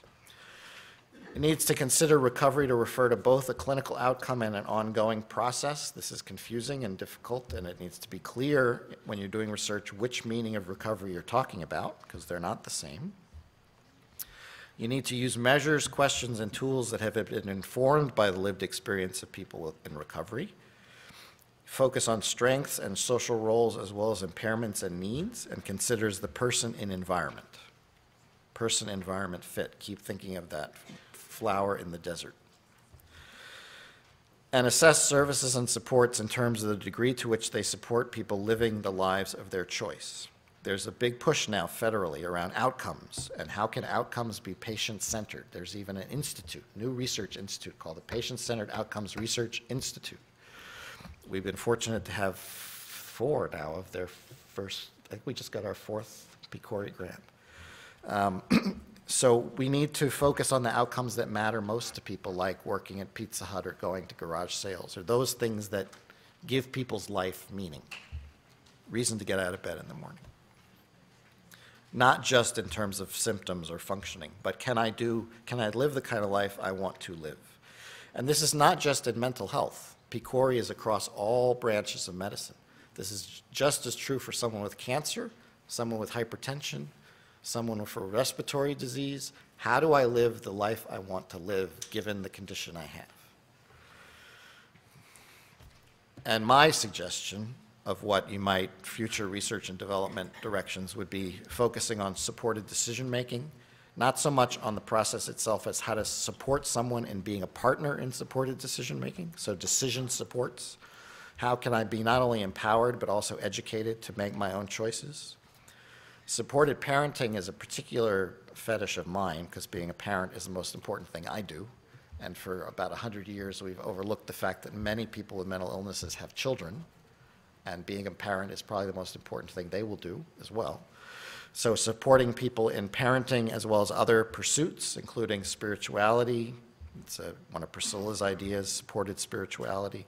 Supporting people in leisure and recreational activities, whatever they want to do, basically. I would like to see us experiment with employment supports that are not just individual placement and support. We have a tendency in the United States to think that we know everything, and there are countries in other parts of the world that are using what are called social cooperatives or affirmative businesses that are employing lots of people with psychiatric conditions as partners in the enterprises. So they're not just employees, but they own the business as well. We need to do more work in alternatives to hospitalization. Peer respite programs are cropping up around the country. We need good research to show that they're not only safe, but they're cost effective and keep people out of the hospital. And targeted and time-limited use of medications. There have been 2 very important studies out just in the last couple of years that show that, well, I have to be careful here. There is increasing data to suggest that while psychiatric medications may be useful in acute episodes, and for some people they may be important to take long-term, that there are other people for whom long-term use has been shown to inhibit rather than promote recovery.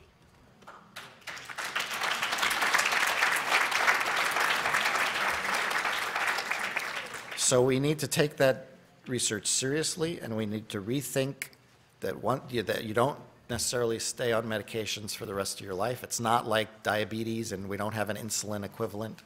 So we need to rethink how we prescribe and monitor medications. And it's not just me who's saying this, but the director of the National Institute of Mental Health, as biologically based a psychiatrist as you'll ever want to meet, has said the same thing. He has said that the research now shows that we should not just be prescribing psychiatric medications indiscriminately and forever, because there are people who will do better without medication, just like there are people who will do better with medication. And that goes back again to person-centered care. Person-centered.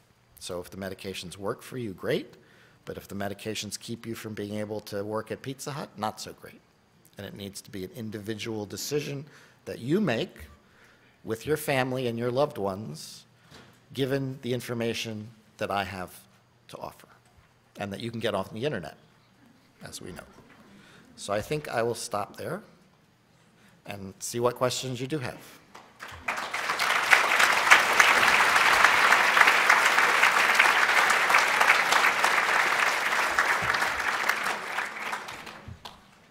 And I can't see in the back of the room. Oh, you have to come up to the microphones, right? Yes. do you have that shows that spirituality is a big part of recovery? Priscilla, you want to answer that one?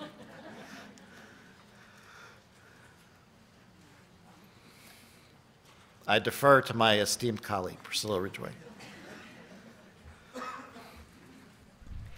If you look, for example, at people's direct description of how they contend with symptoms, that it's the #1 thing that people name, but we don't look at it because we said that it's part of your illness. So, but now that we're starting to ask, what do you do? For example, we did a study at Yale on what do you do if you have constant voices.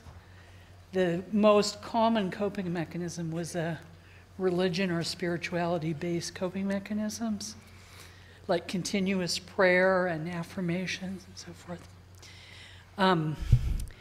It's part of that whole thing of going back to who you are as a human being, that's a big part of cultural competence and person-centeredness.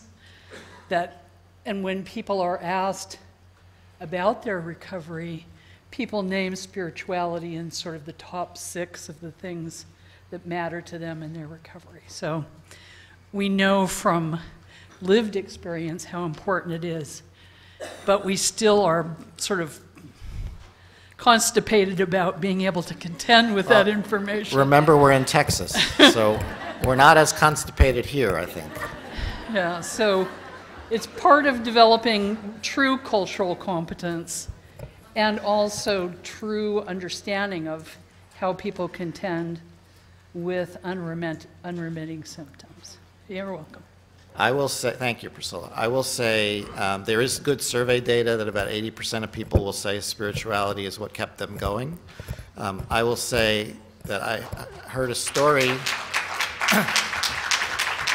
one of the most poignant stories I've heard about someone's difficulties was a woman who said that when she was at her worst in her psychosis, she came to feel that even God didn't love her anymore, and that was the worst experience she'd ever had. And I will say, we published an article in 2001 called Simply to Be Let In, where we talked about, I was raised in Georgia, so forgive my colloquialisms, but what I was taught is that God didn't make no trash. And coming to believe that, having some source of belief that you're not trash is pretty important in recovery. So if God is the one who knows you're not trash, that's okay with me. I'm not going to.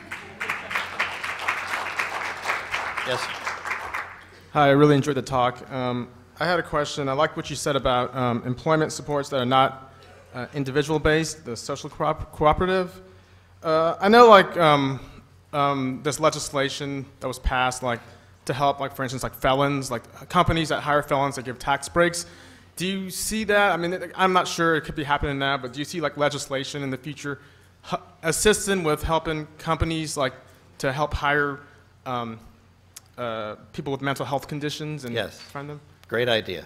And yes, I see that happening. I don't know how long it will take, but there are active discussions about that. I know Philadelphia, the city of Philadelphia has made significant strides in the last 10 or so years, and that's one of the things they've been talking about doing as a next step is incentivizing employers to hire people in recovery. We do it with veterans now. We do it with people re-entering from prison. We should certainly do it with people with disabilities. The challenge is that we have to change our disability laws so that people don't get punished for working. Yeah, exactly. Thank you. There are actually countries in the world, outside of the United States, in which they have had the forethought to subsidize employers to hire people with disabilities. So rather than getting your disability check for being disabled, the corporation gets the check and pays you to work. So there are other ideas outside of the U.S. that we could be looking at. Yes, Adam. Hi, Larry. Thank you for coming. I have 2 questions, but pick whichever one you want, or both. In terms of recent studies that might suggest certain outcomes coming up, what do you see with regards to studies showing outcomes between CBT, and peer support? And then secondly, where do you see industries coming out that could utilize peer support services? I'll take the second one first. I think the future of peer support is going to be in the health navigator arena. I know the Affordable Care Act has not yet been implemented in Texas. I've been told that. But in the Affordable Care Act, there is this thing called the health navigator role, which all health homes are supposed to have. And I really do see peer, not that it will be limited to this, but I see a significant expansion, if not explosion, of peer support into primary care. And I think that's wonderful, not only because people will get better health care and will take better care of themselves, but hopefully will counteract the concern that Pat has about losing all the ground we've made in recovery. It's worth noting that medicine is moving in a very similar direction. At least medicine for chronic illness is moving very much towards self-care, self-management, the use of health navigators. So I'm hoping that we won't get diluted, but we will be able to teach medicine to move more in sync with us. That's my hope. I would be very suspicious of any kind of head-to-head studies of peer support and CBT because they're really doing very different things. And the data on CBT isn't so good to begin with. So why race against a slow horse?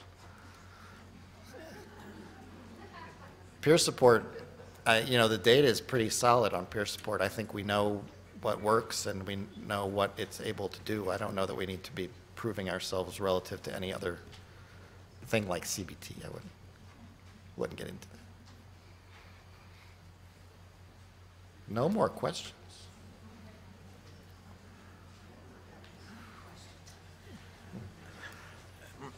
I've got a question real quick. One thing that really seems to be important in the community is reducing the stigma. Mm-hmm.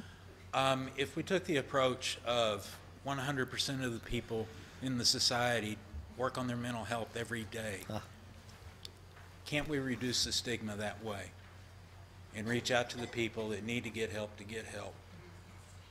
Great comment. If you didn't, the comment is that stigma continues to be the number one barrier to access to care and the number one barrier to recovery. And if we worked on everyone working on their own mental health, wouldn't that help? And I think it certainly would. I think that's a great idea. I know there's been more and more focus since the Newtown tragedy. There's been more and more focus on what we teach kids in school. We teach them a lot about drugs and alcohol. We teach them nothing about mental health. And I think that's going to change. The president has the now's the time initiative, which is going to put a significant focus on mental health education in schools. So I hope you're right. I hope we will move in that direction. Yes. Larry, my question is about leadership. And you being at Yale University and being a very well-respected man. So I hear. That's what I hear. Can you help us understand the challenges that you encountered as a leader from your colleagues who didn't have the same values that you did when you came out and explained who you were and where you come from? I'm not sure what you mean in that. You mean in terms of my own recovery or in terms of the work I do? Because I was doing the work. Okay, the work. Yeah. The work. Yeah, because by the time I came out, in terms of my own recovery, it was really anticlimactic. It was. I mean, I was already such a troublemaker to begin with that wasn't gonna. They said, "Oh, figures, of course." Okay. I just didn't know if you had any pushback from your colleagues. I've had tremendous pushback. Yes, okay. Can you help individuals in this room understand that is, or is it part of the process? The number one thing that I say to states like Texas, whether people listen or not, is a different story. But the number one thing I say to states that I consult to or systems of care that I work with is you have to have people in recovery at the table. At the highest levels, every level, you have to have people in recovery. No one is I am not able to persuade people of anything as well, as much, or as sustainable as seeing it face to face, up close and personal. And it's hard to describe. Just one example, I was working with a hospital in Connecticut many years ago, but this was a hospital, and I was there to make them recovery oriented. And I said, you need to have patients in all the work groups and all the committees on the Board of Governors. You need to have people in recovery helping. They have the vision. You don't know where you're going. They have the vision of where you want to be. And they were very skeptical and said, this is a hospital, for God's sake. We have very sick people here. Just so it turns out that Connecticut had made enough progress at the time that there were people in the room who were patients of the hospital. And one of them said, well, I think I could be on a work group. I think I'd have some good ideas. I said, well, let's try it out. What's one of the performance? You must have performance improvement teams. You're JACO certified. You must have. Yes, well, right now we're focusing on medication errors. What could patients possibly have to tell us about reducing medication errors? And this woman said, well, all I can tell you is from my perspective, it would really help if you stopped and said, are these your medications? I couldn't do that. It was like when I was giving grand rounds and the residents said, what rights have been denied? People in recovery had to be the ones to stand up and say, well, this is what happened to me and this is what happened to me. You have to have the people in recovery there. So the biggest change I made at Yale was when I hired my first peer staff back in 1992. We hired our first peer staff in 1992, and people laughed, and people told me I was crazy, and how could mental patients treat mental patients, and I've had tremendous amount of pushback. But having peer staff has had the most transformative effect, and that's why we did it. Not only did we think it was a great idea, but we did it to show people, to role model the reality of recovery. And so you got to get people in recovery in the room and at the table. There's no substitute for that. There really isn't. The other thing I had, which I hope I can provide to some small degree to you, is I had my mentor, John Strauss, and we would have breakfast every Friday. We've been having breakfast together for 26 years now. Every Friday that we're both in town, we have breakfast. And I would tell him about what was happening to me, and he would say, they're wrong, you're right, keep going. This is a dark day for psychiatry, you're carrying the torch, you know, keep doing it. So I had somebody who believed in me, and people in recovery say the same thing. You have to have somebody who believes in you and believes in what you're trying to do, and who keeps reassuring you that you're on the right path. And yes, people will think you're crazy, but they thought that Henry Ford was crazy, and they thought that Galileo was crazy, and you know, you just got to keep going. So keep going. Get people in recovery at the table and get going. That's been in Connecticut, I can tell you, and Connecticut continues. I know you're not Connecticut. I've heard that a lot, yes. We're a small state, we're an affluent state, we're a New England state, but the biggest thing that happened in Connecticut was when Tom Kirk was the commissioner there for 10 years, 1999 to 2009, went to the recovery community, the addiction recovery community and the mental health recovery community, and he said, you guys get together and you come back and tell me what kind of system you want. And that's how it started in Connecticut. And that I think continues to be what's put us ahead. Thank you.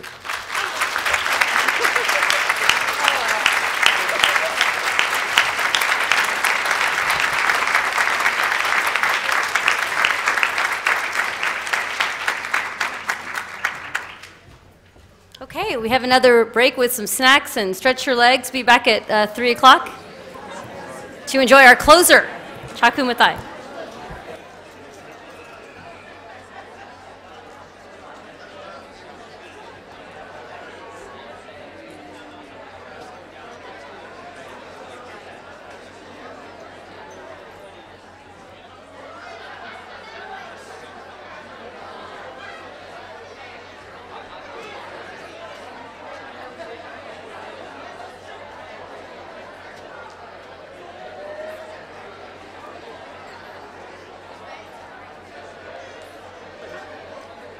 Butthead. Me too.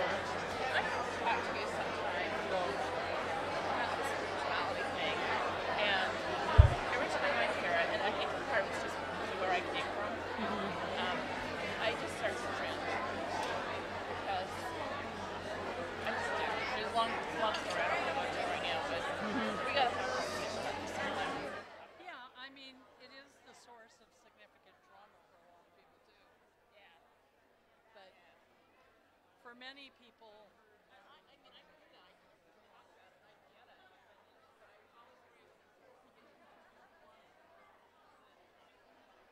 well, the thing that I was working on in terms of support spirituality, it's person-centered. So you say,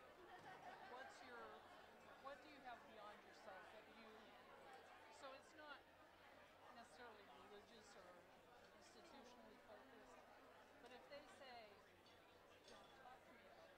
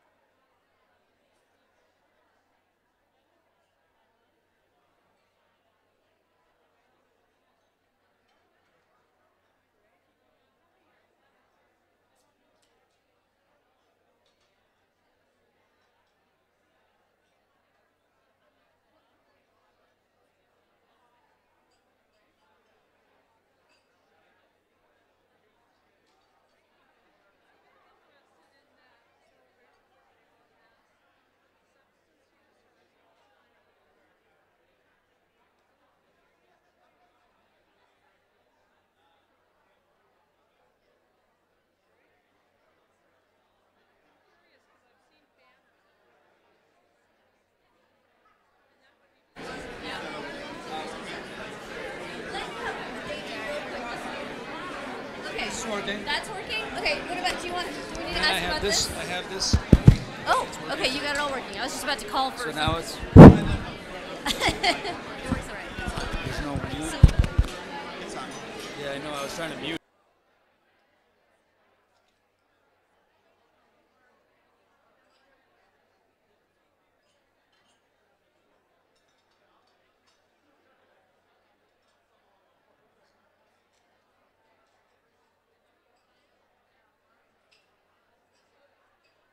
So testing. Yep, you can hear me well.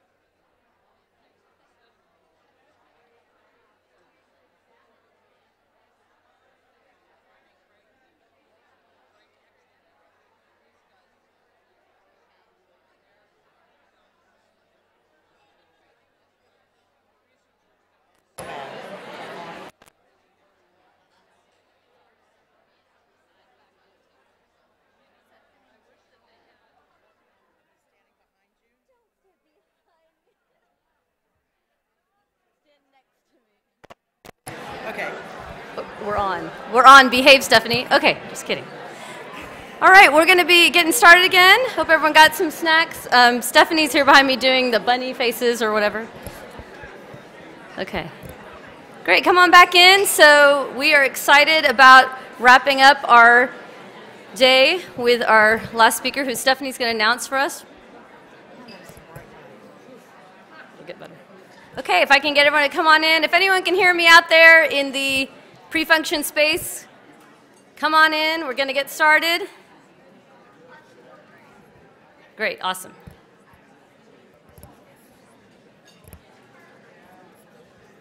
Okay. Okay, it looks like we've got most folks back in here. Okay, so to introduce our next speaker is Stephanie Bryan, who is a fellow program officer at the Hogg Foundation, as well as a consumer and family liaison. And I just have to say, probably nobody has taught me more personally and professionally about recovery than Stephanie Bryan. She's a joy to work with, and Tammy as well. But I'm right next to Stephanie, and so we enjoy each other's phone conversations, and you know, we have a rubber chicken we sound Friday at 5 and things like that. Fun stuff. But no, really, she has really helped me to understand the vision of recovery. So, Stephanie, take it away.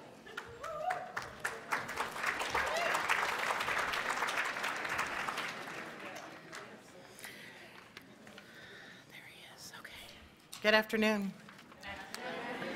Y'all, it is so bright up here. I mean, I can't see anybody out there. It is so bizarre. I don't know how they do it, but anyway, that's why I'm introducing and not speaking. As Michelle said, I am Stephanie Bryan, and I'm a program officer, consumer and family liaison at the Hogg Foundation for Mental Health. And I'm pleased to be here this afternoon and to have the pleasure of introducing our last but not least guest speaker, Chaku Mat. Beginning in 1985, Chaku's personal experience as a youth and young adult in mental health and addiction recovery led him to delivering public presentations in schools, universities, police academies, criminal justice, and prevention community events and conferences, such as the Office of Court Administration and Youth to Youth. He initiated the development of some of the first peer-run addiction and mental health groups for children and adolescents in Western New York within their residential programs and treatment facilities. Today, 29 years later, he's the director of the Simpsons. Oh, wow. Yeah, Chaku, you've made it, man. You've made it. Woo. It's been a long day, y'all. All right. Today, 29 years later, he is the director of the Systems. Woo, I got it. Systems. Where was I? Here we go. Transformation Initiative for the National Alliance on Mental Illness in Arlington, Virginia. The NAMI STAR Center is one of the 5 National Technical Assistance Centers that provides a technical assistance to facilitate the restructuring of the mental health system by promoting recovery and consumer-directed approaches. I thought I had a tough job. Good luck. Chaku has been one of the champions of the Substance Abuse Mental Health Services Administration, the Brass Tacks and Recovery to Practice Resource Center program. He is a true standout in his field. He has a great understanding of the program and a great appreciation of what it takes to truly bring recovery to practice as a way of doing business versus being the exception to the rule. Finally, he is also a very fascinating person. He's a great guy, and we're all in for a great treat today. Without further ado, please join me in welcoming the very comprehensive, y'all know what that means because you just listened to Larry, the very comprehensive Chaku Mat. Thank you, Stephanie. That's okay. Yeah, it looks like it turned off. Okay. So thank you. Is everyone still out there? All right. Oh my gosh, thank you so much for sticking around. That's good. After following one of the hardest things, Larry said it was hard to follow lunch, and then it was hard for Annelle to follow Pat. I had to follow all three of them, right? And so I am really so grateful to be here. I'm going to try to stand away from the podium, actually, because I want to be here. One of the things, last time I was in Austin, some of you might remember I was hobbling around on crutches, right? I had torn my Achilles tendon playing soccer in January. And boy, it's been a long process, but check me out, I'm walking now. I tried on some cleats again and started playing with the soccer ball a little bit. My daughter is so happy. I have a 6-year-old daughter. My wife is very happy. She doesn't have to do quite as much for me as she was before. So it's and a lot has happened since I was here last already. So I can't catch you up on all of it though. As Stephanie said, there's a lot of changes in my life. I just started with the Star Center and with NAMI, and we've really certainly hit the ground with a lot of great work. So I'll come back and tell you about all of that. But I am so happy to be here and have the opportunity to talk about peer support and I'll spend some time talking about how it's affected my life and really some of the evolution of our movement and the relationship of peer support in that movement. So, I have to tell you though, you have here, when I look around, just in this conference alone, people, all of the speakers, not just those of us who spoke today, but everyone is a keynoter in their own right in this. You have it. This is a jam-packed conference with some great speakers and presenters, and it's an honor to just even take a turn. That's kind of how I look at this. Is I'm just another one of us taking a turn at the mic, and next time it's one of yours, And I was in the back of the room, never wanted to really be brought up to the front, struggled with any belief that I had something to bring forward in the first place, And so I appreciate it when I see my mentors out in the audience. You know who you are. And I'll talk a little bit more about that. So let me step back for a minute and just say thank you for all of that. Thank you for happy birthday to the Hog Foundation for 75 years. And congratulations on a great seminar, but Michelle and Susan and Octavia, you've all been, and Stephanie and Tammy, you've all been just so good to us. If you like what the program's done, then all credit goes to them.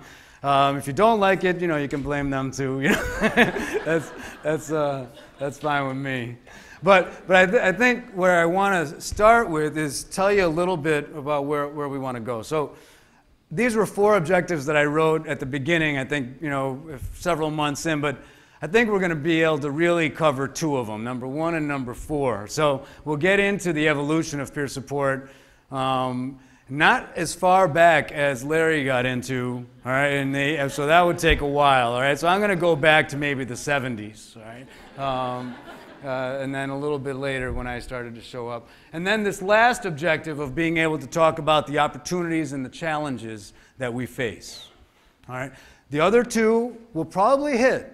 We're probably going to get, and I'd like you to make your own observations about that. What is it that as we discuss this process and this evolution of peer support, and as we discuss the opportunities and challenges, what is the role of lived experience? What is the role of social identity? What in this new environment of healthcare? All right, so that's a significant challenge that I'm not just going to speak to. We all need to be thinking about. How's that sound? Does that work for an agenda? Okay, I think I can cover that much in this amount of time that we have. So, I mentioned my daughter. I have to, she's got this incredible smile. Her name is Shobha, which means brilliance, and light. And, that's what it's an adjective in many Indian languages, in my language as well. And so you describe, someone as Shobha, the brightness and when they smile. And so when I remember when I smiled like that. Actually, I'm going to use this clicker here so I can not go back and forth. Here's a picture of me.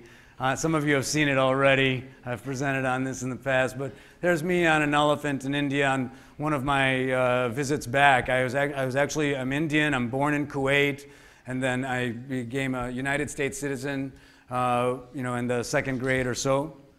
And and this is just about a year before that, on a 2nd or 3rd visit back to India, the one I remember anyway, and I smiled big. I smiled big, like Shobha does at that time. And I remember that smile because of how connected I felt to that elephant. I remember that smile because of how much belonging I felt when I walked through the sugarcane fields, when I walked through the village, when my elders and my uncles and my aunts and my cousins all looked upon me and my family. Because they could see that, I could feel that I belonged to them, that they belonged to me, that I had a sense of importance, a sense of purpose.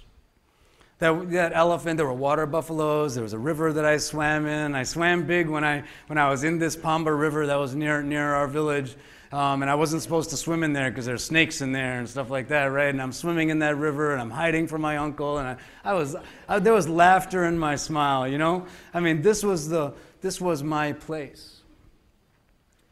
And I also remember the smile and the feeling of, because not only because did I feel strong and capable and related and belonging, but because of how I felt before and after I was there. So just before, even on the way to India, on that very trip, I saw my family and my parents in particular judged for how we dressed and for our language and for our accents. I saw my father treated very roughly. I saw how he was angry but didn't, contained it, so that I would be safe. I wondered when it happened to me how I would act. I didn't know. And when I left and had to go back, I remember, I was bullied and we were threatened, and I just fought. All I could do was fight back. I did everything I could, to retain whatever dignity I could. When a teacher told me not to speak my own language because we were in America now, and that I was just trying to explain that this is Velam and it's water, how you say it is how I say it, there's some things, I was just trying to explain. But instead, I was judged for who I was. I didn't feel like I could even control or belong, I felt blamed for things that were just about who I was, And just because they were distressing everyone else didn't mean that they didn't belong, right? And I knew that deep down inside, but it was starting to go away. I was starting to not sure. So that year was a long one. And I remember, not too much later, I started to find some relief. But I found it in smoking cigarettes. I found it in smoking pot. I found it eventually in some other drugs. I found it by trying to kill those thoughts and feelings that I started to have. And let me tell you about those thoughts and feelings. I started to believe that not only was it just those people at school, I started to believe that the world was just not a safe place. I started to believe that my parents and the other people around me wanted me dead. And this is where you start seeing this other gentleman in the picture there. I was about 14 years old, and as the years progressed up to that point, I stopped eating my parents' food. I believed people were trying to poison me and kill me. I started to see things. I started to notice things like people yelling at me that other people didn't seem to notice that were in the same room.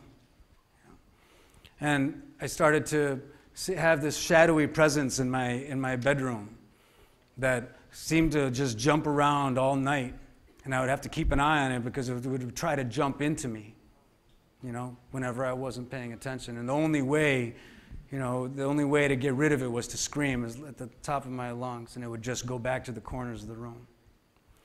I would try to find solace in some kind of actions and some kind of behavior. I was actually, at times, started getting into music, or I would get into athletics, some kind of sport. I loved to read. There was all kinds of things that I was finding some joy in, but, it just was overpowering. I couldn't keep up the effort, and they just started to lose meaning. Those roles started to lose meaning in the face of what I was trying to control inside of me.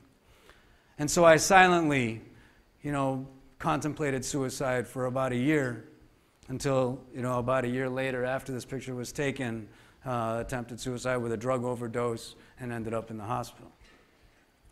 Now, about a week later, my father, who, we're Indian, we didn't talk about any of these things. We kept it on the inside. We didn't really even call 911 when everybody else did, And my father, though, instead that week, he reached out to another man at a church that he went to, and he explained, what was happening at home and to me. And this other man said two of the most important words that, changed the life of our family. He said, "Me too." And his son was also struggling, not just a year older than me, was also struggling with mental health and addiction issues. And it turns out that he and his son were now, just a month before, starting a new organization and bringing families with other children like us together. And they were renovating this old horse barn right across the parking lot from the high school we were going to. And literally renovating it. They put some ping pong table, a pool table, a bunch of couches, that kind of thing, a soda machine. Apparently that was their source of revenue. They kind of put all that together, and they called the Students of Brighton Encourage Recovery. And he said, maybe your son might want to come and meet some of the other guys and some of the women that are there, little girls that are there, and maybe you want to meet some of the families that are there too. And so that's what we did. And I walked in, and I don't know, like I said, I hadn't felt safe anywhere, but for some reason, when I walked in, these people didn't look like me, sound like me, talk like me, right? Any of us, But when I walked in, I surprised myself. I felt safe for the first time in 10 years. I was able to drop my guard because I had my back up all the time since I was 5, 6 years old. That I was going to have to fight my way out of something. And here I was now dropping my guard. And we all lived happily ever after. It was all good. There's a little more I want to tell you, though. All right? A little bit more. So you've heard a lot from Pat and Larry and now about what that process is. So I'm not going to go into all of the things about my process, but I do want to tell you about how peer support started to show up. That was my first experience of feeling the impact of peer support so that I would be engaged. We were engaged first with peer support as a family into our journey of recovery together. Now, 6 months later, not even 6 months. They came to me and said, "Hey, there's a group over at this children's facility we'd like you to go talk to. Or they'd like to have you go talk to them anyway, and would you go?" So I said, "Really?" I looked a lot different than I look today. I was still not sure if I was even doing very well. I didn't let anybody cut my hair, so it got a lot longer than that, and it just kept going. And I kept it over my face. I was about 100 pounds soaking wet, that kind of thing. I just wasn't really feeling ready for something like that. But they said, "No, I think people will relate to you. Why don't you give it a shot?" So that's what I did. I went, and it turned out there was a group of boys that were regularly in fights with staff and with each other in this children's facility. They were in seclusion and restraint. This is the mid-'80s, 1986 at this point. And, I started talking with them. I was thinking about it. It was funny because I was thinking, all right, how am I going to handle this? I'll say a little bit about what I've been through, maybe what I struggled with, and, a little bit about the barn, as we called it, and how that might be a resource to them in the future. But hopefully I'll get them talking so I won't have to say much. That was kind of my technique. If I can get them talking, I don't have to do a whole lot, right? I was just going to start, helping start a conversation. Turns out that's what happened. We had this great conversation. And so when we were done, the therapist who was there, she said, "Wow, that was great. Can you come back and do that again?" I said, "Whoa, I just did this once." I didn't think I could. I wasn't, again, but am I ready for this? Is this something I should be able to do? I barely made it there. I almost canceled out on that one a couple times. You know, I was nervous about it. And then the second, thing, I was, will I even be able to get them to talk again? You know? And then I realized something. It just kind of came to me at that moment. And I said, well, you know what? Maybe I will come back, but I need you to do something for me. And she said, what is it? I said, well, would you mind staying outside of the room this time? Now, those of you who are nodding your heads have an idea of why I said that. She said, why? I said, I have no idea. We didn't have a conceptual framework. We didn't have, certifications. We didn't have credentialing. We didn't have any of the stuff that told you why that might be important. But I said, well, I thought about it, and I said, I'm not quite sure, but I think that every time one of them was about to speak, they looked at you first, and I couldn't really tell if they were really saying what was on their minds, or if there was a different version. If they were saying what was really on their minds. Now, is this going to kick back up? I think it might. There it goes. Okay, so, thank you, Michelle. So, considering that, one of the things that I wanted to reflect on is that peer support, there's a saying, it's adapted from the Quran. One of the lines that's most important is that, we are, it doesn't say we, but it says that we are gardens beneath which rivers flow. That's always been so beautiful to me. And so when I think about peer support, and I'm going to tell that story a little bit today, we're going to tell the story about how peer support has been that river. All right, it has been that river that flows and feeds the gardens of our movement. So if we think about what that means, we want to think about all of the ways in which peer support has been a source of strength for our movement, and where it stands in that regard today. All right, so I'm going to return to this thought throughout the process, but I want you to think about that too. So when we think about that, we're thinking about, wow, at the same time that I was in that moment, the same time that I was saying, I'm not sure if people are saying what's really on their minds. I didn't know it, but for like 10, 15 years, pockets of people all around the country were starting to say what was really on their minds.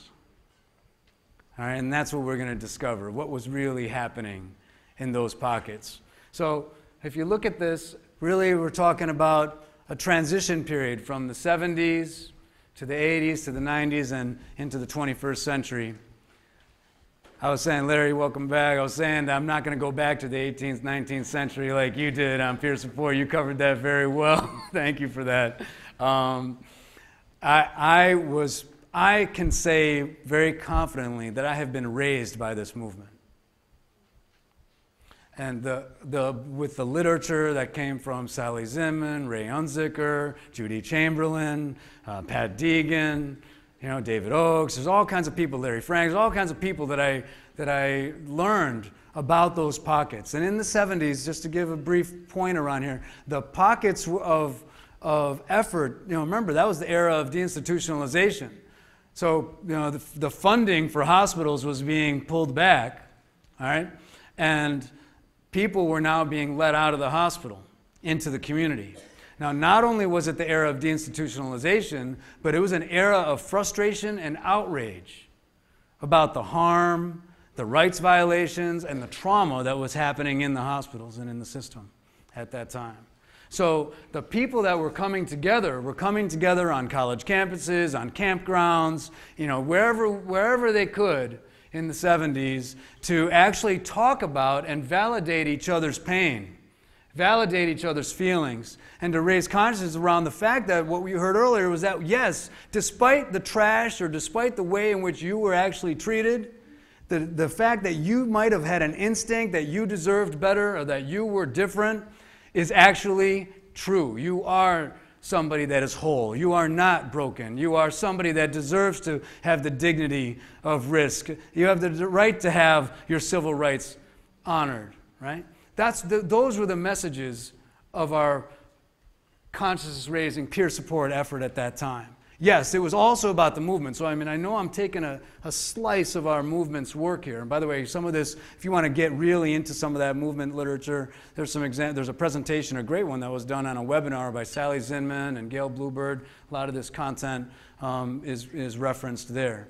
All right, so at that time, that's what we were doing is it was very local, autonomous, locally controlled groups, not taking any money from the system. In fact, very separatist and autonomous from the system. All right? There wasn't an interest in being a part of the system. In fact, it was all about alternatives to the system. It was about patient-controlled alternatives to the system. So the ex-patient movement that I'm referring to now was about really saying, wait a second, who are we? So we needed to have a time of really figuring that out. Just like you might as an individual, we needed to do that too, right? We needed to take some time. Well, what are our core values? What are the things that we believe in? Well, you know what it came down to? Liberation, self-determination, freedom, right? From oppression, from an oppressive force that happened to be the system at this particular time. All right? And so all of the other layers of the civil rights movements were happening as well, right? Women's movement, people of color, all of the issues that were being faced at that time were starting to be showing up, but this was one of them that needed to be brought forward. So I can't emphasize that enough, that at that time, the 70s, and that's what I mean by the river. The peer support at that time was feeding what we really saw as the gardens of our movement all across the country. Now, a lot of the things that people were calling for change around in that ex-patient movement were starting to show up in the 80s. Now that's when I started to show up, right? And so I didn't know it, but somebody coming to ask me at some peer-run program to go do a group was a result of some system reform that was happening that I just didn't know about, you know? So some people were actually following through on something that said, you know what, this might be a good idea, why don't you try that? Now, the way I heard it was a little bit different, but another way I heard it was, nobody wants to do this stuff, we thought you might. That's kind of how it was so told to me, you know? We can't find anybody to do this. Maybe you'll be the sucker that does, you know? So would you be willing to try that out? So I said, sure, you know? I wasn't doing anything better, you know, at the time. So I said, yeah, let me give that a shot. So not only that, but in the 80s, we did start taking some money. That's when our first drop-in centers were starting to get funded around the country. There's examples of that. That's when we started getting actual NIMH funding, all right, to do some things and some demonstrations of peer support. Our first alternatives conference was funded in Baltimore in 1985, the same year that I showed up. I didn't even know about it. You know, that was what was going on and being planned. Judith Chamberlain, you know, wrote her book in '78 on patient-controlled alternatives, right? Being in our own voice, on our own. I mean, she said it directly. She said, you know, this is the time for people with mental illness to bring out our own self-determination and speak for ourselves in a time when we have lost power. So that kind of emergence in the 80s was really, really new. And so some of us were trying to promote it and make it happen in those areas, but it wasn't necessarily taking hold. But I got to tell you, in the 90s, things started happening. Bill Anthony, Larry mentioned earlier, at the Center for Psychiatric Rehabilitation in Boston University, called it the decade of recovery. You know, it was this, and that was a time where then they came back to me and said, you know what? Remember you said you'd be willing to do that peer support thing? And I'd already been doing it in some adolescent programs and some residential programs here and there. And they said, we're trying to get people to do this psych rehab thing, and nobody wants to do it. So would you mind taking a training and becoming a trainer and maybe trying this stuff out in a residential program? You know, we'll learn from what you do, and we'll train other people, and we'll train the rest of the system with you. That's really how I got my first steps into really helping change some of the way in which the system operated was through psychiatric rehabilitation. So I said, sure, free training through Boston University, you know, I'll take that, you know, and get a chance to learn how to be a part of this and be part of training. And next thing you know, I'm one of 8 people in New York State who are training in psychiatric rehabilitation and learning how to make changes at the residential level and at the outpatient level, ambulatory level, and inpatient level. It's kind of cool. Now, I can keep going, but that's where the 90s major systems funding started to show up, both in mental health and addiction as well, late 90s as well. And then in the 21st century, we started to see all kinds. So late 90s, peer specialists started to get hired in a few different hospitals, and then boom. Let me kind of pop it up here. Here you go, right out of here, Texas University, right? Your Institute for Mental Health, Excellence in Mental Health, just did a report, a great report, on all the peer specialist implementation and certification around the country. Now, this doesn't include the addiction recovery supports that Larry mentioned earlier. So, there's going to be some more work coming forward to demonstrate how we're doing in that regard. So you're going to start to see a number of different kinds of things. So you're also going to see not only peer specialist implementation, but we're already seeing, and including some of the stuff we demonstrated, some specialty areas. Oh, by the way, those of you who are looking at your printed handouts, I have 3 different kinds of presentations going on right now. The one you have in your printed one, the one that's up here, and then the third is the one that's going to go on the website, which is even different than what's up here. All right, so just try to keep up. I dare you. All right, so check it out. So with the specialty areas, it wasn't just about implementing a broad-based general, which is great, peer specialists that were actually now hired within the system or hired by providers, right? But there were also peer-run organizations running groups like peer-run crisis diversion, warm lines, respite houses. Peer bridging was the stuff that we started working on in NIAPRS and really working. I'll tell some stories about that. Really supporting people to get in peer wellness coaching and recovery coaching, helping people with rights protection and advocacy, really working on the kinds of supports in housing and employment and education, really getting at those social determinants of health that mattered to us, right? And doing that in a way just like the independent living centers were, doing it in a way that we could understand and appreciate and connect with. Ombudsman's another rights protection service, taking grievance and complaints within the system. And this is something that Larry was talking about, health activation in primary care. Those are some of the emerging specialty areas. Peer navigation or system navigation in healthcare. These are all, again, emerging opportunities that we can start becoming prepared for.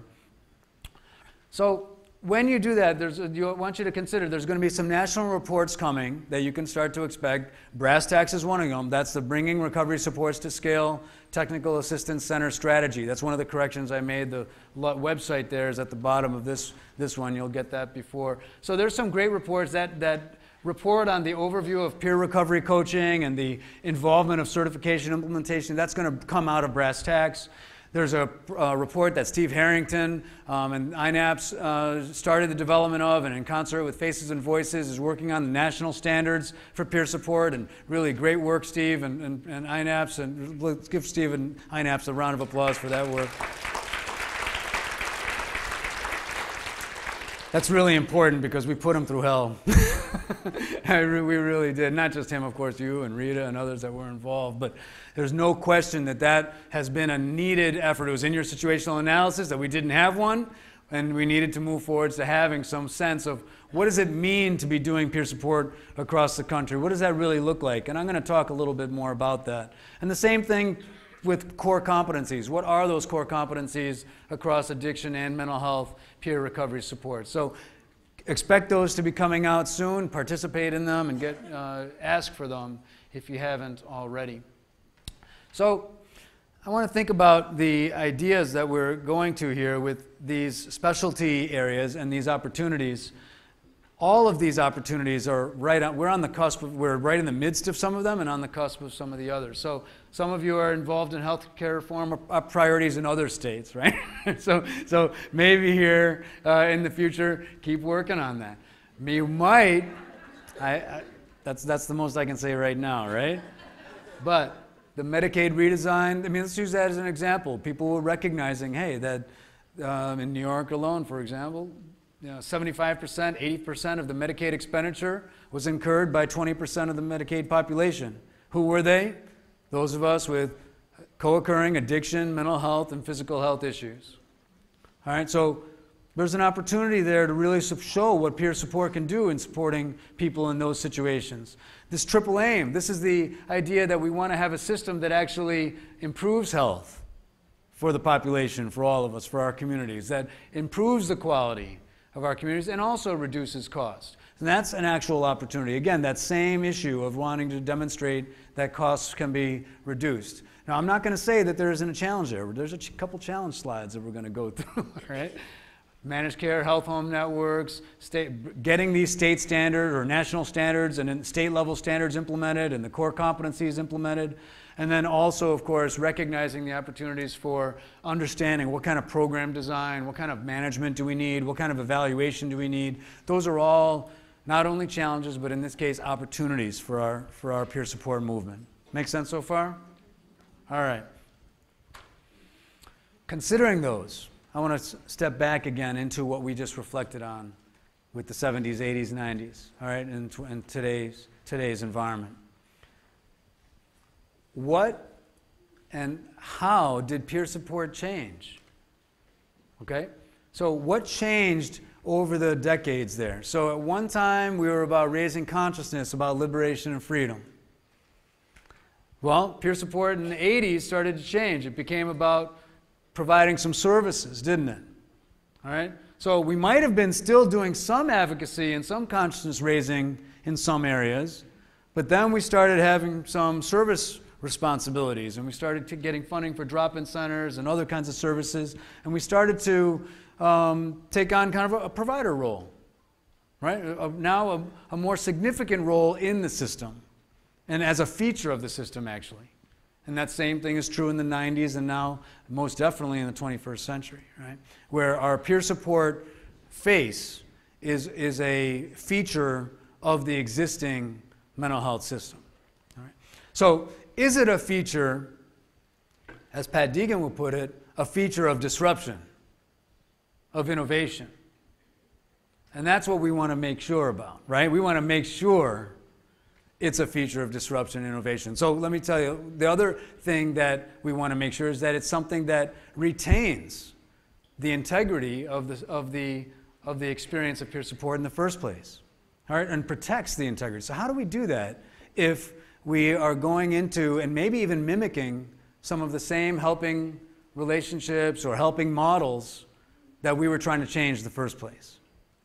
Okay, so we came onto the scene to offer some alternatives, and then became part of a system. How do we pay attention and reflect on what those changes look like? So I'll tell you a couple stories. One is about Sherry Mead. Sherry Mead was in New Hampshire and started to pay attention to some of this stuff showing up, and as early as the 80s, most definitely, and into the early and late 90s, had been starting to develop peer-run crisis respite opportunities in New Hampshire. And she was reflecting on the same notion that I'm talking about now, which is what's really different about what peer support offers. What is it that we do that is unique to us and is essential to people who are showing up in the crisis respite environment? So when we started to think about that, that was at one point called trauma-informed peer support and is now recognized as intentional peer support. So in other words, what is the intention of peer support and why are we looking at that intention? So when we think of that, means a couple things. One is that peers are coming together. We recognize that we all are starting to come together around shared experiences and with a desire to change our lives. All right, so that's kind of this common framework that we have. However, she recognized that without a new framework to actually build upon, people would frequently reenact the help that was often done to us. All right? Now, so if you have been, like I have, taken down and restrained, let's say, all right, that may not be what we want to do to other people, right, when we're a little uncomfortable, all right, or when we're angry. Now, I'm making light of that, but I really shouldn't. What I mean is we are at risk, every single one of us, without some reflection, reenacting the kind of help that we have experienced. And how do we create the reflectiveness about that in both our own individual work as peer support practitioners, as a program that manages this, right? As a set of administrators that organize this, as a system, all right, that really pays attention to this, as opposed to just throwing peer support in and hoping that it changes things. All right, that's because that's what we're sometimes doing.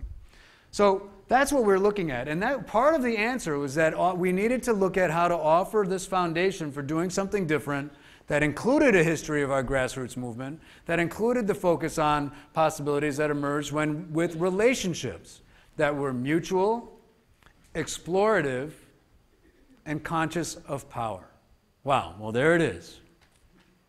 That we will actually be conscious of our power and our privilege as we move into the kind of support that we are doing. So regardless of whether you call it intentional support or whatever you're doing, how do we encourage that kind of work? So that story with Sherry, I go to a little bit further. So let's use NIAPRS as an example. I was with NIAPRS. We started the Peer Bridger project in the early 90s, 93, 94 is when Harvey, Cheryl McNeil, Ed Knight brought this great project together. Ed wanted to really see that peers support was more than just social enrichment and connecting. He was hoping that we would be able to show that we could do skills and supports, just like psych rehab said would be important, that we could teach skills, that we could teach supports, and that could be part of community adjustment and getting out of the hospitals. That's what the Peer Bridger Project was. It was working with people who were in state hospitals for a really long time or in and out of hospitals on a regular basis. How do we help individuals in those circumstances transition into the community,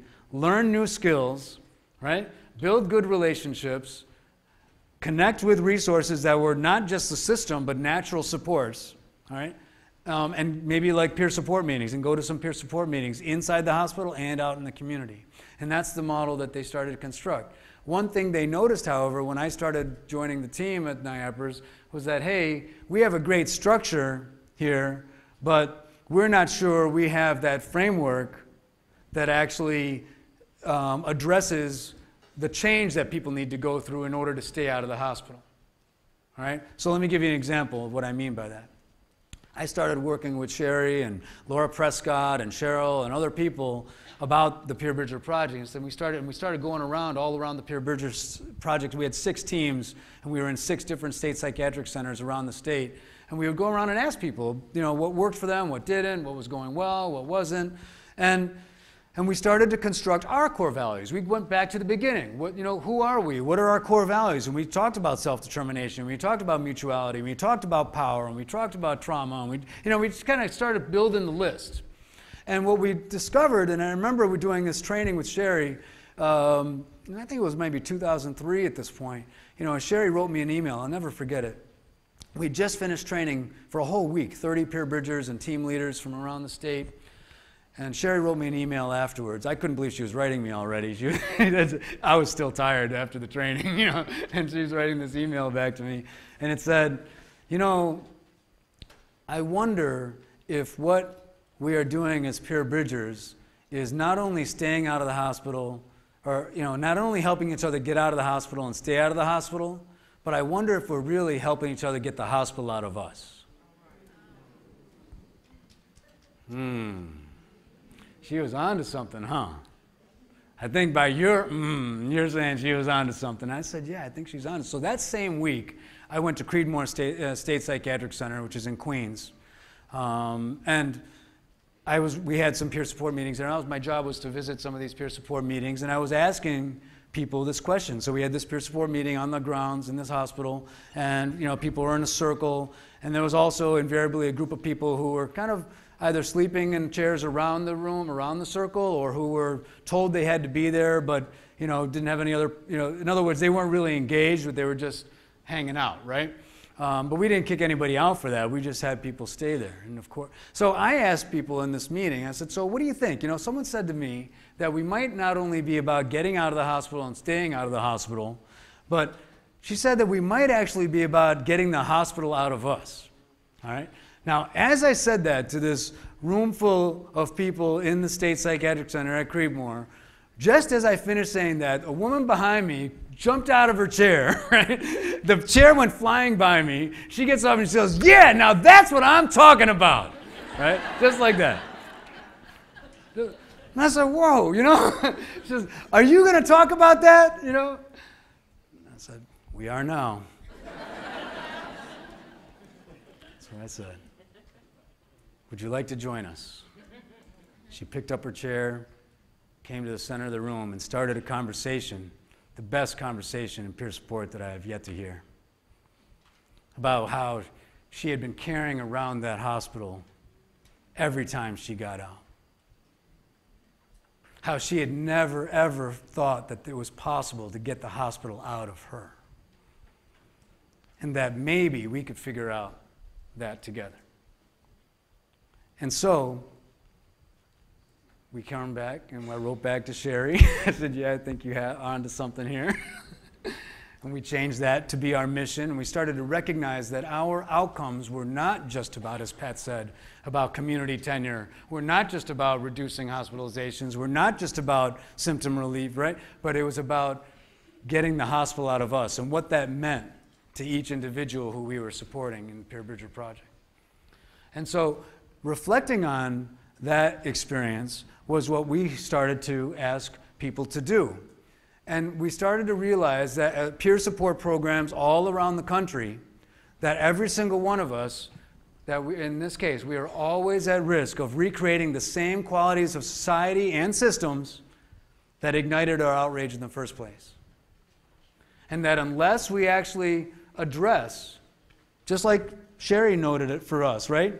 That there are things that we are trying to do, that we might evaluate ourselves back into the same kinds of programs, same kinds of systems.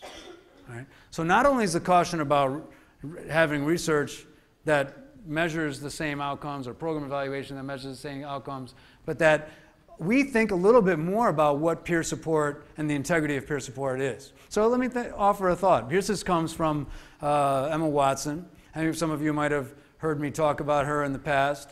But in the 60s and 70s, they were also organizing in Australia in the indigenous community against apartheid. And when they finally created a certain amount of awareness about apartheid and the kinds of experiences people were having, people said, oh, let us help you. Let us figure out how to help. How can we help? And this was Emma's line. She said, well, if you've come to help me, you're wasting your time. However, if you have come because your liberation is bound up with mine, then let's work together. So what that means is that it may not be the same liberation, may not look the same, may sound the same, whatever it is, but there might be differences, whether it's the addiction recovery community, mental health recovery community, it might be families, it might be peer communities. All right, there are experiences that are bound up, that the liberation is bound up together, that we have some opportunities to really deal with together. This is, for me, the heart of why in peer support we tend to come together. And the way in which our movement can actually feed itself. Now, I'm not saying I have all the answers. I'm just kind of pointing out some moments or glimpses of that in my experience. So this is, just so I want to make sure you recognize Sherry Mead is over there on the right, Eva Deck, Steve Morgan, Chris Hansen. These are people that are in the intentional peer support community and training all around the world. And finally now, just as an example of the way in which the framework is moving, we're starting to see an example of that kind of traction and a way to protect that kind of integrity. So let's consider that. The other thing that I want to consider is the effort that Pat talked about. And this is, and I don't know if you've heard her talk about it before, but she's talked about it as the intersection of love and outrage, where we connect with our outrage about a change that's needed, but at the same time we come together because we want to help, right? We have this sense of love and purpose that we want to bring forward. But that intersection creates many challenges. And so that also brings out this idea of a disruption that we're trying to pursue. So there needs to be a disruption, right? Yet at the same time, there needs to be some support. So let's go over some of these challenges that we looked at. We are growing rapidly. We are growing with such diversity all around the country. We have to really figure out how we're going to research all of these models. Or are we going to research all these models, and are we just going to identify some areas? Larry Davidson just said we have a lot of evidence growing. But one of the issues is that when they start to do the meta-analysis, they come back with reports that say, well, there's not a lot of evidence that shows this is working. And so what makes me worry about that is that we could be starting to measure the wrong things. Remember when Pat said we started to measure community tenure as outcomes and she was being evaluated? Those looked like treatment successes in her life, right? Well, that's what's happening here too. We're starting to measure the same things in peer support and risking looking like what I call snake oil, right?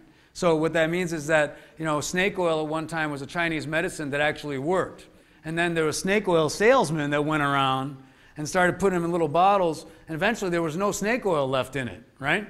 They just started diluting it, selling it around, and somebody actually opened the bottle, and I think it was the American Medical Association, if I remember correctly, and said, this isn't anything that works, this is quackery. So now snake oil is the relative equivalent to quackery.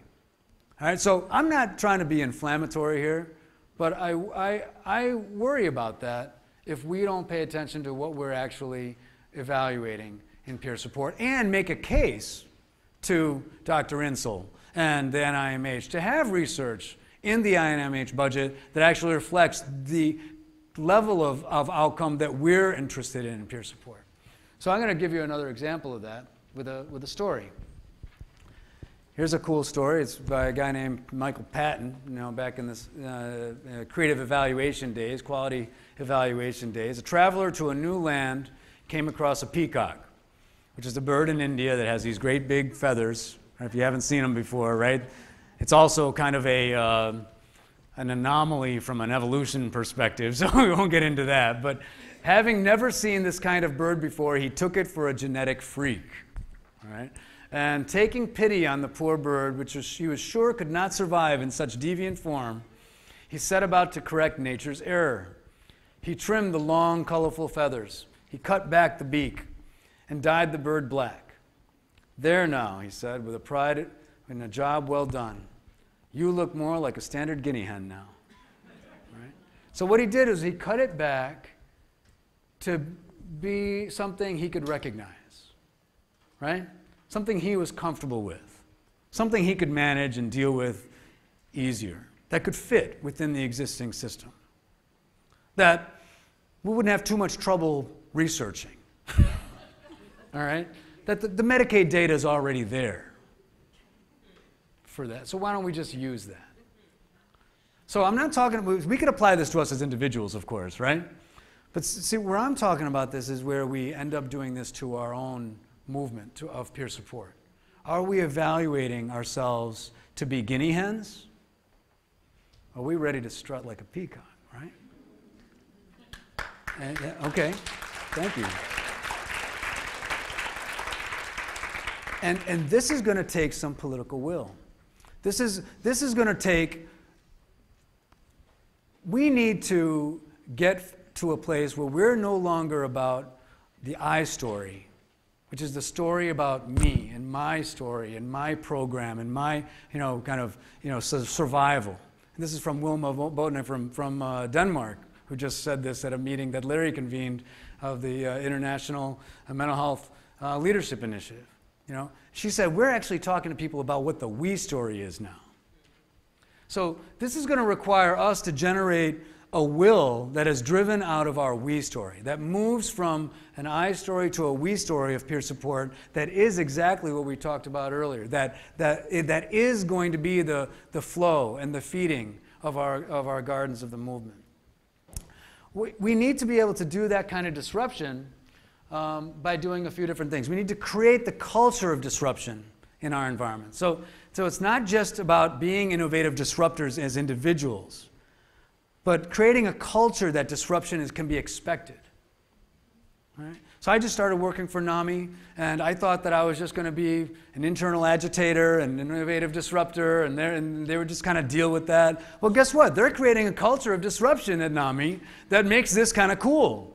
And they were like, yeah, we expected you to do that, thanks. I was like, oh, you're... Really? Oh, okay. You want that again? All right. That's what we do, And I'm pretty impressed by that. I'm hearing family members wanting to tell their stories and say, how can we have our experience reflected in the new work of our movement? Pretty powerful stuff. Engagement and outreach means feet on the street. We're not a system that's going to wait for people to come to us anymore. So that's an example of being. What's an opportunity for peer support that's really disruptive? Well, that's one, because we don't know what that looks like. In peer support, there are 4 things that have been really important to me. And one is that we're not about control. We're not about expert assessment.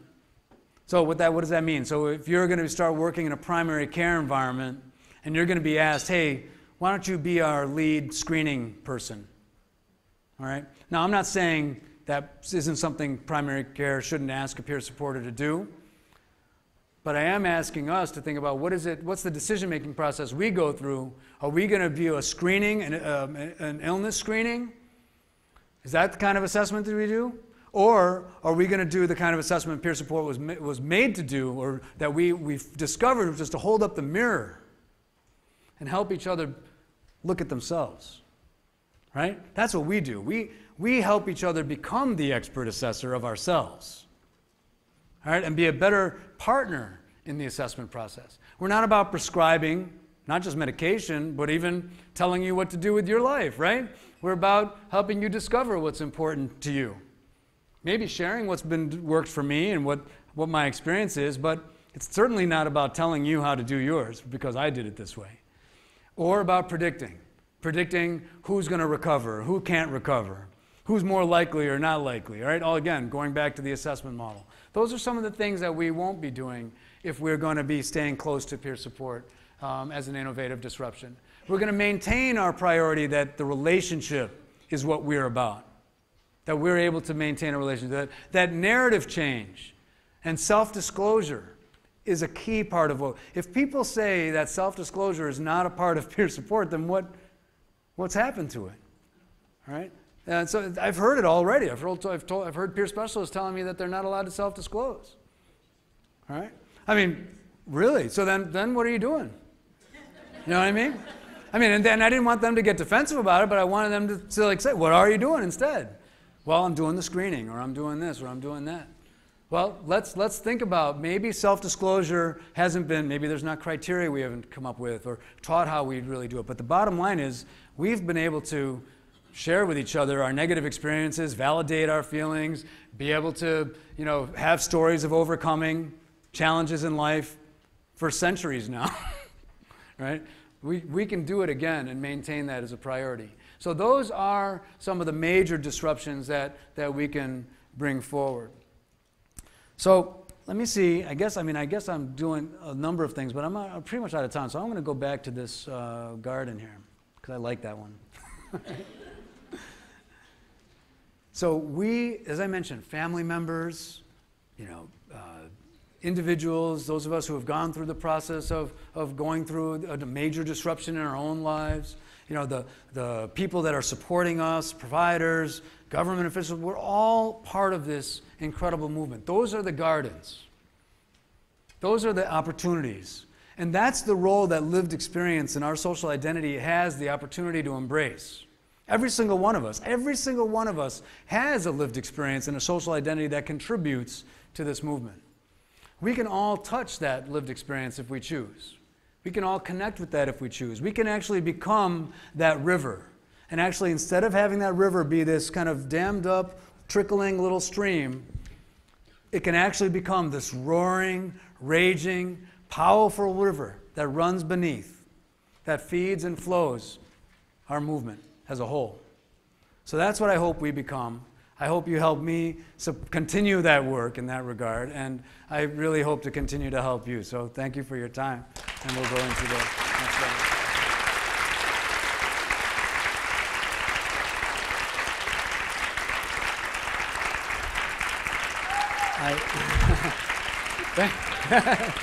Thank you, brother. All right. So do I take questions now? Okay, great. So there are some other things I can weave into our questions, or you ask some questions. Nobody wants to be that person that's keeping us all in this room. I've got a question. All right. What's your name? Dave. Dave, thank you, Dave. First of all, thank you very much for incorporating the movement for equality and social justice into this conversation. And as I'm thinking about this idea of recovery-supported systems, it seems to me that there's a lot of indigenous ways of knowing and culturally bound ways that movement has taught us. Mm-hmm. So lessons from way back, right? That's right. That people have kept within their communities or as part of their communities to help them deal with unjust society. So I guess my question is how can this movement incorporate, or how does it need to incorporate maybe, some of those culturally bound ways that have worked for indigenous peoples, for people of color, to kind of, that's sort of they already been doing, and you know, what's the danger of maybe ignoring that history and that truth that has kind of led to this? All right, well, okay, great question. Thanks again. And say your name again? Dave. Dave from where? UTEP. UTEP. El Paso.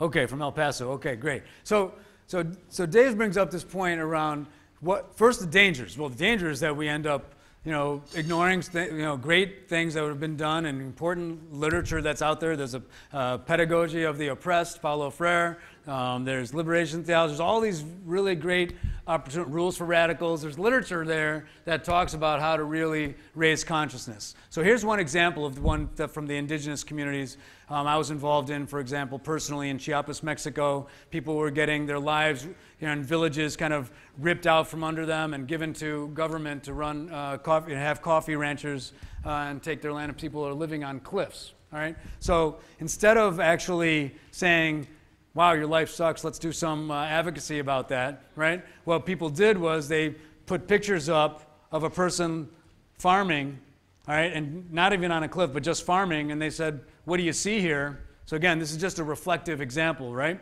So that person in the audience who saw that picture of farming is, well, I see a person farming, but that's not my life. I farm on a cliff, and every time I have to go up there, I might die. And the reason I have to farm on a cliff is because my family got run off of the land. You know, see where I'm going? So the stories start to emerge when we actually bring up images or bring up examples or bring up stories, and then people start bouncing off of that. All right, so that's just one of the examples of praxis from a consciousness raising perspective that didn't say, you know, let me tell you what's wrong with your situation, but actually facilitates a dialogue about what people think about their situation. So that comes straight out of every indigenous community work that's been done from a civil rights perspective. Great question. Does that help you answer your question? All right, great. Any others? Okay, if not, I'm going to keep going with one point until you get to the, come on up. There's this slide here that I put up around leadership that I want to mention, that when we think about our leadership, and this gets back to the point that was just raised, if we don't reflect on our own power and privilege first as leaders in a movement, we might end up with the same blind spots that our system and our other leaders have found themselves dealing with. All right? So whether it's cultural blind spots, right, privilege, social identity blind spots, all right, I'm going to do it. I have definitely done it. I probably did it today. You know what I mean? It's a part of what happens. So when you reflect on that, then you're able to get to this next level of actually thinking about being collaborative and facilitative, and actually think about what that means from a leadership perspective, and actually make that systems transforming. All right, so let's see. I can't remember. You were on. Okay, great. You can go first. My name is Emily, and And you're from where? I don't know. No, from where? Oh, where am I from? Oh, I'm from Colleen, which is about an hour and 15 minutes north. Okay, thank you. Right next to Fort Hood. I'm actually a peer facilitator with a group called Bring Everyone in the Zone, and we do peer-to-peer support groups for military, active duty veterans, family members. And you mentioned a little bit about the ways to actually, I forgot the word. To actually evaluate the programs. Yes. And part of my graduate studies was trying to figure out different ways to evaluate. So how would you say is the best way to actually evaluate a peer support program? Wow, great question. I mean, so I am not a researcher. Thank you very much. There are researchers here. There's a presentation tomorrow by Cheryl and Kim on participatory research. There's some mixed method approaches that have been emphasized. What we learned anyway thus far is that a mix of quantitative and qualitative analysis was important. That a purely quantitative model that measured what the system measures on its own wasn't going to be enough. But at the same time, if you just did a qualitative study of its own, that wasn't seemingly enough as well. So we needed to put that stuff together, and then we also needed to match that with good program evaluation, and I know you may not like this, but quality improvement data collection as well. All right, so not just waiting a year or 2 years down the road, but let's evaluate short-term kind of bundles of action and then evaluate. That can be a strong level of evidence base that we have not even come close to doing already. We can do that pretty easily. All right, great question. Thank you. Over here and then back over here. Okay. My question is, we know that there is a lot of diversity within the states, and in Texas, it's a new and growing, fast-growing organization. And there are leaders out there that have come together and they've put together their own scenario of what a peer support organization should look like, and their ethics and whatnot. And so peers that are coming, that they're being trained and they're being put out there.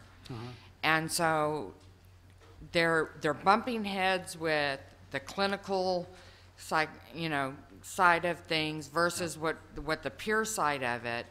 And so is there an organization that it might be forming or coming together, a leadership type thing that peers can come to and say, okay, this is working in 10 states and we want to bring it to our state, but we need some leadership so that we don't get that pushback and lose the integrity of being a peer support specialist?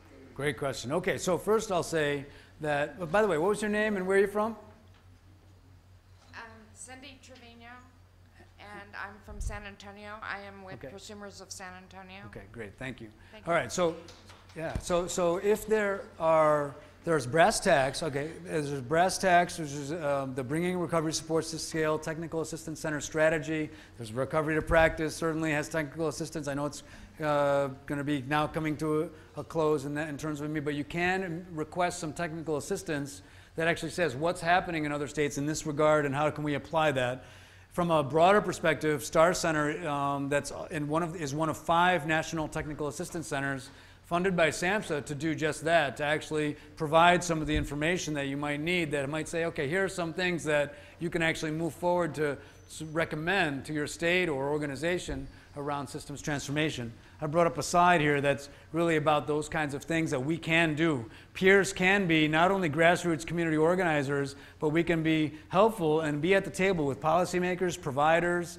We can become trainers and consultants. We actually proposed in New York to the Office of Mental Health there and said, let us lived experience leaders be the trainers for the system and train providers on recovery-oriented practice, right? Yeah, so that's what we did. We got the grant, started small, then we grew it, and we became those people that were actually helping the system become recovery-oriented in the way that Larry talked about. All right, go ahead, thanks. Hi, my name is Donna Whitelow. I'm a counselor out of Houston, Texas. All right. And I worked with a lot of smaller towns and cities. And there's not a lot of groups that are there. I just wanted to know, how can y'all raise awareness of where to go to, I guess, even local cities? I know they have the internet, but then you go to some of these things and the information is absolutely where it's not valid anymore, the numbers are not in, those type of things. You mean the information about the peer support groups? Yes, yeah, it's wrong. Or the people can't get or don't know where to go, and then they're calling insane asylums and different places in different big cities, and they're telling them, they're getting the runaround in smaller towns. And they don't have the access that larger cities do. So how can you guys raise awareness of, where to go to get this peer support, or even start those peer groups? Great question. So one of the TA centers that's available is the National Self-Help Clearinghouse, Mental Health Self-Help Clearinghouse, and that's run by in Pennsylvania, Joe Rogers and Susan Rogers. They have a self-help directory that needs to be regularly updated by communities that are offering peer support. But I would start there, first of all, and ask Joe or Susan, say, hey, is there a way you can help us in Texas improve our inventory of what's available? You're also served by the National Empowerment Center here in Texas directly as one of the TA centers, and they also can help you maybe structure that and come up with a way to organize that as part of the peer specialist combination peer run organizational inventory. That's what we did in some other states, and that seemed to work. Do you have the information on these people that you're naming? Yeah, I do, both on my website at the Star Center, that's consumerstar.org, all right, or on SAMHSA's website. Those are available as well. But I can also give it to you personally. Okay, thank you. You got it. All right, we have one more or done? Okay, great. Okay, yes, sir. I'm glad you came up. All right. My name is Ron. I'm chaplain at Austin State Hospital. Yes. Ron's got a very important point, by the way. Check this out. All right. Yeah. A comment about peer support. Back in the 1930s, there was a minister that suffered from schizophrenia. He was hospitalized a number of different times and came out of the hospital and says, ministers need to know how to deal with this, and started a chaplain training program, which has resulted in hospital chaplains all over and worldwide clinical pastoral education. That's peer support. Yep. That's right. That's right. Think about that. That's amazing. So it's not just Dorothea Dix, not just Batiste, right? It's as well as this chaplain. Incredible, incredible discoveries. So, I'll leave you with this.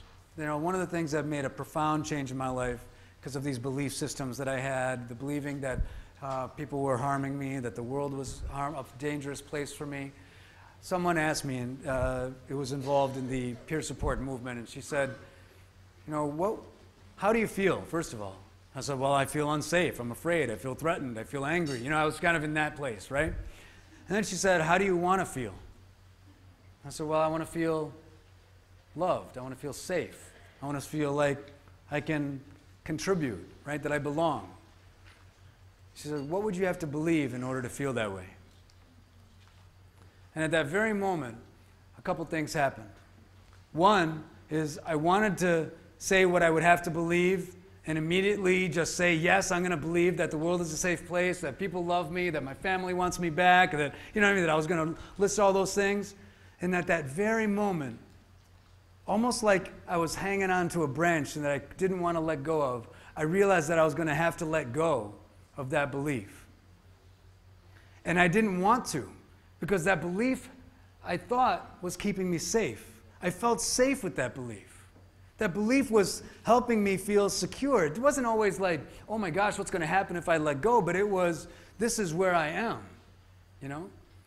And so what would we have to believe? That's my story. But when we think about our story, when we think about the we story, what would we have to believe in order to be free? And that's the question we have to answer in order for this to work.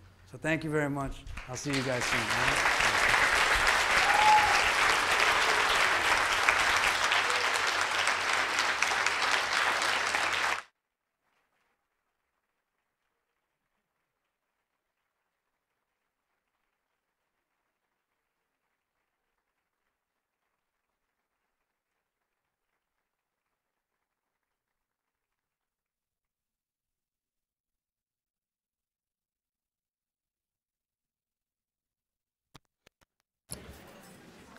Okay, I just need a couple more minutes of your time. I know that folks are probably ready to, again, stretch your legs and take a break. Thank you so much for your sustained attention and energy today. I know it was an exciting day. I think we got a full education here on mental health recovery, and I certainly enjoyed it, and I'm very pleased with how things have gone. I want to make a few announcements about tomorrow. Breakfast will be served at 8 a.m. in the same location as it was today. There will be breakout sessions starting at 8:30. This room will be broken into 4 rooms, and then we will utilize the 2 rooms on the sides where the buffets were served. Please see your program for where your breakout session that you expressed interest in is going to be located. Most of you did sign up beforehand for breakout sessions. You're not absolutely bound to those, but also do try to be respectful. We want to be of fire codes and things like that. If you go to something and it's just super full, there's other great sessions going on. So, get there early if you want to get a seat, but also, keep an open mind and be flexible just in case something is filling up. But we should have plenty of room for everyone. Also, remember today to finish signing the sign-out sheets, drop your evaluations in the boxes at the back of the room and at the registration desk. Tomorrow there will also be evaluations and sign-out sheets in each of the sessions. At the end of tomorrow, there'll be 2 sessions and a break between. There's a grab-and-go lunch that will be available after the second breakout session. Those are boxed lunches. There's going to be seating available in the front 2 ballrooms once this is broken out, that you can stay and network with other folks and share and kind of debrief, because I know we've taken in a lot of information. My hope is also that in the breakout sessions tomorrow will be more of a chance for discussion in smaller groups. There will be a peer and consumer gathering in the Chenault room tomorrow. That's the room on this side. We invite anyone who's interested to take your box lunch to the Chenault room to debrief about the conference and talk about future opportunities. And I just want to say to really keep your eyes and ears open and pay attention to the Hogg Foundation website, get on our mailing list to hear about those requests for proposals that are going to be coming out in the next couple of weeks that Dr. Martinez mentioned. There's going to be definitely opportunities and roles for peers and consumers in both the research program and the RTP program. You can't do really any of the RTP across any of the different professions without a co-facilitator who is a consumer or peer. So I think we definitely have some exciting opportunities coming up. Another reminder, tomorrow there will not be Wi-Fi in the breakout session rooms, but you can access it in the lobby. And also remember what I said about parking. Nobody pays for parking tomorrow either. And I would like to invite our breakout speakers who are speaking tomorrow. If you could meet out by the registration desk after we wrap up, we'd like to get a big photo of everyone. And last but not least, I hope you will join us upstairs for our receptions, just in case we haven't fed you enough today. Now, we're trying to be true to our name. We are the Hogg Foundation, right? So we've got food, and we got cake, and we're going to celebrate this wonderful, exciting day and the kickoff to our 75th anniversary. So please join us upstairs in the atrium, and have a wonderful afternoon and evening. Thank you.